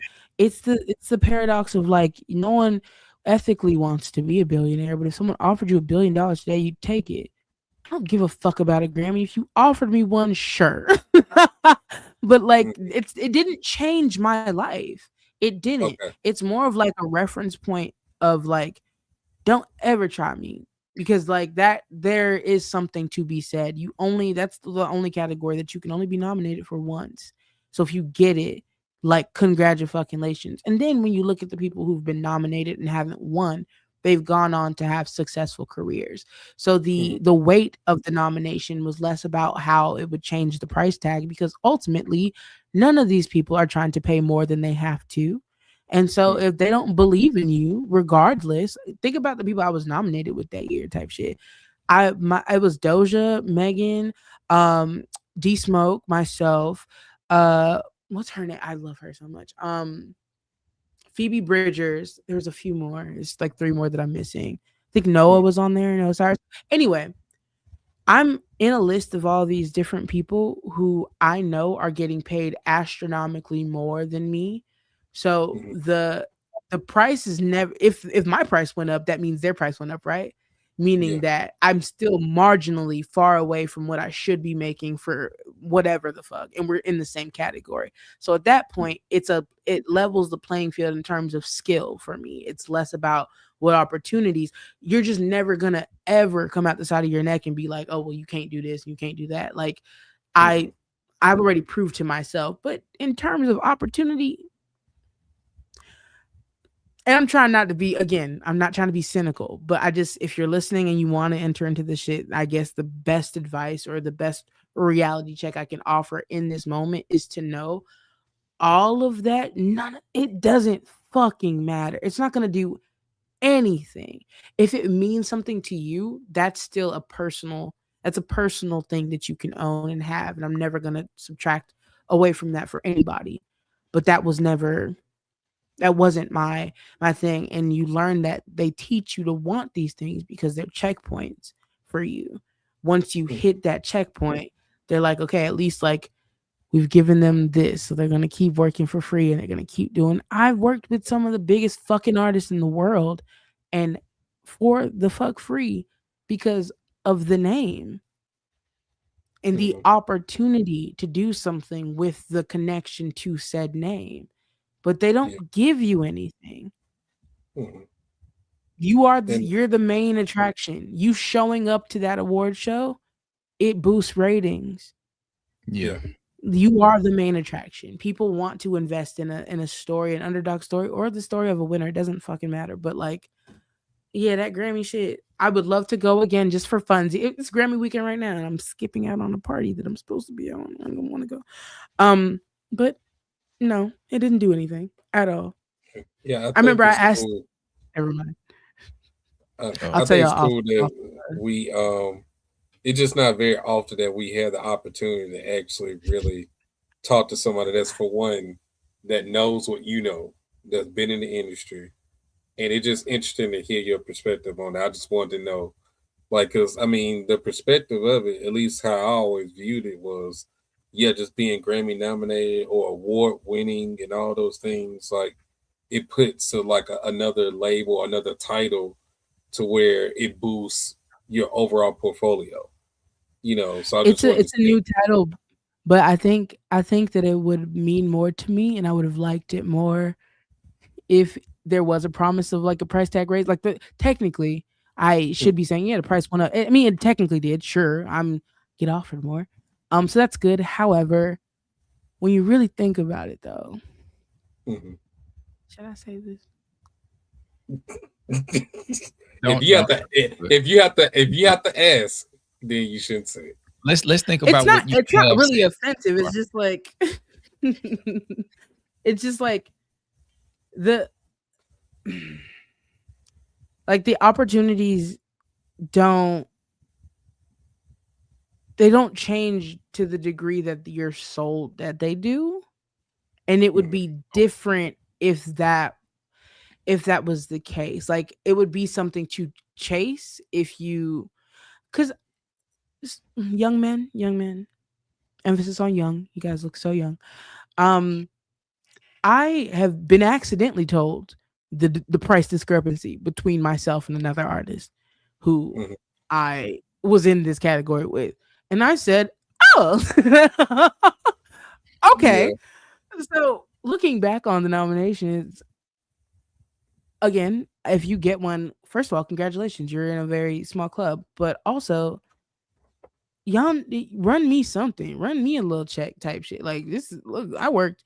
And then also, you got to remember the Grammys that I went to as well was the first and only, if I'm not mistaken, COVID Grammys that we were all outside. We did not get to stay for the award ceremony. I did not go to any parties. There was no kind of like major celebration because we were in the middle of the pandemic. And so all of the memories and dreams of like even just going to the show and being able to experience it, I'm jaded as fuck. I'm the wrong person to ask about it, because what I was gonna say is that that you think the price would go up for you, but it goes up on you. So everyone's now like, oh, you're a Grammy nominee, you must be making stupid money, so I can charge you 10 times what I used to charge you because I know you're making dumb money after this nomination. And it's like, bitch, no, who said that? Like, damn. Who told you that? Like, I never once imagine getting homie rates and then you get a Grammy nomination and then your life pretty much stays the same. And they're like, all right, you got 10 times more money to spend, don't you? And I'm like, I didn't ever tell you that. I'm still at my moderate level. I'm comfortable for myself, but not comfortable to raise every single bill I have 10 times what it is. So, and people like, they don't believe you. They don't. Like, people who were once your homies, and you're like, oh damn, I'll hit up Chris and I'll tell him that I need him to mix this song down for me. Stuff that you used to do for each other for free. It's like, well, yeah, it's gonna be $40K. So whenever you get a chance, you just damn. I ain't think about that, Skip. Me neither. I never thought about that in that perspective. Pocket watching. Niggas be like, oh, accolades equal money. No, the fuck they don't. They don't. So yeah, pat on the back, but now I can't afford to make the music I was making before because now everyone's charging me more than what it costs to make it in the first fucking place. Slippery slope. I have nothing good to say about it. It's a system that is predatory inherently. Nomflation is crazy. Yeah. Nomflation is disgusting work. Crazy as fuck. I ain't gonna lie, that kind of blew my mind up, bro. I ain't gonna hold you. Like, I never even considered that. Like, it makes there's no more normalcy. You can't just make cool shit with your friends and like, it's like, oh, you got that thing, so I'm sure that came with $1 million. You can spend $20K on this one session. No, fuck, why would I do that? Why would I do that? And let's say you're in a deal, the way that traps you afterwards is that now the upfront price of like basically pushing the artist while they have the nomination, they are going to want you to pay it back. But they also, the entire business model of a label is that they want to spend less than they previously did and make more than they previously did. So now, if you have all these eyes on you from a nomination, and they really, this is my first project that I got nominated on, they really ain't spend hella shit. You know what I'm saying? Like, they're gonna want to spend less and less and less and less. And if they take like a chance on you and spend more, then at that point they're like, oh, well, we've seen that this artist is not viable in this climate. So what do you do? And that's when people get like stuck in deals or they get dropped or like all kinds of shit happens. And that's from your success, not from your failure. Damn. Placing those expectations on a young adult, it's stupid. Like, if you're established and you have enough money to support yourself and whatever family you've built, and you get a nomination, congratulations. I got my shit too early. I really did. I really, really did. I'm glad I got it, but like, I was in a category with people who have been in music for 7+ years, 8+ years, like, for best new artist. There was really a growth period of time that I should have been allowed to blossom before having to immediately follow up with a debut project. I put out my first EP and it's like, all right, we'll give you one more and then you have to put out an album. Can I understand what life is first? Yeah. Like, shit. I ain't gonna, Girl, yeah. I ain't gonna hold you. That kind of recontextualizes like one-hit wonders for me in Mhm. terms of like artists who come out swinging with a big song and can't follow up. Like that kind of Pressure. makes me look.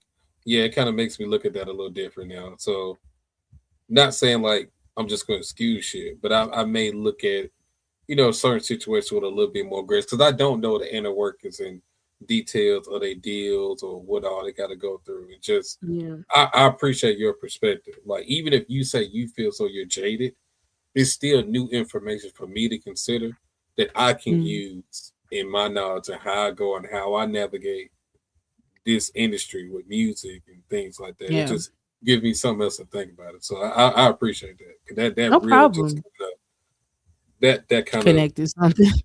yeah, it's making me think about a lot more shit. Yeah. That shit. Certain things that we don't like bring up because I'm far be it for me to ever tell someone not to chase their dreams, but there is an underbelly to everything that you've looked at from far away, and you don't realize it until you're put in that scenario, and you're like, oh, that's kind of bringing it back to the project. I know we're off it, but like that's what Withdrawal was kind of about. Like, this is what I wanted. Ew, brother, ew. Like, I wanted this shit, and it sucks. It fucking sucks. So who do I have to blame for being successful at the thing I hate now? Oops. I don't hate making music. I'm saying in terms of that kind of like pressure, I liked not being looked at. I liked being able to be fucking wild and crazy, and then it backfires, and you're like, oh, okay. But I curated this to be like this, and now I have to unlearn some lessons. While they watching this right now, he like, this nigga spitting.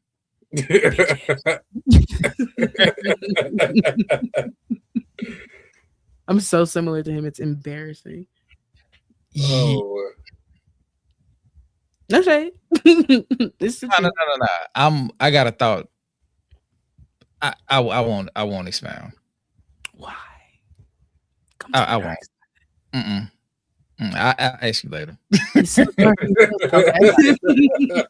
ask you later. Okay. The universe spoke to me. I'll leave it. Yeah, it's crazy that we get right here because we're at the final song of the project, Famous. Mm-hmm. I'm gonna go to the last line or one of the last lines.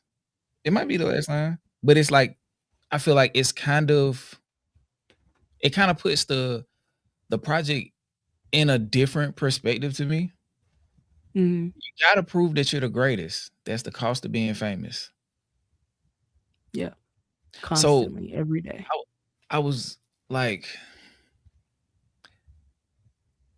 it's almost like this kind of the song kind of feels like maybe a snap back moment into the present.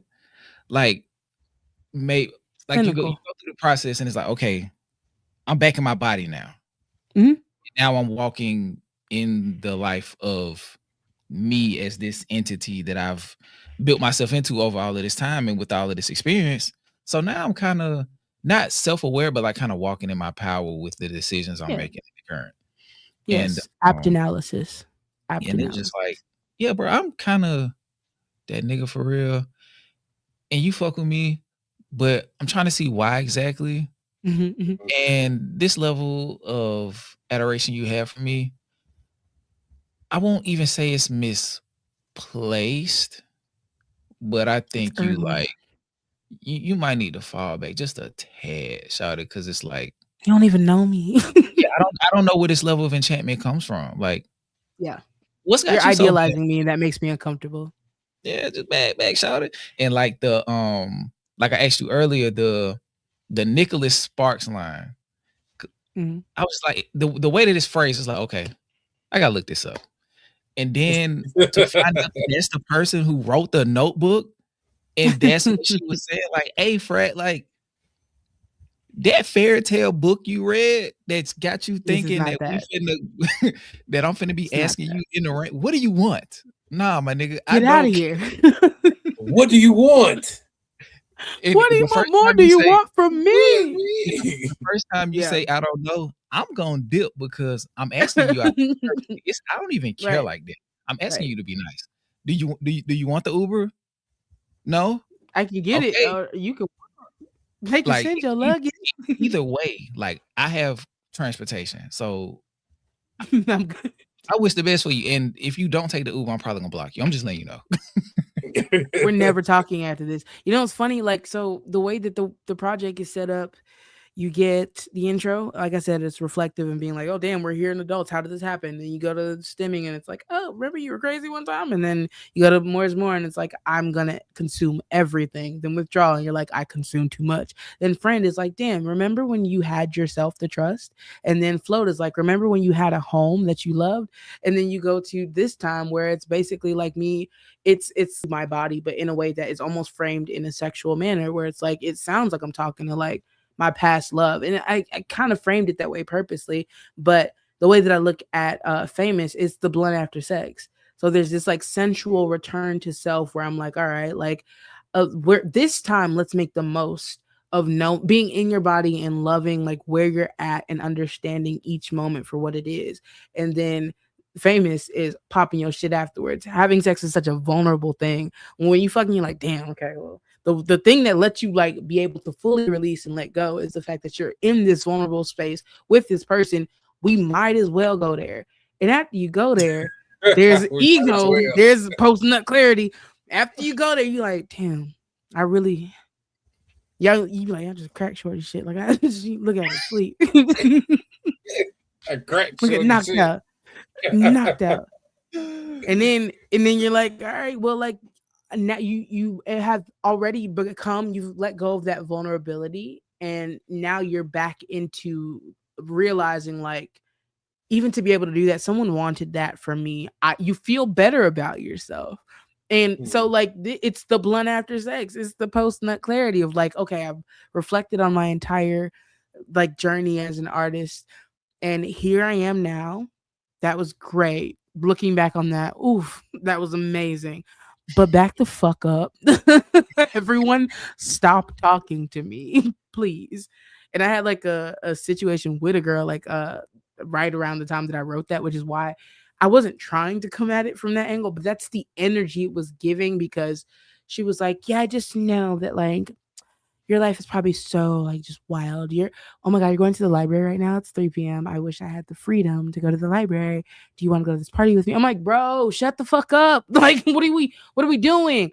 And then it goes back to that conversation we were having about projection. Get the fuck from around me if you stop perceiving me so much. No, dead ass. Like, stop looking at me so intently. Like, I don't want to be a part of that conversation with you. Just and people will make moment. shit weird. Thank you. And say thank you. How like that? The fuck? Just relax. Like, why act like you've been somewhere? like, bro. Like, why are you trying to beat the game, bro? It's like it gets. But that's kind of how I said, gotta prove that you're the greatest. That's the cost of being famous. Almost ironically, because why am I constantly having to prove this thing that I've already y'all know me already? Why do I have to be like, remember why you know me? Fuck off. I'm not doing it. I'm not doing it. I'm not constantly, I'm not trying to portray this thing. People are like, oh, damn, that $5,000 bag, we already seen it before. Bitch, what do you think this is? I'm not gonna give you a new bag with a new look. I don't care. I'm not trying to perform humanity for you. And in that scenario with that girl, it was a scenario where it's like, I'm sure that you would want to do that. I remember one time I got stopped, cornered. If y'all ever, have y'all been to LA or California in general? Ever? Well, I've been to San Francisco, but that's all. Yeah, I've been to LA before. Shit crazy. If you go to fucking Santa Monica, there's niggas who be out there selling CDs, as one does, and I have no problem with it. However, these niggas found out about me somehow, and I was out there with a girl on like a date, and they cornered me, and I could not leave. And I don't know why everyone all of a sudden thinks that I am not still a woman who might need protection, but no one's coming to my fucking rescue. It doesn't happen. So I'm having to get myself out of this scenario where there's like 4 men who, and then 1 woman who I guess they're familiar with my music, but they're like basically blocking me into this like predicament where I have to either buy all of these CDs or I can't just like keep walking with the person I came with. I'm like, they're like, yeah, no, we know about you, like supporting the community. And I'm like, yeah, great, thank you. Like, and I'm not trying to be a dick either, but like, move. You're physically blocking me. And in this case, I'm like, afterwards, it was so much happening. And afterwards, I remember this girl being like, I could tell you loved that. I could tell you were just eating that shit up. You're just eating that shit up. Like, I could tell that you wanted to stop and talk to them. I'm like, bitch, are you serious? Like, I was trying to get the fuck away from them and get you away from them because you're not used to this. I don't want to be out here either. And I never talked to that girl ever. You hate really, me. Really like me. For real? Do you know who I am for real? Like, you're jealous and you hate me. Like, that's what it was giving. She's like, I could just tell you were eating that shit up. I'm like, I get it. This is our first outing. But that first is not normal. People do not usually physically corner me. And no one wasn't eating it up. There's 4 niggas standing around me. 1 lady off to the side and 1 who's like behind me with the CD. Just what makes you, just because they're projecting what they would want. You want the type of attention that is irrational. You want irrational attention to the point that you're just like, everyone's fawning over me. I don't want that. You can actually move around. Like, you can't, and especially in a situation like with you know what I'm saying, everybody know everything about you, but you don't know nothing about these people that's coming to you. Like, you don't know. You can't gauge what these people want. You can't gauge the intention of why they coming up to you. And that's the whole thing that and Skip just really kind of made me realize and just kind of be more aware of it. Like we're in a situation where with this platform that people see us, they think they know us. Yeah. And if they have the ability to walk up on us and we not know anything about these people. You don't know what the fuck is going on, what's about to happen, and things like that. And I could just imagine, like someone with even more visibility having to deal with something like that. You know what I'm saying? Like that's insane. So for her to even say seen on TV before, like not like casting phone to the TV, but like actually on TV, it's like, oh shit. Cause I tell you, like I was saying it on a couple of streams ago. Like I saw Lecrae at the weird nigga from Chicago. He had a listening party in Atlanta for an album he put out a few years ago. So I'm in the State Farm Arena and I'm walking around. I'm like, oh shit, that's Lecrae. Like, I should, hey, what's up? But I could tell that it looked like, first of all, he was by himself. So somebody with notoriety of that level being by themselves tells me one thing is very intentional. Like he was like at an unused like concession stand, just standing there. He doesn't want to be around you. Not to be seen. So I was like, I just kept walking. And just left them be. But I could imagine like how in those moments wanting to exist in a life that you don't even necessarily recognize anymore for real. Like, bro, I just want to be left the fuck alone. And if I just walk up, hey, bro, Lecrae, I've been listening to your music. Da da da. I need a picture. Da, da, da. Can you sign this? Hey, my brother down there, he want to talk to you too. Yo, yo. He was, and what if he be like, bro, get the fuck away from me? And I be like, overstimulated as fuck too. Hey, he cursed. Don't catch me if I done smoked a little something or ate a little edible. Don't leave me alone. Nah, man. Yeah, what are you doing? Happened to be the other night. But like also I think that like there's also, if you have to do it, which I feel I've also felt that compulsion to want to approach someone. If you have to do it, there's a way that, I mean, especially if you're a fan, you should know how to do it. I was just at a listening event, like probably a week ago at this point, and I ended up sitting in front of, a row full of people, but in front of this couple, and I sat there for probably 10 minutes before, or actually, you know what? Now that I think about it, I think we watched whatever it was, like a visual project. I think we listened and watched all of it, and then at the end, if I'm not mistaken, the girl like tapped me on the shoulder and was like, "Hey, by the way, like, really fuck with your music, like you're a real one. I'm hoping that you're gonna release more shit this year, but I just wanted to say that." And then immediately just got back to her conversation with her boyfriend, and that was that. And I didn't feel uncomfortable at all. And I was like, that's the kind of human interactions we are supposed to have with each other. Like, that's normal. But the being cornered and then being accused of liking it was what got me. Yeah, it's like having, and this is a very extreme example. How you gonna tell me?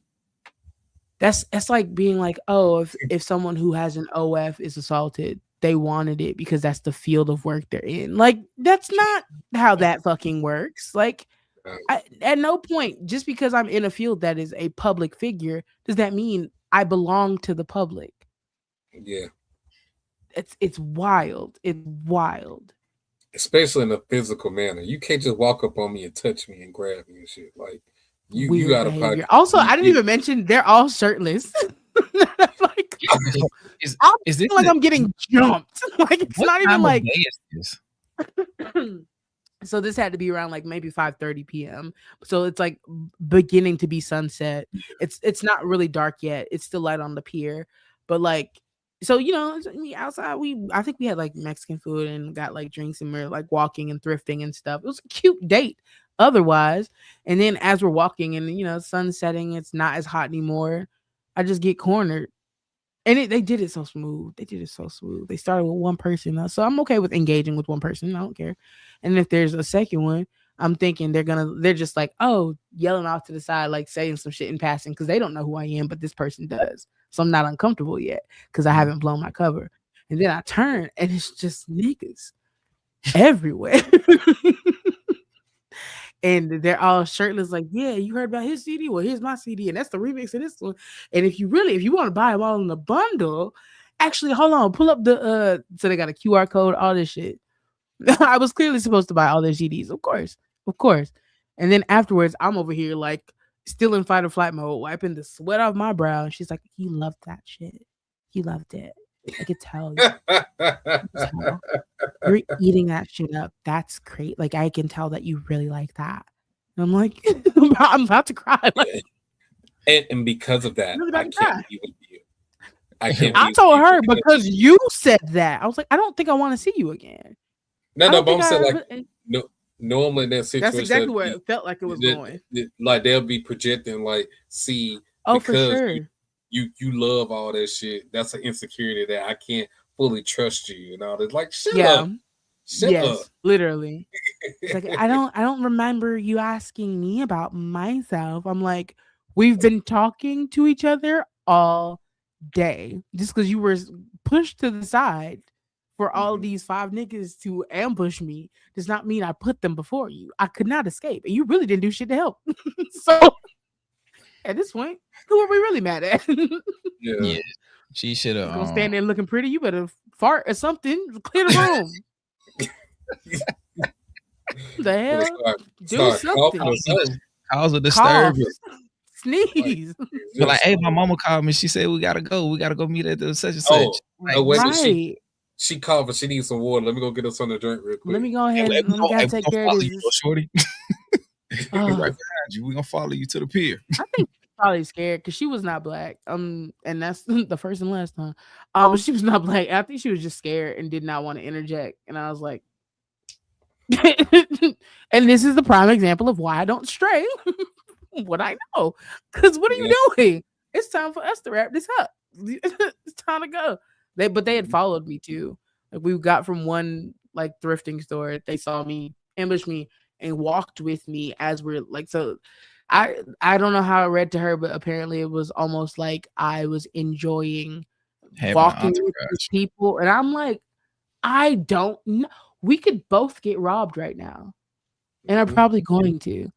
Any corner we turn, we're no longer in like a even public area. So we had to stop walking at a certain point so we wouldn't just dip off and have 5 people behind us who don't fucking know me but know that or assume that I make a lot of money. I bet you loved that. I bet you just loved that. Okay. I say, shout it. You want an Uber? Because I'm finna. It's funny you say that. That's exactly what I did. You have black car too. Black car. Overly P. I'm sorry. No, by the way, too much. Get the fuck away from me because I know now that I won't be able to trust you. You won't be able to manage my identity, like because you have them split, and now you kind of gonna be on some shit like I'm gonna drop a dime on that nigga. I don't like that shit. Yeah. And it's just like, nah, we can't do that. People treat you how they perceive you. I'm just too lazy to try to change people's perception. So if you ever let me know how you perceive me, I'm not going to try to fix it. I'm going to be like, oh, you're going to treat me accordingly and bounce. And if I'm the one who got us the car there, I'm going to get you a car home. That's really how it goes. Don't ever let me know that you are viewing me in a way that puts me in danger when I never gave you a reason to. I'm out. That's my survival instinct kicking in. If you're like, oh, you love attention, or like, there's people who always engage with me on some like riffraff shit. Like they always think I'm trying to have an argument, and I'm very chill. I don't. Those type of people, I'm like, if you already perceive me this way, you're gonna treat me this way. So I'm not gonna sit around and allow myself to be or take on the form of whatever avatar you want to abuse today. I'm good. That's a double.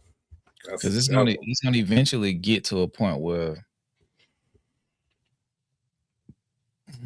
I was telling DJ this a while ago. I was like, bro, I was in this situation, one of my former friends, and I was like, I just don't want to stick around to the point where it becomes that type of disrespect where I have to respond in a way that I'm not comfortable with. I'm gonna hurt your feelings. People, I was gonna hurt him. I'm gonna say this and then we can. What you mean? I know what you mean in a very.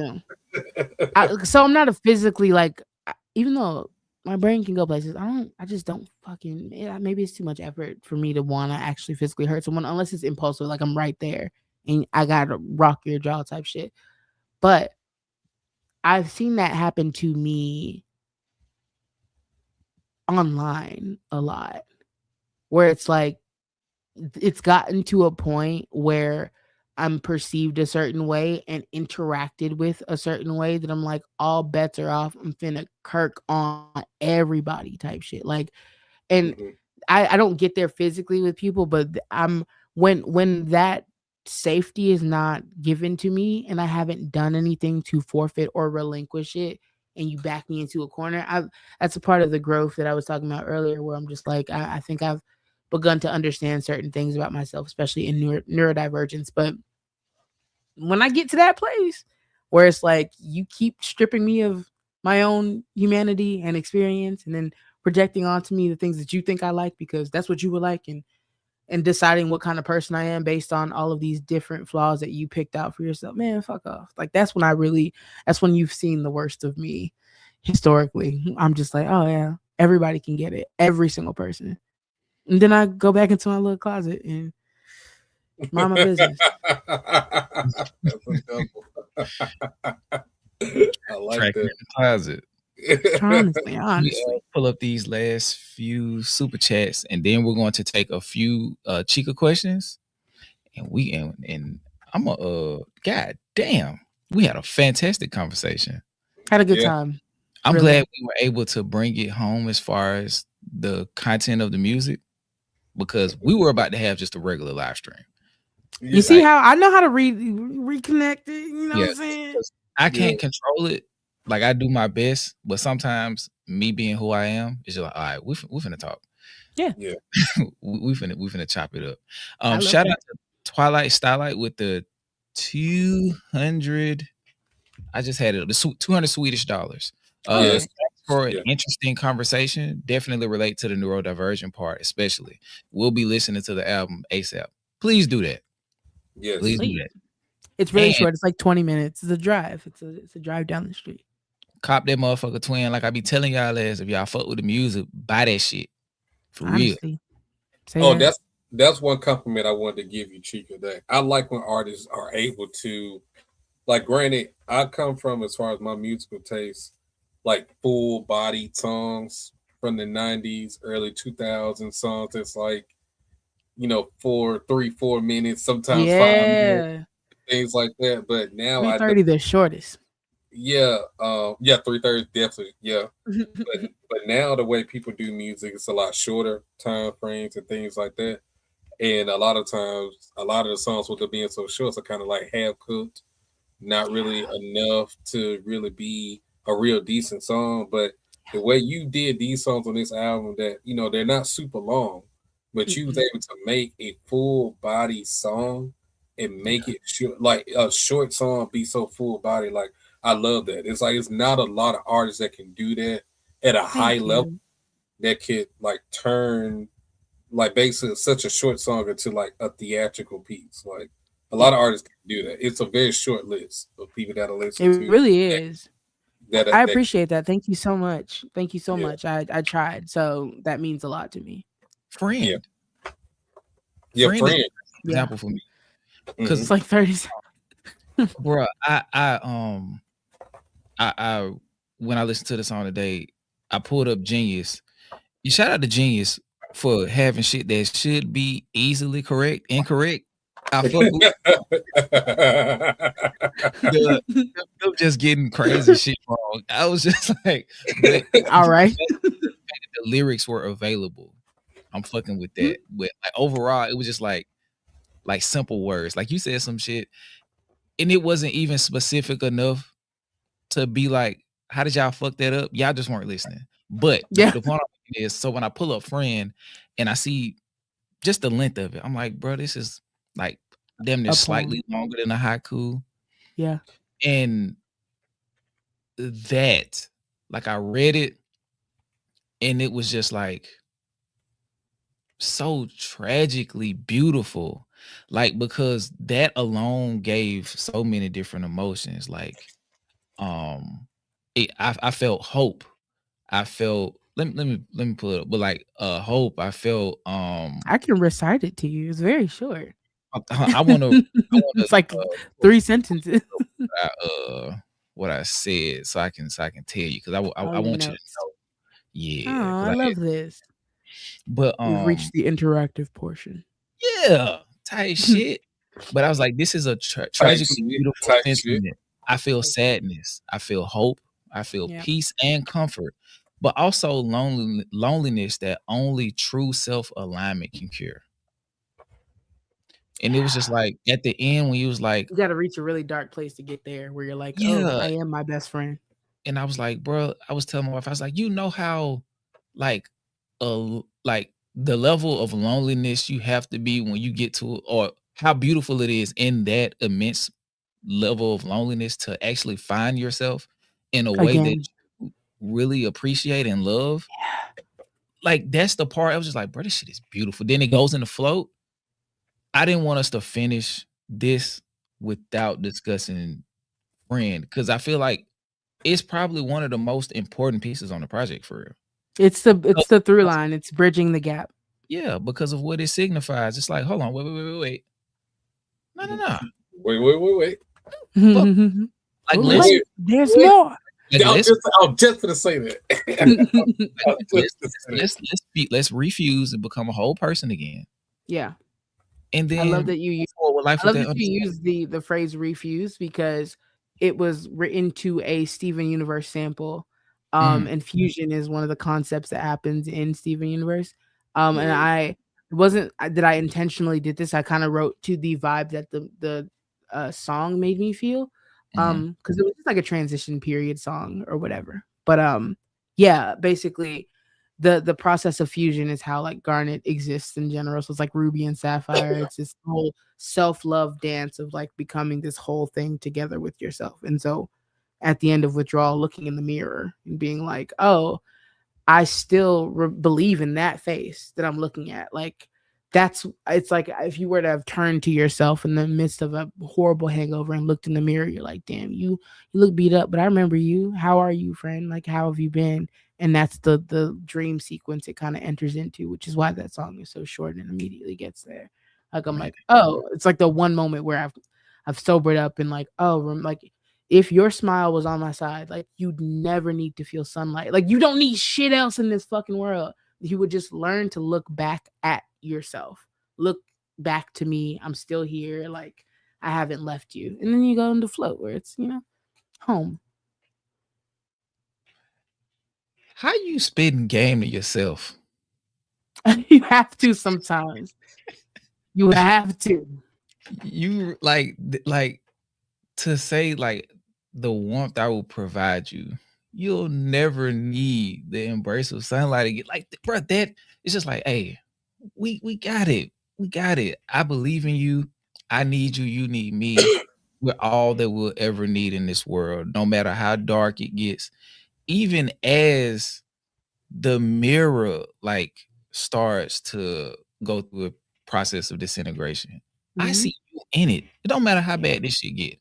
Yeah. We got each other, and Yeah. that just I feel That like that. song makes me emotional. I'm like, Yeah, when I look back on it, because I wasn't writing to a man, I wasn't writing to a girl, I wasn't writing to. I knew I was writing to myself, and I was just like, if we could lock eyes for one more time, like if I could finally get to myself in whatever drunken or high stupor that I'm in, if I could just look at myself and be like, if we could lock eyes, I could feel like I could do this thing called life. If you would just look at me, like I'm gonna make it very short because I know we gotta go. But basically, when 2020 came around and I'd spent years building an online presence just to put out a project, and then 3 days later, global shutdown, global world.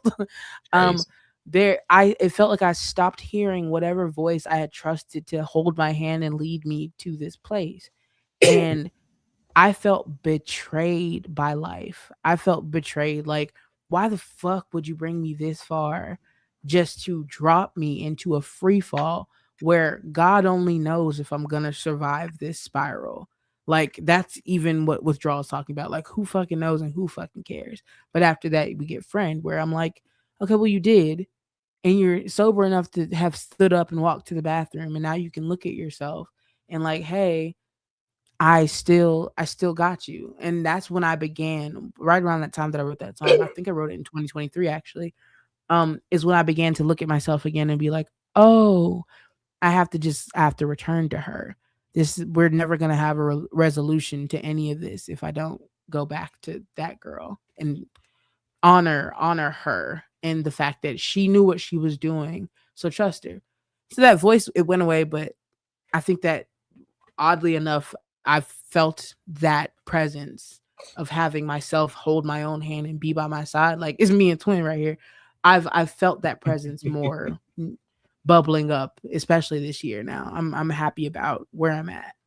Had not been for those previous 3-4 years. I was just like, fuck all this. I don't care if I die. I don't fuck. Like, but I do care now. I do. That's man. Resolution. I love Yeah. that. I love Or that. just the continuation of the story, like understanding that there's more to be told.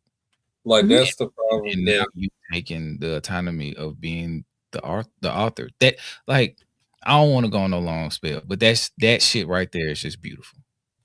like Thank it you. in the fact that you was able to pack so much in a short project lets me know that the shit that we would talk about me and Skip is doable. Like this is a big thing we had with Big Sean about about his journey and how he does it, and how it just seems like it's so incomplete. He doesn't show his work. He don't show the steps, bro, to get Shows from work point is A crazy. to point A to point B to help us understand where he really is. It's so superficial. And the fact that you was able to do that shit with 8 songs, bro, like it ain't no. I ain't In gonna 20 minutes. in 20 minutes. I'm not gonna say it ain't no That's the excuse. crazy part. I'm not gonna say it's not no excuse for artists to be able to do it. I just know that it's possible. It So is. me having an expectation of how I want to explore or deal with music is not wrong because I No.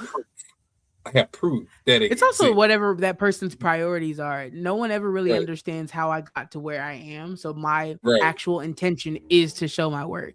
Well, in school, I'm like, because everyone's like, why are you like this? And I'm like,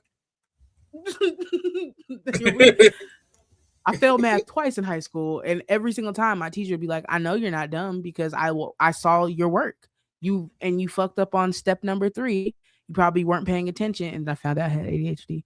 You weren't paying attention on step number 3, but everything that you did in sequence and in the equation was correct. You just lost your attention span, whatever.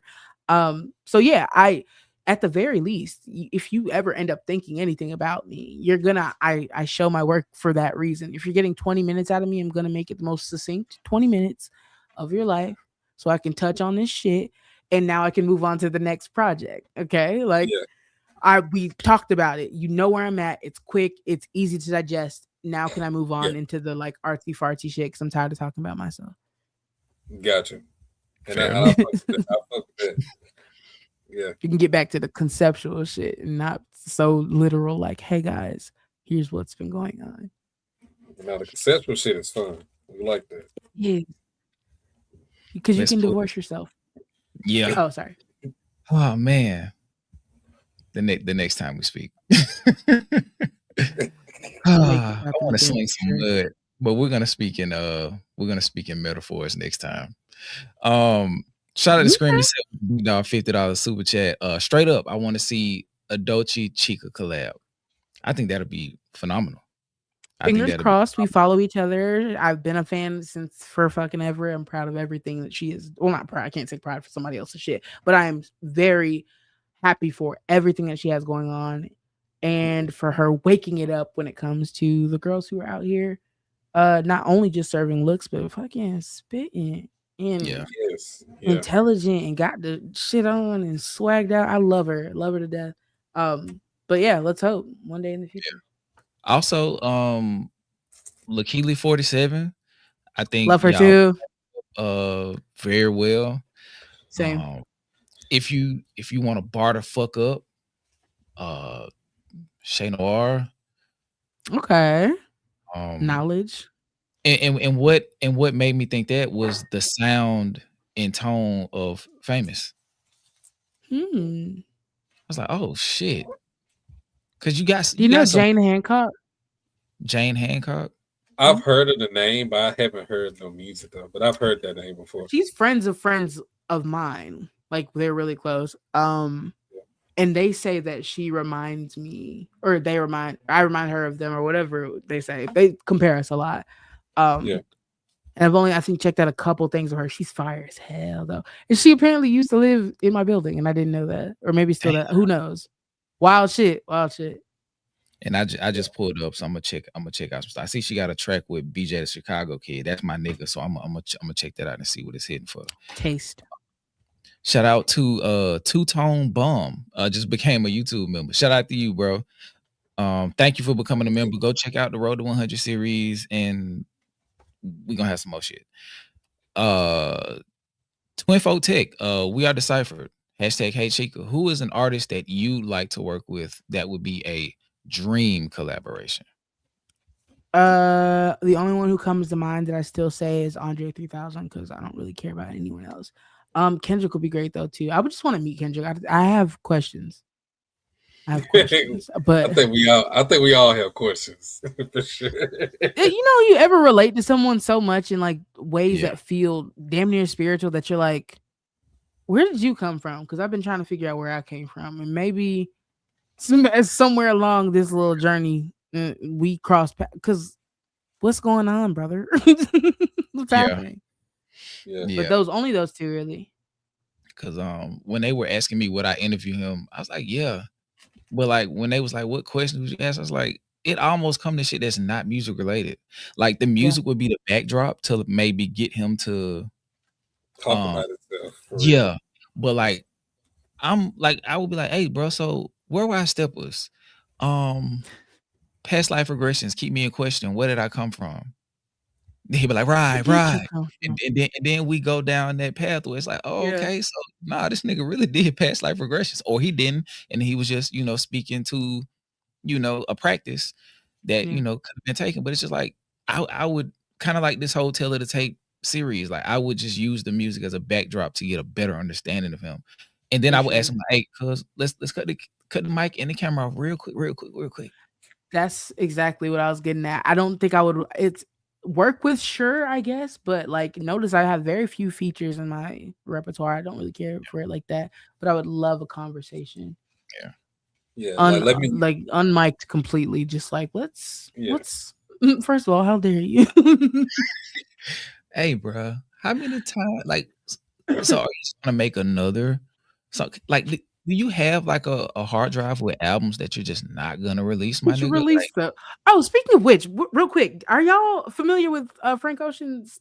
What is the name of? I don't know the name of the project. I just found out about it. Apparently, it was before Channel Orange. It was Nostalgia Ultra? No, before that. Apparently. Oh no. And it has been clearly wiped from the internet. I mean, one of my friends brought up a song from it recently, and I listened. I was like, "Oh, this is crazy! I want to check it out." Completely wiped from the internet. He took it down, but crazy shit. The song was insane. I'll send it to y'all like individually or whatever. But I need that. Yeah, shit be getting deleted. I would want to see what's on his hard drive. That sounds crazy. Never mind. It's just like, bro, like I've heard. Cause I'm not really a leak guy, but like since we started doing this content shit, like I can't help what I see, and sometimes I acquire these things, and it's just like, bro, like watching him go through the different variations and seeing that Mr. Morale was kind of gonna be a rock album and different subgenres of rock. It's like, bro, where the fuck is that music? I know you're not gonna drop it. But like, can I get like a password protected? The files will delete themselves in like 95 minutes type shit. Like, I just need to be able to listen to this shit once. I don't need to. I have a fun fact about a song that I will tell y'all off air. And then I might share with everyone else if no, I won't, because I think that I'm not. It's not like a secret that I can't tell other people. But I don't think I should say it on there. But I've had an experience where I think I've accidentally gotten a glimpse of the beginning stages of a Kendrick song, and I did not really think about it until like years and years later, and I was like, wait a fucking second, this sounds very familiar to something that I was very close to. And it's cool now, like it's a cool story that I have for myself, but I don't really clearly talk about it. But this has happened in two occasions actually. Wild shit. I need to hear the other 17 minutes of Euphoria. I need that right now. There's 17 more minutes.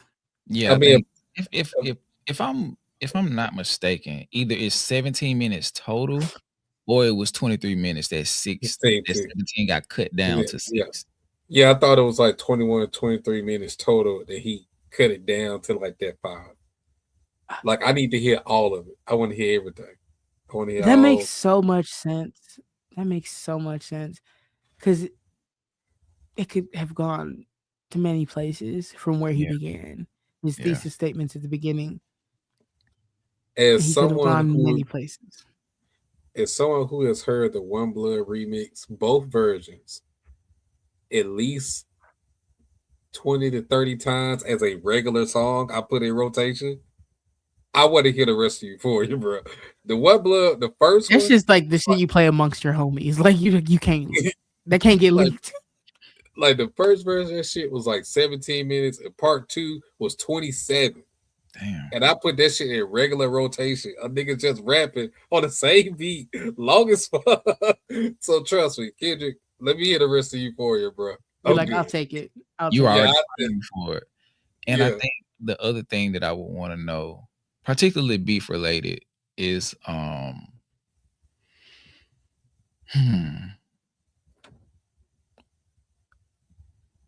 at what point did you decide that?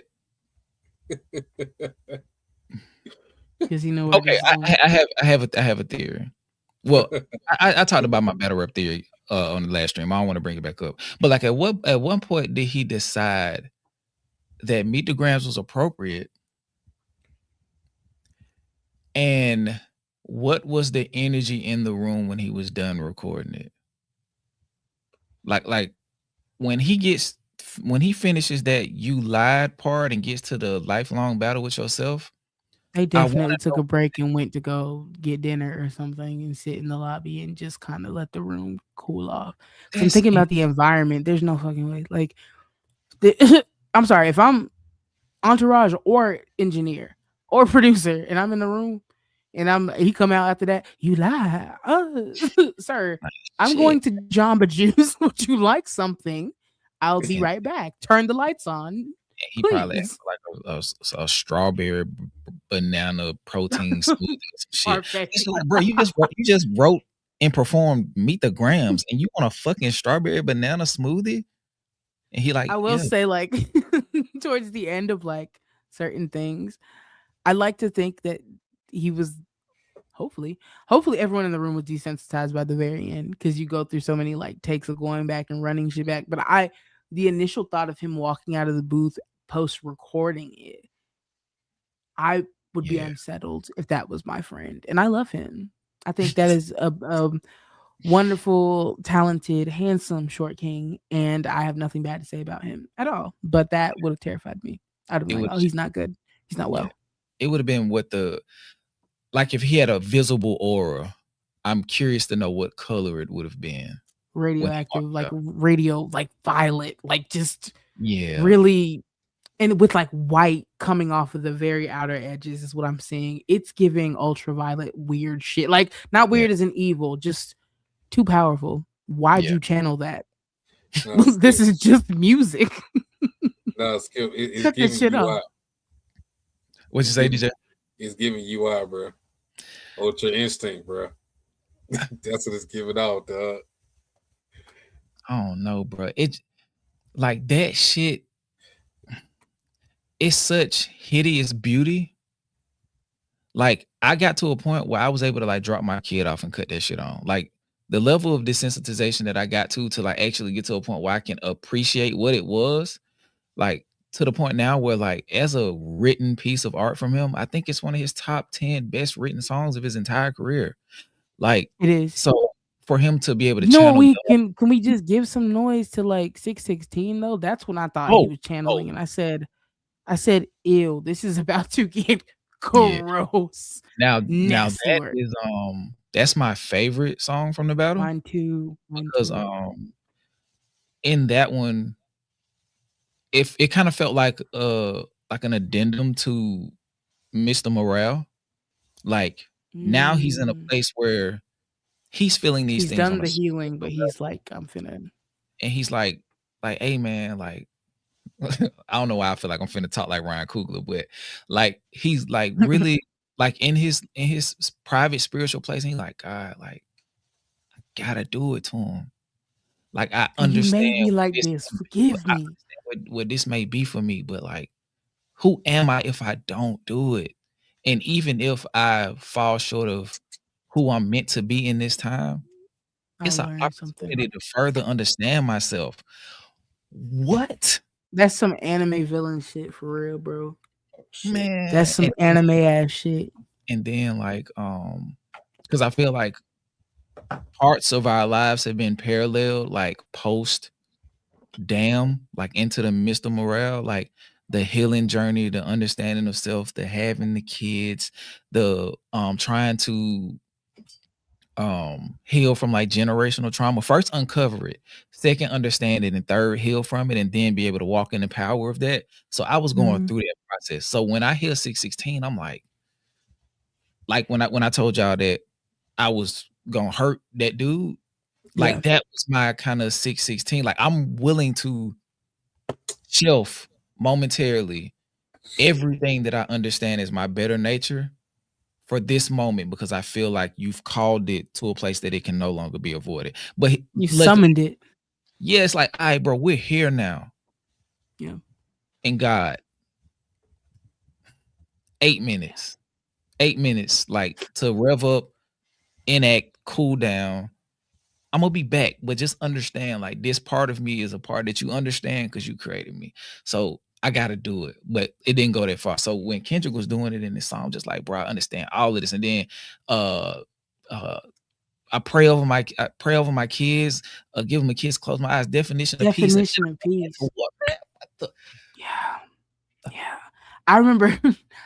So quick little thing. My father and Drake passed away the same week. Was a lot going on. There was quite a bit happening. Still to this day, I think that kind of saved my psyche in some way because there was so much happening. I came home and I was like, okay, I need a break and I need to be around my family. Came home that day, my dad went on hospice. I'm like, there's no fucking way. Like y'all are playing. But then I think that was the day that Euphoria dropped, or the next day Euphoria dropped. And I'm like, okay, cool. And then they're like, yeah, he's not doing well. I'm like, oh no, my dad's he's gonna be fine, whatever. He's in the hospital, 6/16. And then I think he like passes away the same day that Meet the Grams comes out, or maybe the day after, something like that. Same week, all of this is taking place essentially for me. And then Not Like Us, my dad had passed by that point, but I'm like, must sit on the beat, Humpty. Like it was a lot. Now I know y'all aren't laughing at the actual death, but I really was conflicted as fuck. I was conflicted as fuck, so I was just like, Not Like Us, really not. Like I was really going the fuck through it. But so even every emotional, like I don't know, offering that he was giving us at that time, it was all heightened for me at that moment anyway. And so I remember coming back to California like right after he died, because I was gonna stay out there for like a month, and then he passed away 6 days into my trip, and I said, okay, bye. Like I'm staying here with my mom. Call back. Not staying here with my mother. But yeah, I came to California, and I remember walking like randomly under this like huge palm tree. I wasn't even staying in my house. I was like, I can't come back to like home. I'm too uncomfortable. I need to be out of anywhere. So I went down the street to a hotel. And I remember being outside at like 2 a.m. and just pacing and listening to 6/16. And I was like, oh, this nigga, he's calling from and talking to a place where I've been, and I recognize it. And it's only terrifying because I saw it in him, and I was like, it's one thing if it's just me who has, which is why I make music anyway. Because I know there's someone who's heard my shit and been like, oh, she gets it. But that's how I feel about him with 6/16. I'm like, oh, that nigga he was talking to Source, and I know what that sounds like. I know whatever you're calling forward here. Okay, we're gonna put that right back down, Kendrick. Thank you so much. Thank you so much. Like, man, catch a bubble. That shit was such spiritual warfare. Oh my God. I'm tripping on shit. My dad and Drake died the same day. I'm still off of that shit. Like it's that same. It was really that same shit. Imagine everyone's like, first of all, everyone in Alabama ain't shit to do, so we just riding around anyway, and then they're just like coming and picking us. Like picking me up every day, and all of my friends do not do music, but they're all involved in hip hop. Clearly, they all love it. So every other day there's something happening, and also it took a 6-day period for my dad to slowly decline after being put on hospice. It was like something would happen, and then there was a distraction immediately. So like every blow to like even just the realization that it was happening in real time was also paired with this unreal like coming to like Jesus moment, this reckoning that all of us have been waiting almost a decade for, if not more. Like almost. We've been waiting to see this nigga get humbled, and I'm sitting here like, finally it's happening. And then there's this one thing that you never want to happen taking place, and I'm like, all right, if I just feel all these things all at once, then it won't be as traumatic. And it really, I mean, in hindsight, I'm gonna have to shake Kendrick's hand one day, because there's no way I probably would have made that through without an actual mental breakdown if that wasn't happening the same week. the same exact week. I was like, this is the weirdest juxtaposition. I'm so happy about what's happening to Drake, but that's my dad. I was fucked up. I was mad. Bro, that's such a drastic difference of what we was going through at that time, bro. Like, we going through totally different things at the same time. Like, life is crazy, man. Yeah, I was just risking getting fired from my second job, but other than that, shit was, you feel me? But like, so before we have to like hop off too, I want to say also, I think that's another reason that I've connected to you guys and your content so much. It's because that's around the same time I discovered y'all. And so I was like going through all that, not really being able to like talk to my friends in Alabama for real. And like, because it was really like it wasn't happening for them. Like, yeah. I was like, yeah, my dad's on hospice. They're like, okay, cool. You want to go down to like, let's go and do Top Golf and like, let's hop, pop out type shit. Cause there's nothing to do. And I'm like, and then even after he died, they're like, all right, we're going to come pick you up. Like, and we weren't doing shit, but getting fucking drunk. And I needed to feel at that time. And so I remember at the time I was just kind of retreating into myself and watching like people react to what was happening with the beef. And if I was up, then I was drunk and I was trying to drown out the reality that my dad was dying. But if I wasn't drunk, I was on my computer and I was watching videos to take my mind off of everything and get immersed in what was happening battle wise. And so I remember I saw Skip and I don't even know what the first video was, but I remember being like, this is the closest thing to a familiar like face, voice, energy that I fuck with. And on top of that, you're funny. I was like, let's go. Like I can dissociate like that. And I just continued watching all of y'all's streams and videos together. And I was like, oh, this is absolutely a place I want to stay. So all of this culminating into this interview and this conversation we've been able to have it's beautiful to me. It's a full circle moment. And I appreciate y'all for having me. Damn, that shit dope, man. Hold on real quick, man. No. And she wrapped that shit up with a bow so perfectly, bro. Like, I ain't even got nothing to say to that shit. Like, we've been doing this shit so long, my phone done fucking went dead. It's doing an update now and shit. That's why my light go, because my phone just cut off. Said everything's changed. But I enjoyed this. Like, this has definitely been way better than, I mean, I knew we were gonna have a good time, but like this turned into something way more than I even thought it was gonna be. So like we definitely appreciate you coming on, taking the time out, saying just kicking with us basically. Of course. Of course. We said when I'm not on here, I'm watching it anyway, so might as well.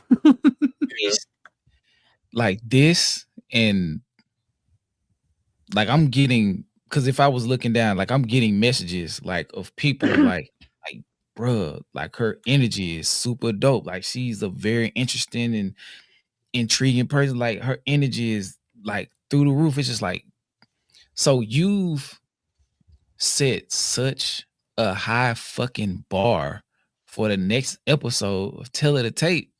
I don't want to be a one like, but the thing is, it's like you came, you were your authentic self, the music. And that's why we had so many fucking notes, because it was so good. Like we were able to extrapolate all of this, and we could do even more from 8 tracks and feel like we got to know a lot about you and, have a full circle moment with ourselves, because like the previous pod that we had, we did a review to industry games. I think we did it in one of our like early, like before we were DeCypherEd, like back when we was doing like off the record podcast. So this is a full circle moment for us too. Like, and also like for me, like it's one of those moments where it's like, okay, like you go through a bunch of series of no, and hey man, we'll do it at a different time, this, that, and the third. It's like, okay. And then all of those no's kind of led us to the most authentic and genuine yes. You feel me? So like it's not about anything other than what happened today. It was music we actually believe in. It was a person we were able to build and establish a relationship with. It was a country cousin first and foremost. You know what I'm saying? So No, for like real. off bat, but 3 minutes into pre-production, it's like, oh, this shit is gonna be easy. Like it's not gonna be you press play and it's like, oh shit. Are we gonna have to build some energy? Like, no, like everything worked 100% the way it was supposed to. We've been tapped in since industry games, like so all of this was just beautiful. Like, so we're thankful that you decided to do this with us too, Of because course. you know, and when you It's a showed up, no-brainer. it was just like, oh shit. Like Skip, I promise you, I said the same. I'm like, oh, this shit gonna be easy. Like this, we gonna have fun. Like, you know, I genuinely, I enjoy y'all. I actually like y'all. There hasn't been a moment where I'm like, man, shut these niggas up. The other interviews we've done where we have to like pull some shit out Pulling of nothing. teeth, bro. Like niggas don't want to talk and shit. I'm like, bro, like, why'd you want to do this shit if you don't want to talk? Because they want to be perceived. They don't want to give anything. They just, because it's like, oh, they can tell their homeboys, hey, I got an interview with such and such. Yeah. But they don't want to be interviewed. And it's like, my nigga, you asked me, we're trying to build our platform. We working our way up. We started at the bottom. You got 19 monthly listeners on Spotify. So like, we need each other. So I need just as much from you, because we're getting 35, 40 plays. So I need just as much from you as you need from me. Make this a moment that we can collectively market to get people to watch it and ultimately engage with both of our content instead of being like, yeah, shit was real. I be like, that shit crazy. I don't need you right for real. Like, I just get in there and do shit. You do it too well. You're doing it way too accurately. I used to talk to a nigga like that. Because I'm so fucking triggered. I used to talk to a nigga like that. He was just like that. And I'd be like, you don't even have songs out. Like, what are you doing? Why are they talking to you? Why are they asking you questions anyway? And also, like, because DJ brought it to my attention years ago. He brought it to my attention years ago. It's like, Skip, you petty as fuck. And I was like, really? And he's like, yeah, nigga. Like, I was like, oh, well, like, yeah. But like, in reference to me being petty, this is like the perfect, like, we told y'all niggas, like, and we didn't have to do anything but do what we were doing. So this is just more proof of concept that we were doing the right thing, that we're going to continue to do the right thing. And in that, the people who gravitate to it will be able to have fruitful relationships with them people. Because there's some people in Birmingham that I've asked like numerous times. Like, bro, like, come on, tap in with me, bro. Like I get back to you, but it's just like, all right, now watch. Now watch. If you know, I'm saying, people that'll ask me to do Alabama Massacre, and I'm like, when I posted the story, when I posted the story of the interview yesterday, the people who showed up in there, it was just like, what you been? Yeah, because when and this is a completely separate thing, but when you dropped Stemming and I shared it, one of the producers from Birmingham's like, I looked on the credits, I didn't see him, but Luke Crowder, do you know him? I don't know him, but he's from Birmingham. And yeah, he followed me right around the time that it came out. Because Stemming wasn't one of the tracks that Rocky built. It was one that I got from where we share the same publishing company. So they send me some of Luke's stuff sometimes. I didn't know where he was from. That's literally a happy accident. But yeah, he worked on Stemming. And I have another. You know what? I have a song. It's so petty. It's rude as fuck. It's dragging a nigga I used to talk to from Alabama. And it's called Warm Bama Night or whatever. And I'm pretty sure he produced that one too. And I did not know it at the time. But I haven't put that one out because it's scathing.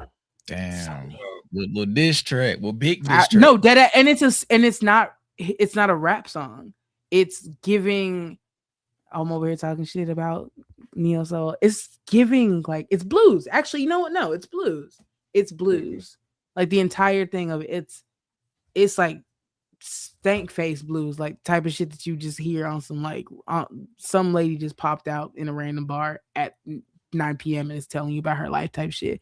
I dragged that nigga for filth generationally. Yeah. I think you know what's funny? I think I wrote it before. I'm pretty positive. I wrote it before Meet the Grams, and it's a similar vibe where it starts with him, it goes to his family, and it ends on his bitch. And well, there's that. You gonna do something with that? I might send it to y'all so y'all can listen to it.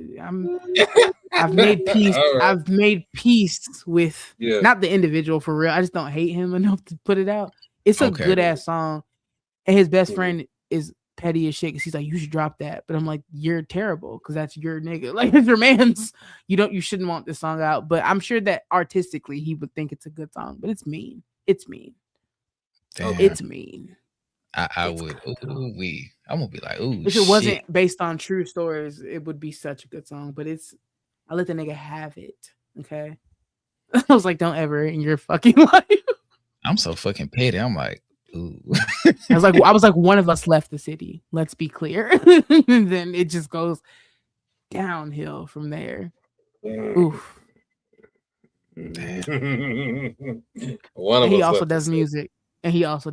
So it's like that. It's not even just a matter of leaving because, like option wise, it's like you really couldn't. But Like, it's okay. Nigga, you are still there.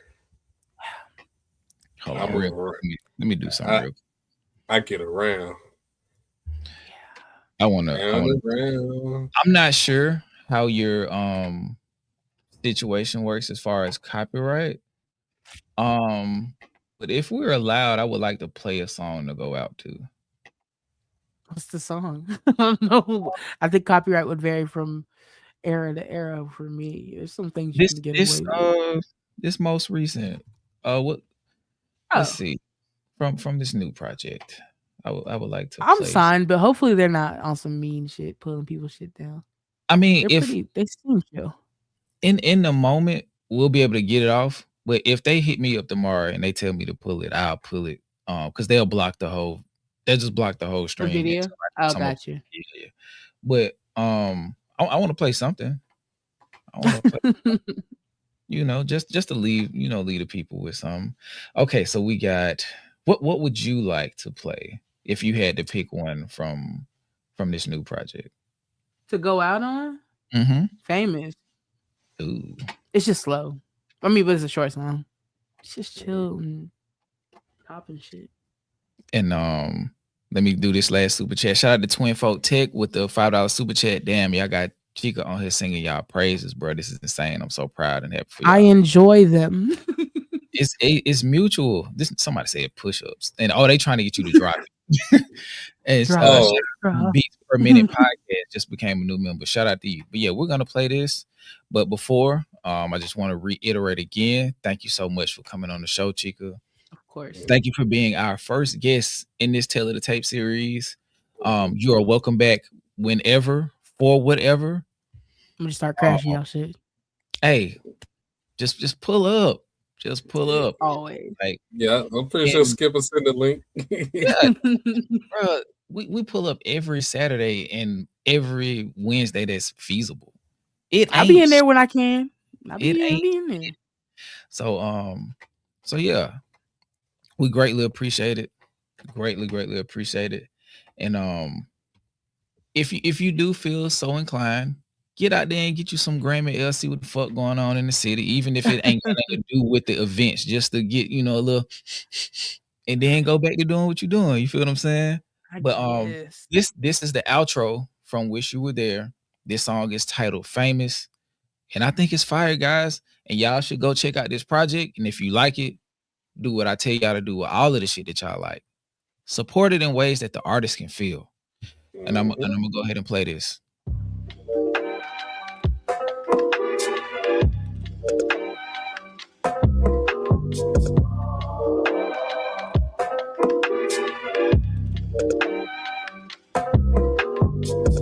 This is something for your recollection. When you at home alone and get to missing our connection. When I don't pick up the phone because I'm in another session. Like you're not outside in someone's face or in somebody's section. I know, don't lie to me, don't do no wrong to me.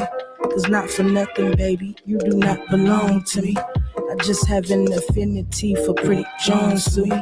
These spots ain't Nicholas, you been watching the wrong movie. Why you drawn to me?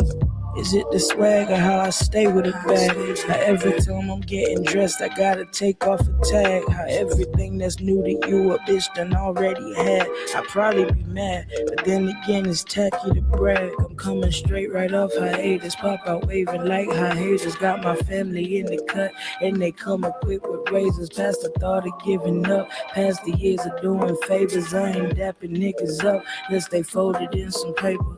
That's so What's the funny. lesson if you ain't got a quiz? Rather show you how I do it than to say that I did. And that's real. It's impressive just the way that I live. Gotta prove that you the greatest. That's the cost of being famous. And that's real. Gotta prove that you the greatest. That's the cost of being famous. And that's real. Gotta prove that you the greatest. That's the cost of being famous. A smash.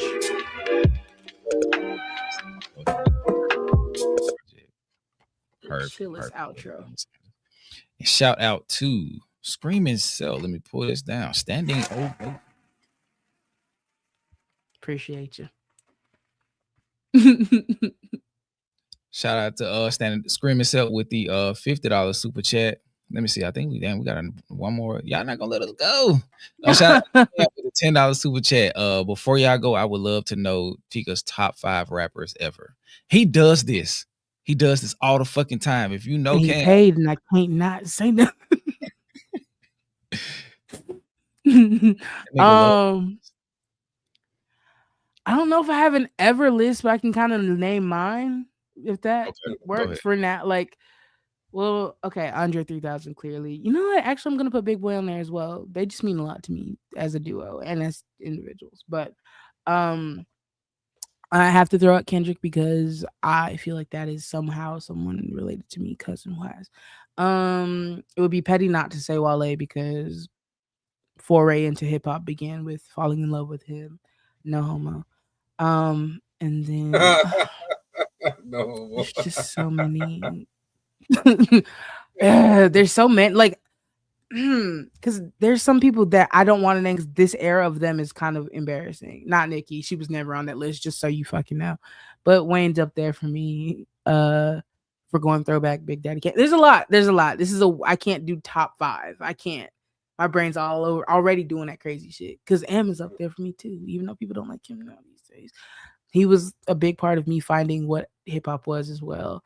But I would say my top 3 would have to be like Andre, Big Boy, and Kendrick right now, at least where I'm at in life. I love them. Okay. That's a fire list to me. Okay, since you brought them up, favorite Outkast album and favorite Kendrick album. Okay, so this is gonna be very cliche for Outkast, but AT Aliens. Well, there's okay. No, that's beautiful because that's the best one. Okay, it's just so cliche. It's very cliche, but for Kendrick, it's Mr. Morale and the Big Steppers. Love GNX. It was great. Every project Kendrick. Oh, you know what? Controversial take. And nobody can jump me because I told Rocky this to his face because he produced a lot of stuff on To Pimp a Butterfly. Actually, I did not like that album. I didn't dislike it. I don't like jazz, and that we only made the connection when we were making my project because it came up that he produced on. I was like, oh shit, what songs? He listed them off. That's how you know I don't be just dick riding. I make genuine connections with people based on the art. I did not know he produced on that, and he produced and I didn't know that. And it's one of my favorite Kendrick songs. But yeah, I was like, T-Pap it wasn't my thing. And by the end of the process of like working together, we'd done this so much that we realized I just don't like jazz or like some certain, and that's the only reason. Subject matter stood out to me, yes, but I can't. The sound, No, can't. Same thing with Untitled Unmastered. Can't do it. Mr. Morale, the Big Steppers. Yeah. He did his big one for me. Yeah. Damn. I feel like that's some of his best rapping. Damn, my favorite. Morale and the Big Steps. Like the A side of the album. That's some of his best rapping in his career. Like United in Grief, N95, Worldwide Steppers, Rich Spirit. All the Time, Rich Spirit. Like that All the Time is crazy. Like that little 5-piece right there before he gets into the pivot. That is incredible rapping. Yeah. Incredible rapping. And then the second half, even though the first half clearly was it's also great storytelling, but like you really get pieced up by the end of it with the way he takes it, like with the extended metaphors, just the literary devices he chooses in general. You're like, oh, like I don't know, something about the front, like side A was just really I felt convicted immediately with it because it was very straightforward. He was telling his life stories and talking about he'd been going through shit. Okay, nigga, tell us about it. But by the end, you realize that it started off so abrupt like that because it's asking you to dig deeper into yourself. And I was making Samson at the time that he released Mr. Morale and the Big Stepper, so I didn't listen to it for a year because I don't like being influenced by all the shit that's happening in the music industry. And like, I don't want to hear something and then subconsciously remake it and someone's like, oh, you stole that? Nah, I'm not listening to anyone who I like at the time that I'm making something. So I didn't hear that project until a year after like my project came out. So probably 2 years past the time that he put it out. And I immediately was like, we were writing about the same things at the same fucking time. Like this is some kind of spiritual cousin far, far away. Like he feels the way about himself that I feel about myself. I'm just far less articulate or at least not as well received. I'll say. Shout out to Mia C 405. Hey Chika, do you have a favorite song from your newest project? Yeah, Float and Withdrawal. Sure do. All righty. Float hey, reminds me of home. Everybody, don't send anything else. Don't send another super chat. Don't send another question. Skip, I just gotta know which episode of Attack on Titan you are. I'm on season 3, episode 7. Y'all fucked me up, and I haven't been doing anything productive, DeCypherEd wise, since I started watching that fucking show. Terrible. I have a year-end review, 2-hour and 30-minute episode that I need to be edited, but I can't. If y'all need an editor, by the way, I don't be doing shit. Hire me. Shit. You got $3,000 headphones. I can't afford you. I can't afford you. Hey, yesterday's price is not today's price. I'll do it for Zaxby's when I get home. For one Zaxby's meal per video. Y'all don't got Zaxby's out there? We sure don't. So that'll be like a legit labor of love. I'm not watching no more anime, y'all. This is it. I'm telling you, your life. I swear to God, after I finish Attack on Titan, don't recommend me shit else because it's fucking my life up. Okay? That episode was supposed to be out 2 weeks ago. Well, a week and a half ago. I can't stop watching Attack on Titan. Now I gotta start it because I've been told it's really good. It is. Like, now I gotta start it. I can't even remember the last time I've been this entrenched in anything. I can't stop watching it. Like, I'll get into bed. Like, tonight, I'm gonna go downstairs, get ready for bed. I'm gonna lay in the bed and get on my side and grab my phone like this and watch the episode of Attack on Titan. I can't stop. I can't.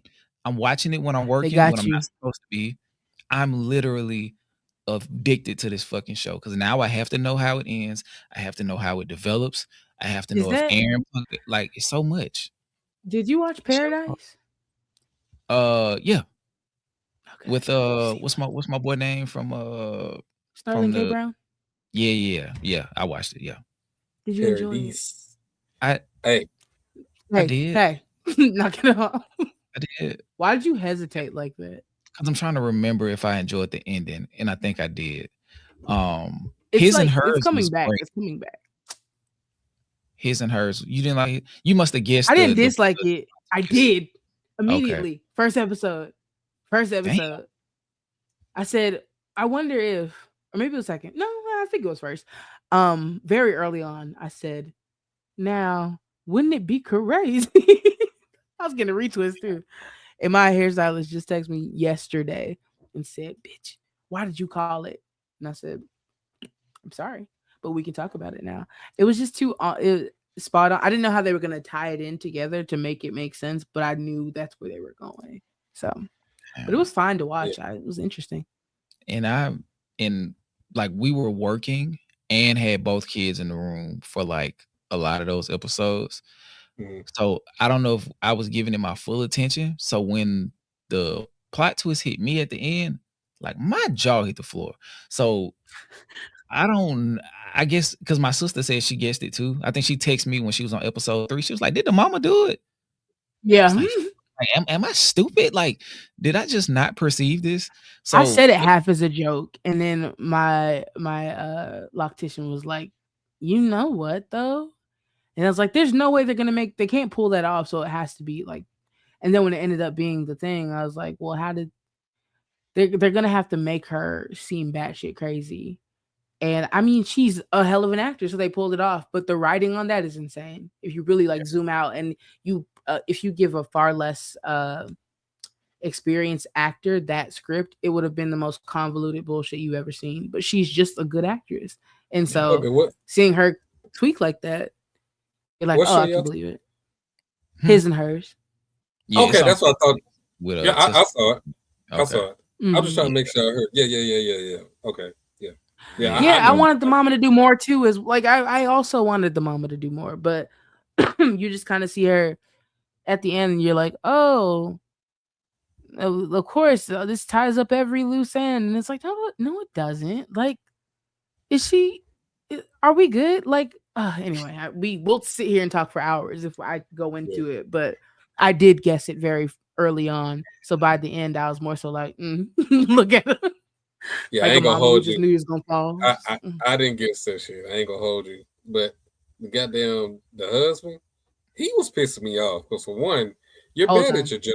You bad at your job. One, you're corrupt. Yeah, he was lying. I think that was the biggest thing. He was just a fucking liar because he didn't want to put out that he was smashing an old girl.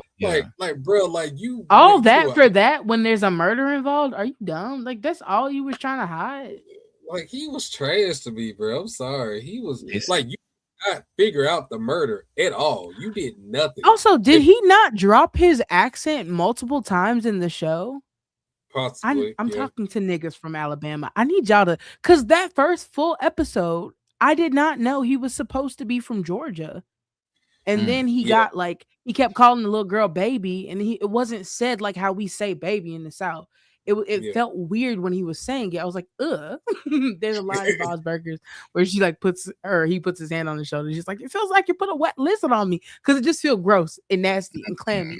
And the way he was saying baby was not with the same endearment that we have as Southerners. It felt like a lie. If anything, he was more of a hindrance to this case to actually fucking solving it, bro. Like, you get and everything that was pivotal that was found out during the investigation was found out by your wife, bro, not by you. But he and just by her asking. Yeah, he felt like he had motive to commit murder, so why would he want to solve the case though? But if you know you didn't do it, what was his motive? That he was just fucking the girl and they found out? Or? Well, he was at the scene of the crime with an opportunity to do so, and then I know what you mean. Okay. He was the side dude in an affair she was having. The reason he would want to solve it is because it would clear his name to solve it. If your job is detective and you did not do it, which he did not, nigga, solve it for yourself. If he started to admit, he wouldn't have been able to be on the case because he's too close. I'm not even saying he should have admitted it, but I'm saying you're not even trying to find nothing out for real. You're just in the way, constantly in the way. He cracked Shorty's head. Like, bro, when he got the phone and like that whole pilot just dropped, like, bro, you know they can track that shit, right? Like, right. It's not pinging off cell towers. Like, what's you over here sliding back the bodies out of fucking cabinets and shit. You know what I'm saying? I'm like, bro, none of this shit. Like, it's just a whole drop plot line. Like, bro, like, ain't nobody go inquire That's about what this I'm damn saying. phone. The writing was very stupid. They just had good actors. Damn, made me go. Because what do you mean? I'm telling you, bro, that nigga got on my nerves, bro. I'm like, bro, get out of the way, dog. You are trash, dog. Yeah. So Absolute fucking basura. Okay, terrible cop. And all cops are bad, so you know he got to be horrendous. The man did get off. The man who committed the act did get off cam. I agree. Yeah. But anyway, sorry guys. Sorry, man. You know. Yeah. It's good, man. It's good that you're able to watch AOT now, because like when it was going on, we had to wait like 3 to 4 years between season 3 to season 4, bro. So and then from season 4 to season 5, that was like another 2.5 years, dog. And then with season 5, they broke season 5 up into like 3 parts, bro. So it's like 5 episodes. Yes, bro. Like 5 episodes, stop. 5 episodes, stop. 5. Like it was like that, bro. So the fact that you get to watch it all the way through, no stops, no breaks. Yeah. Just know, this the last thing y'all getting from me, bro. Like I haven't been productive. This is it. We still we gotta finish Road to 100 in a Road to 150 in a moderate time, like at least before fucking the pollen comes back. Not pollen. It looked like the first quarter is gonna have big artists dropping in it. We don't know when White Man is dropping per Glasses Malone. The fall off is coming. ASAP Rocky just dropped. Don Toliver dropping. I think he got a fucking Kendrick feature. Oh, cool. Like, bro, it's just too much shit going on, and y'all got me strung the fuck out. I feel like Pookie, bro. It keep calling me. Calling me. Like, I'm not watching any more anime, y'all. I promise. I'm not. He's lying. I swear to God, I'm not watching another. That's what, like, Chika, I'm just letting him talk his shit now. He can talk. DJ, you know, when I commit to something, I be dead ass serious. I'm not watching another one. I'm gonna bother this nigga like in 2 days and be like, so how's it going? I'm like, bro, I'm straight. Like I'm low key getting clean. I'm good. I don't know. There's no different without that shit. I'm taking care of myself. I'm drinking water and shit. You feel me? Like I'm running. You know, a quarter mile a day conditioning my wind. I deserve some of it. You feel? Yeah. But yeah, you're doing the damn thing. But look, y'all, I'm not Cam. Let it go. Cause just know, I have like I've never had to like I've never had any addiction, but I do have addictive personality to certain things. So just know, if y'all keep pushing me down this rabbit hole, won't be no more hip hop. So what's good, y'all? I'm Skip. This is DJ, and this is DeCypherEd. Y'all gonna push me somewhere y'all can't bring me back from. So I'm trying to advise y'all to leave me alone. As a fan, I'm gonna fall back. I'm gonna stop talking. I'm not going to engage in any more anime because, for one, it's too many fucking episodes. I got too much shit to do. I got a wife. I got a channel. I got 2 young kids. I don't have time. Okay? It's fair. I feel like y'all bullying me. Y'all got Attack on Titan out of me. Y'all finna get 100 episodes of anime. I'm not doing nothing else. So I'm putting it all on the floor. You led your pace. I support it. Leave me alone. I ain't gonna hold you. For you, this could be your all-out anime. This is one of the greatest ones to do. I will say that. So. Yeah, this is my fall off. And on that note, he's Skip and I'm DJ, and we got Chika in the building. Thank y'all for coming out. She'll never return because of that. And this is Tape episode 1, man. Nobody's gonna be able to match it. All they're gonna be able to do is try to create facsimiles of it. We love y'all. We gonna see y'all a little bit sometime tomorrow. Y'all not getting a long one because I think I want to watch some boxing.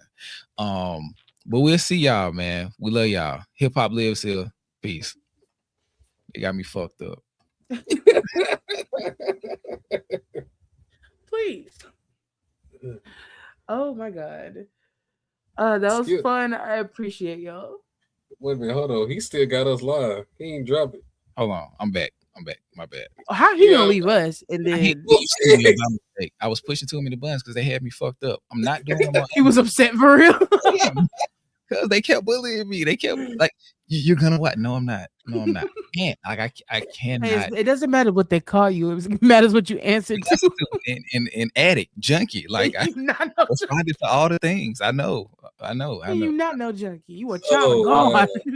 I'm gonna get it right. Like that's kind of why I'm going through it fast, because I just need to go ahead and get it out of the way. I need to watch the whole series in a month or less than.